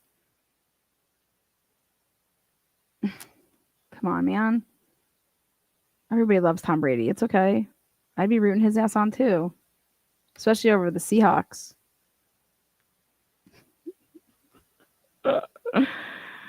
Dude, come on, man. She's in black leggings. She's got the girl jersey. People say, oh, it's a t-shirt. Yep, the girl jersey t-shirt, whatever you want to call it. Why the fuck would she be wearing that? And Tom Brady just literally played that morning in Germany against the Seahawks, which everybody in that town in Moscow is like huge Seattle fans because that's who they root for. And I think it makes more sense that Bethany would have left in the morning. And because I went to go watch the game with my friends and I didn't why would I think I didn't think anything happened? I don't need to think anything happened to my roommates. Okay. Like, I didn't believe Dylan, but yet I called everybody and nobody answered. And then guess what? Bethany the whole morning never calls her roommates. She called them that night after supposedly she came downstairs. Dylan came in the room, so she called them a couple times. But there's no calls from Bethany's phone to any of the roommates. Also, Bethany says that she checked Snapchat. I went and showed you guys that yesterday. She didn't check Snapchat. She wasn't on the internet. Also, Bethany says that she checked Find My Friends' iPhones or whatever the fuck it's called. Find My Friends' phones. You did it on Saturday. Why wouldn't you do that on, I don't know, Sunday? You did it on Saturday morning. Why wouldn't you do the same thing that you did to find out where everybody was? You would do that. And then I just can't fathom, I can't believe that I would wake up and be scared once it's the morning. And how are you still scared? Scared of what? Then you're friends with all these people that literally live right there, and all these people do is talk to each other back and forth. And I'm like, man, there's no, I said, oh shit. The only reason there would be no interaction, I don't need to call anybody and I don't need to text anybody if I'm actually with the people. So if I would have left the house and went across the street to the Whites or right where these people are, like, I just find it hard to believe that these girls wouldn't have called. If you don't want to call the police, then why weren't you calling like Hunter Johnson then? You know what I mean? Why weren't you calling him then like you called him at 11:50? All of those people are all up. Dude, Jenna McClure is literally at 3:47 a.m. They're all on Visco posting pictures at 4 something in the morning. Like, I get it. I get it that these girls wouldn't want to call the cops because they're thinking they're drinking, they're underage. Maybe they've even done fucking, I don't know, drugs. Who knows? But all these people do is talk to each other's friends and ask them, you're going to sit here and tell me that Dylan nor Bethany said, let's call a dude? You would want a guy. You'd want a guy to come help you. Right?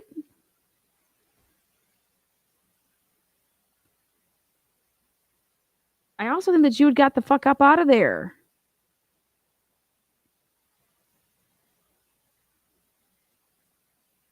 And if Bethany was using Maddie's car after she wrecked her car, there's a chance that the person that's actually driving away at a fast rate of speed is actually somebody driving one of those victims' cars who she's been driving the car. And maybe that's actually why Maddie had called her at 2:53 to say, hey, where are you with my car? Remember, Eric Grower said that there was only 4 cars there. Okay. Remember, Eric Grower said that there was only 4 cars there. Well, there should have been 5 when he dropped off Maddie and Kaylee. And so I started thinking about it. If Maddie is Bethany's big, okay, Bethany wrecked her car. So was Bethany using Maddie's vehicle, okay, or even Xana's, right? And so those keys were hanging on the key rack right there by the front, by that door to go out. All right. And so I remember Steve Gonzalez saying something about, look at your pictures. If there's cars that shouldn't be there, or there are cars that, you know, are missing. Remember all that? And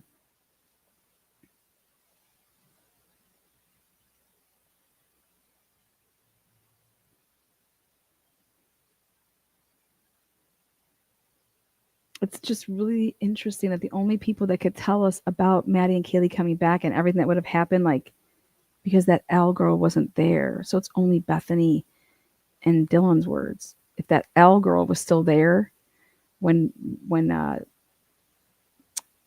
Kaylee and Maddie came home, it'd be a fucking different story. It'd be a fucking different story. If there was one person I would want to interview, it'd be that L girl. I would want to ask her, what made you leave at the time that you left? Like, how did she just miss Kaylee and Maddie? When you were there, were all the cars parked there? You said you thought about staying, but then you left because they offered you the spare bedroom. But you didn't stay.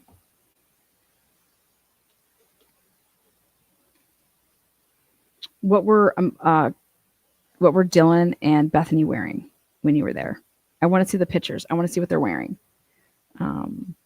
Maybe if I can, what's her name already had her pajamas on with her Tom Brady jersey on. And then I will concede, okay, those are her pajamas. So it's hard for, it's just Dylan and Bethany's statements of what all happened, because everybody else is dead. What all happened from 1:56 a.m. until, and there's just way too many inconsistent statements to believe any of it. And I think that's what Ann Taylor was saying. And the reason that the cops needed to use it, even though that was so unreliable, and you weren't going to use it at first, is because of this timeline. Because if you don't take Bethany and Dylan's statements, then they're the ones that are creating of when the time of the crime happened. And I'm just saying, if I was a juror, it's just me, I would never, ever be able to believe that was the time of the crime. I wouldn't know. I would never put any weight on that. The time of the crime is because those girls are texting when they're texting. Not with Bethany calling first. Never. If I was on that jury. No way in hell. And I would explain to the jurors on why I felt that way. And I would explain that the car leaving, we have no idea that car that's leaving is the car that came. Then I would show them that the video was sped up, and that's really not okay. And then I would tell the jury that there's also this DNA that's really puzzling. And I'm really intrigued on how they got to him, because they're using really good sound like IgG is it's DNA. How to get there? It's invisible. It's not like it's blood. It's not. I mean, how would you even know that it landed there to frame somebody? Why wouldn't you use hair or some fucking shit that actually is gonna fucking frame somebody? Not a sheath that you have no idea if it actually worked, that you got touch DNA on it. Like, that's just wild.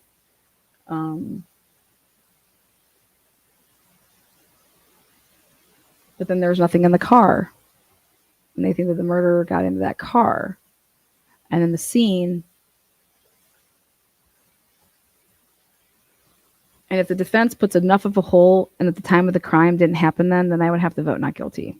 Because I wouldn't be, there's no way beyond a reasonable doubt that I'd be convinced.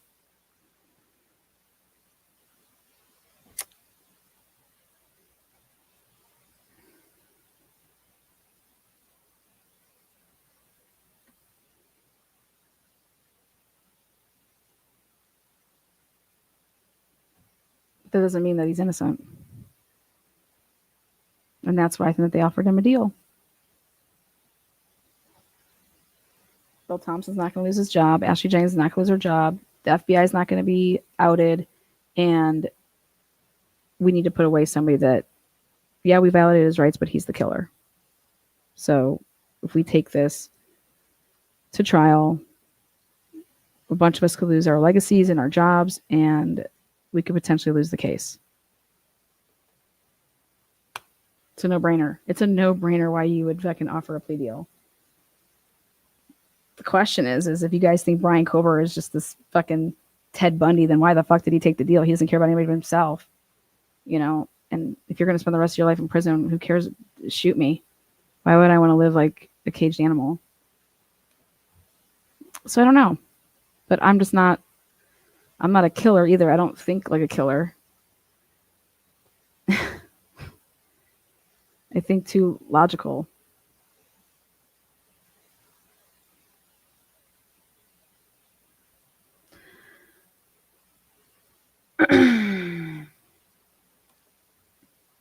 And I've listened to the Cellbrite people talk. I've listened to their interviews repeatedly, I think 3 different times.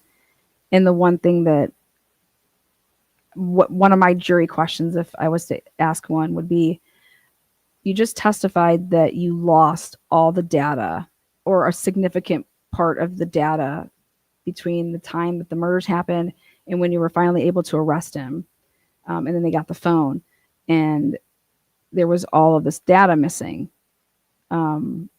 So then how can you be so sure that the data that's missing isn't indicative of A, other contacts, B, that the pictures he was taking or sending were going to anybody?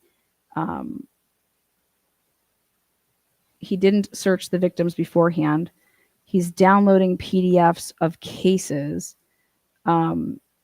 If you don't have all of the data, then how can you compare somebody's like their trend, their pattern, their historical patterns if you don't have the data because you lost it all? So you're going to talk about 1/10 of the stuff that you have.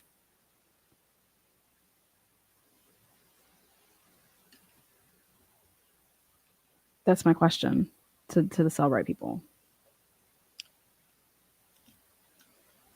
You got hired in March of 2023.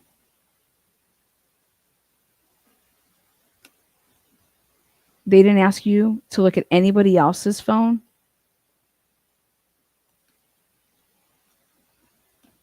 Especially knowing what Ann Taylor and the defense team were going to do to, let's say, to try to destroy Dylan or Bethany or other people.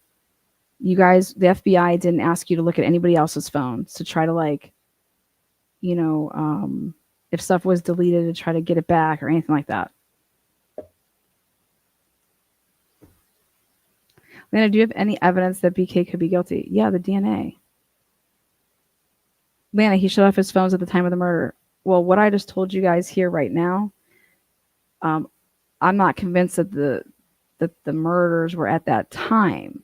So I don't know if he shut his phone off at the time of the murders.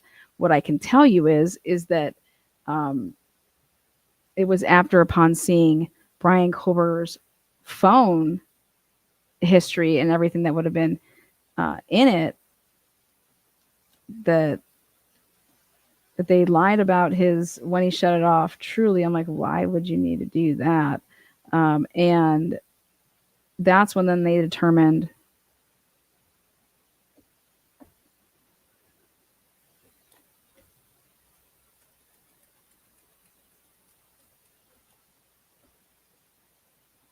then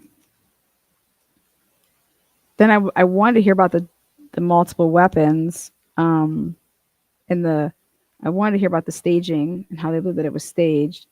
And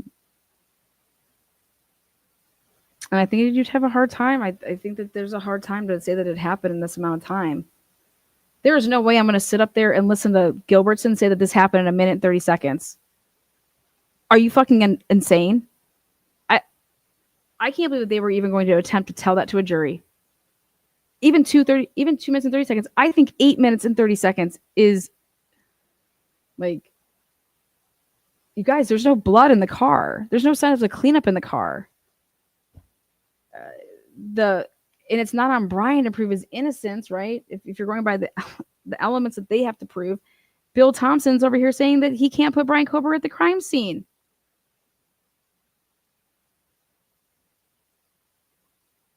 So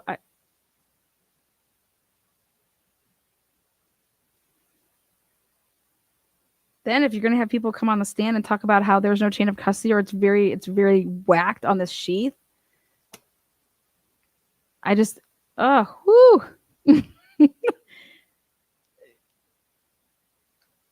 I don't know. How did jurors find Karen Reed innocent when her tail light is found shattered all along the yard of where John O'Keefe was hit? Allegedly. Like, her tail light's there. There's no denying it that that's her tail light. How did they find her innocent? How did they find her? I should say this. How did they say not guilty? How did that happen? Do you understand, in order for that to fucking happen, do you want to know what would have been said back in that room? That we don't trust this investigation. Right? You're going to see body cams of Gunderson being unaccounted for, walking around without his gloves on. You're going to see blood on a glove that's not Brian Kober's, that's sitting right there, that Payne, if he looked at the body cam, would have seen, but then he lies and said that it's not there then. When you do all of this type of stuff, it negates all like the big booms. And the biggest boom is that Brian Kober's DNA, in my opinion, is at that crime scene. But I believe it's on the prosecution to say why it's there and how it got there. Because it's their burden. And I don't know. I can't say Brian Kober is innocent. I can just say that I don't know if I'd be able to find him guilty. There's a totally difference. It's just like totally different. Just like Richard Allen. I have no idea how those jurors found Richard Allen guilty when there's none of his DNA is there at the crime scene, and there's other people's DNA at the crime scene. How the fuck is the jury finding Richard Allen guilty, and they're going to save over some fucking video? Some video. Well, you want to know what negates the video? That there was other pictures taken with the Snapchat that is not in the. They're not on her phone. It was like taken from, and then the phone being plugged in with the cord and taken out. That's all stuff that would. There's no DNA of Richard Allen's at the scene. There's other people's. Oh my God. And then, God bless it. And then they literally tortured a man, put him in prison in solitary confinement for 13 months. I would tell them, I fucked Michael Jackson every day, all day. And I was in Never Neverland doing whatever. I mean, come on. How do you, this is America, man. That crushed my soul when I was there for that. I watched that shit in front of my face, looking at those jurors. And I knew right when they came in, none of them had their heads up. None of them would look anywhere. And I was like, holy shit, this is going to be fucking guilty. Like the stomach, like what I had in my stomach when I wanted to puke right there. I was like, I need to keep it together until I get the fuck out of this room. I'm looking over to my right. There's Kathy Allen. I was like, they're going to find him fucking guilty.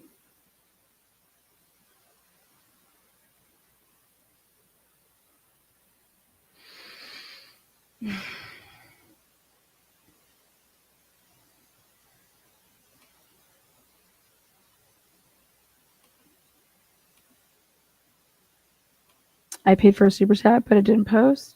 Let's see. Are you sure? That one?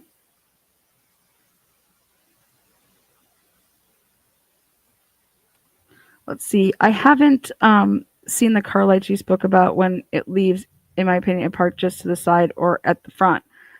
On that video, you hear someone running downstairs twice. What times? I don't think anybody can make out what the noises are, guys. Like, let's be honest. That's what the whole point of like the trial is, beyond a reasonable doubt.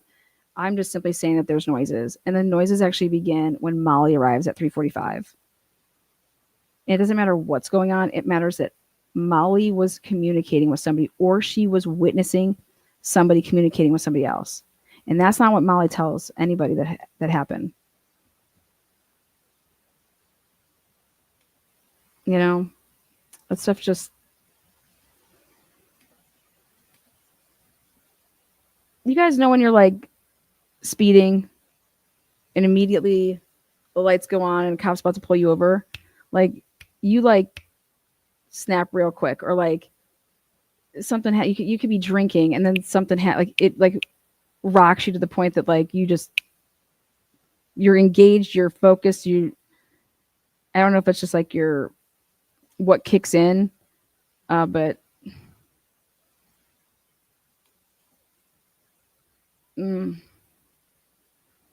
those girls had 8 hours, 9 hours to decide how this was all going to be talked about. And I think Dylan was talking too much and they didn't want that. And Bethany just wants to go home. What's up? I'm in PA. Yes. All right. I'll let you know. I just found out Dateline is going to do their own kind of crime con in Nashville end of September. Didn't I just say that? Don't be hating. I think I went through them all. Yeah, you sober up real quick. Adrenaline kicks in. Yeah, exactly, man.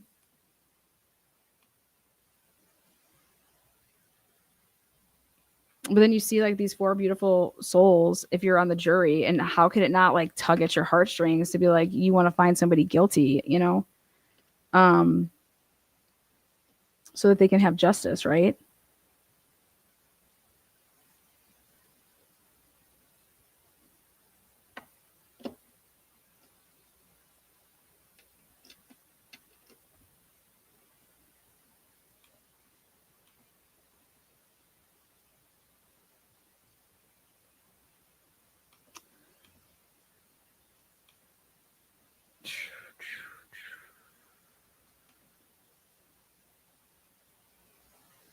What does it mean when I try to repost, but it shows you already own this?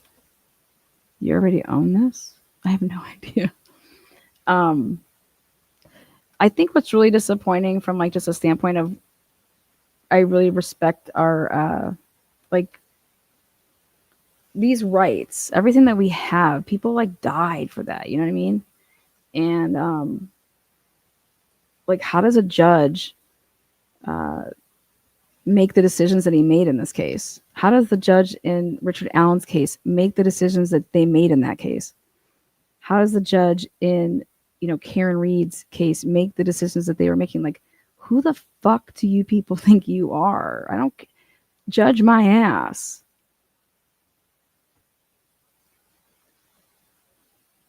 You guys, if someone is saying that they didn't do it, that means somebody else did. How are you ever denying somebody a third party defense? I mean, if you're going to sit there and say that the aliens fucking did it, I'm not going to let you say that. But if I'm going to sit here and I'm going to show you that that these officers are in plain clothes and they're saying that they're places that at certain times that they're not, and I'm a juror and I'm like, why would they like lie about that? Why are they saying that they're making loops around King Road and this is how they did their loops and they were all back there and blah blah blah. There's no cars going at the time that they're saying that they went. How come Linda Lane camera footage is missing from 3:30 to 4:05? I mean, this is the stuff that I don't, I mean, geez. And then you want to say, well, Lana, he bought the fucking knife on Amazon. Wait, what knife? We don't have a murder weapon. I'm sorry, but you're going to have experts that are going to get up there and they're going to say that these wounds could be caused by, like, could it be this? Could it be this? Can you eliminate this? Da, da, da, da, da. Like,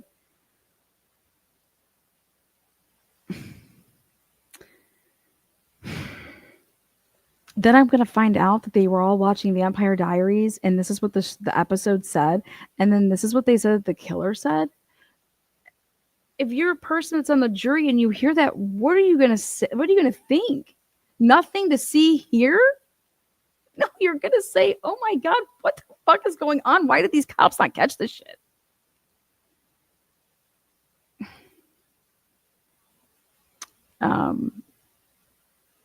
So it's just, just like killers. How come a killer thinks that they can take somebody's life? Like, who the fuck do you think you are, you know, to take someone's life, right?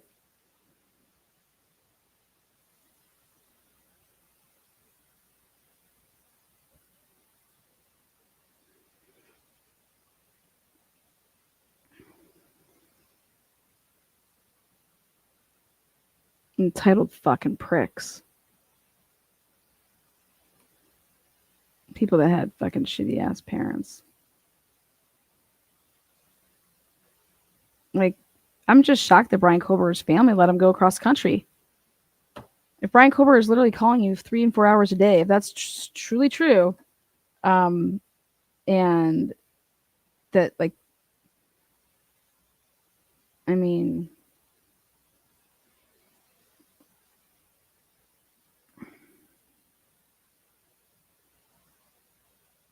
like, I feel really bad for his parents. I would not ever want to be in those shoes, man. I'd be thinking every single day that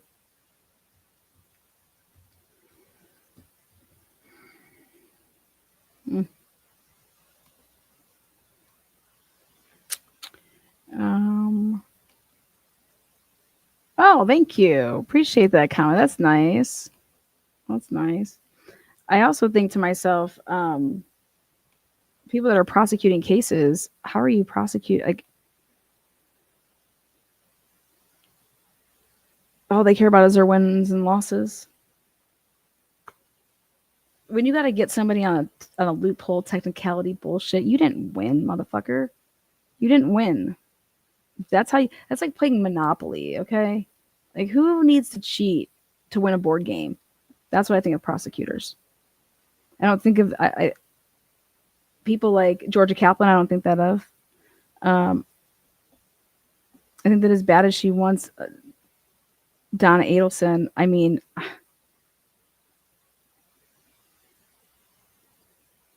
I personally think that if she was paying Katie in the checks that from Charlie's work, that's Charlie's money. I work for Charlie. He told me to write a check for her. So I did.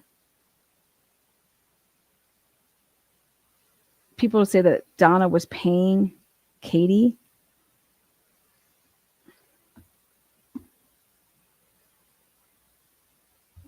Listen, they all fucking knew. Wendy knew, they all fucking knew. But if you want to go off of evidence, you cannot, that's not fact. Donna had worked there for how long, and she wrote checks to everybody. And Charlie's saying, "Here, write this hoe a check because she's my massage. She's blowing me, mom. Write her a check." Okay. Like, what do you mean? You can't say though that's yep. I if a juror is gonna say I'm gonna convict her because of that, like I'm sorry, but when you go through a divorce, people say some nasty ass shit, man. Okay. Um, I think that they're absolutely out of their fucking mind. Uh, they're fucking sick. They're nuts. But it's what you can prove and what you can't prove within the elements of the crime. And dude, she wanted to go to fucking Vietnam. Yeah, to get the hell out of there because she knew that they were coming for her. I don't necessarily say that's guilt. Why did Harvey leave then? I could see if Donna went off by herself. Harvey, what the fuck's he doing? What kind of man is Harvey? That your wife is some fucking mafioso and fucking doing hits. And what the hell is Harvey? See a closeted gay man that's blowing? Like, I mean, what is he doing? Like, fuck Harvey, get your house in gear. You know? Don and then Wendy, what a little I want to think my kids what? Who? Entitled. Like fucking cry about it. What the fuck, man? You're a hoe banging like 5 dudes. And then you try to set up that poor son of a bitch, Jeff. Like, God. I'm sorry, but these people just are crazy. And then Donna's literally washing the money in the fucking dryer.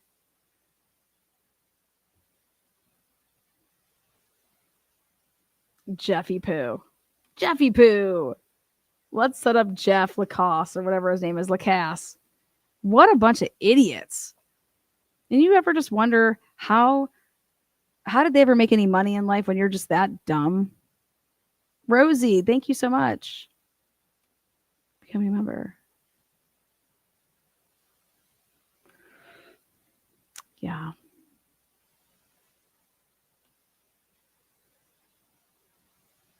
Yuri. Justice became political. Yeah. That's probably always been, but we need more defense attorneys becoming judges. I don't know what the fuck we need. Maybe we need teachers to become judges. You know what I mean? Like, why can't we have teachers become judges? They're really, empathetic people, and they have a lot of patience. And I see like a lot of teachers are fair. These judges, like, they're not even fucking fair anymore. Like, damn.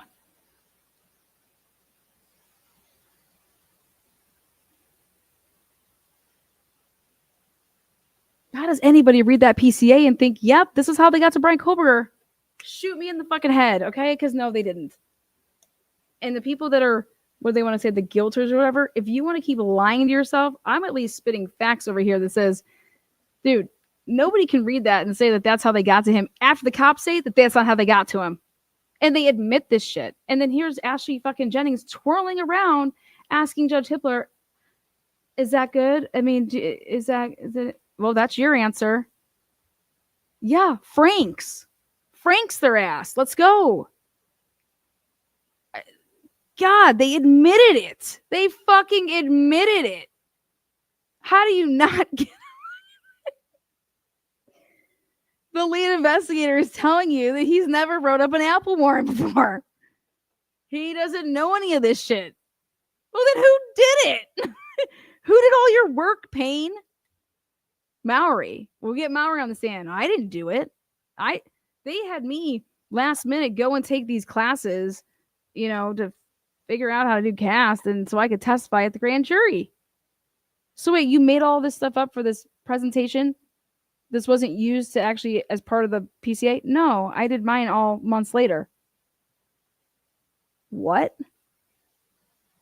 You can't. What is going Oh, for fuck's sake. This is why you don't wave Speedy on anything.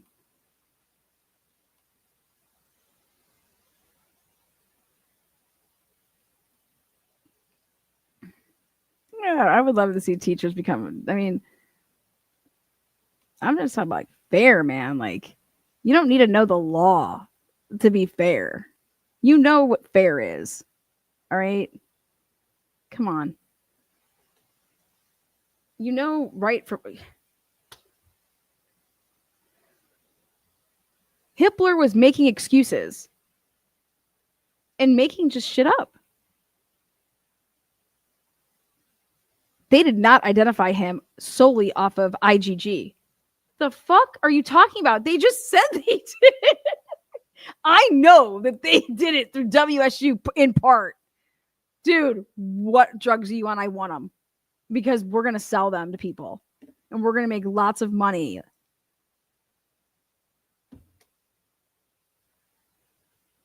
And then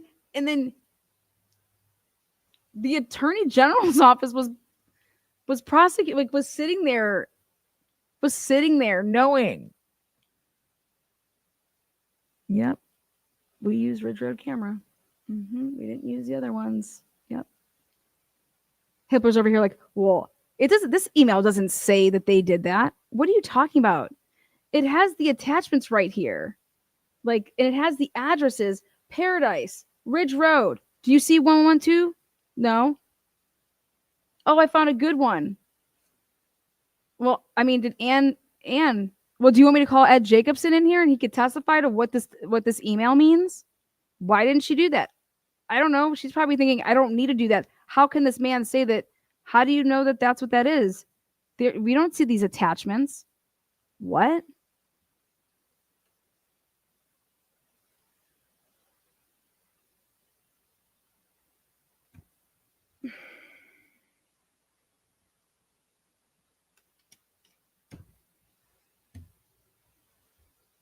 I just felt like Judge was fair. You know? He was reading something and it's like, yeah, I mean, they're going to get some of that IgG stuff because this is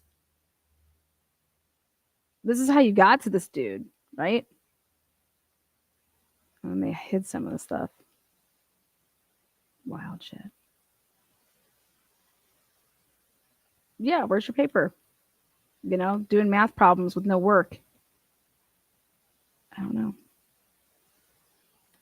I thought Judge was hot for an older guy, you know? I bet you he got a lot of ass back in the day. Go Judge. Be honest, if you're in chat right now, would you have sex with Judge? Come on now. Don't worry, I won't tell his wife, okay? Oh, Miss V says, hell no way, but Jerry Springer, absolutely. Yeah, total silver fox. Come on, man.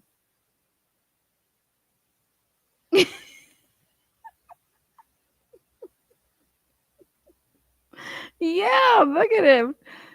Judge Squared is his nickname, and I do him. Let's play Fuck, Marry, Kill. Have you ever played that game? That's a fun game. And then I'm gonna call it a day here with you guys until later. Big pimpin'. Okay, if you guys ever played F, Marry, Kill. Have you guys ever played that? I can't even write it. I'm gonna give you 3 people, and you have to pick one of, so here, Donna, Wendy, and Charlie. Go ahead. What would you do? The Adelsons.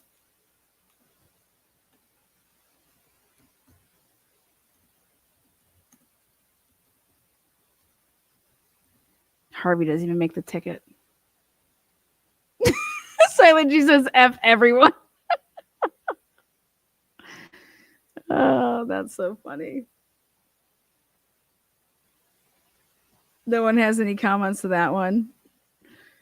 You have to pick one of each of the things to put next to the person. You want me to go first, guys? I know you guys are shy. Don't all raise your hand at once. All right. I would damn. I couldn't deal with Donna, man.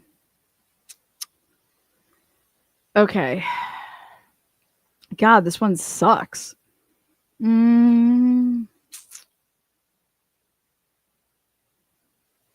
I'd fuck Wendy. I'd marry Charlie and I'd kill Donna.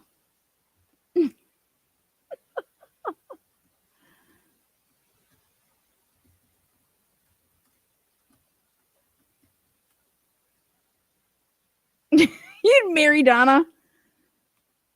No way. All right, we'll pick the Moscow Police Department. Okay, here you go. Blaker, Payne, and Mowry. Three Stooges. There you go. Call it a day here. You guys are gonna be like, oh my god, Lana started playing Fuck, Marry, Kill on her live. Well, this topic went whack. Just going out with a bang. It's not every day you get to do this. Absolutely none. I quit the game. Okay, so then I would go with oh god, that would just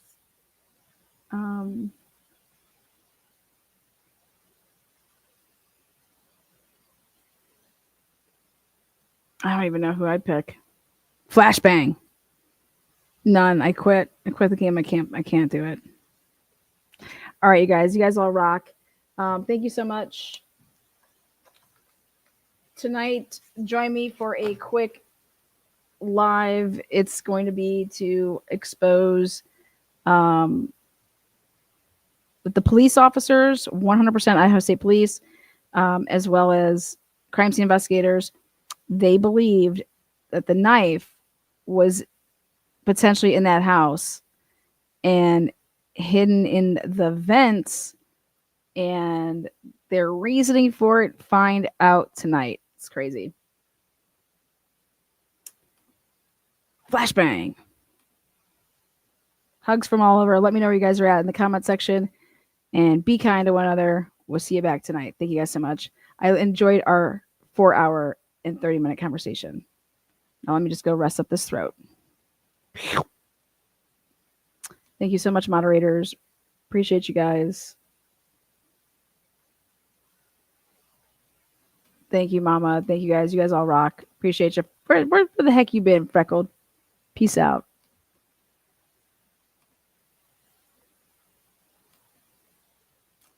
I want to make sure I didn't miss anybody. Oh, wait, hold on. Anybody?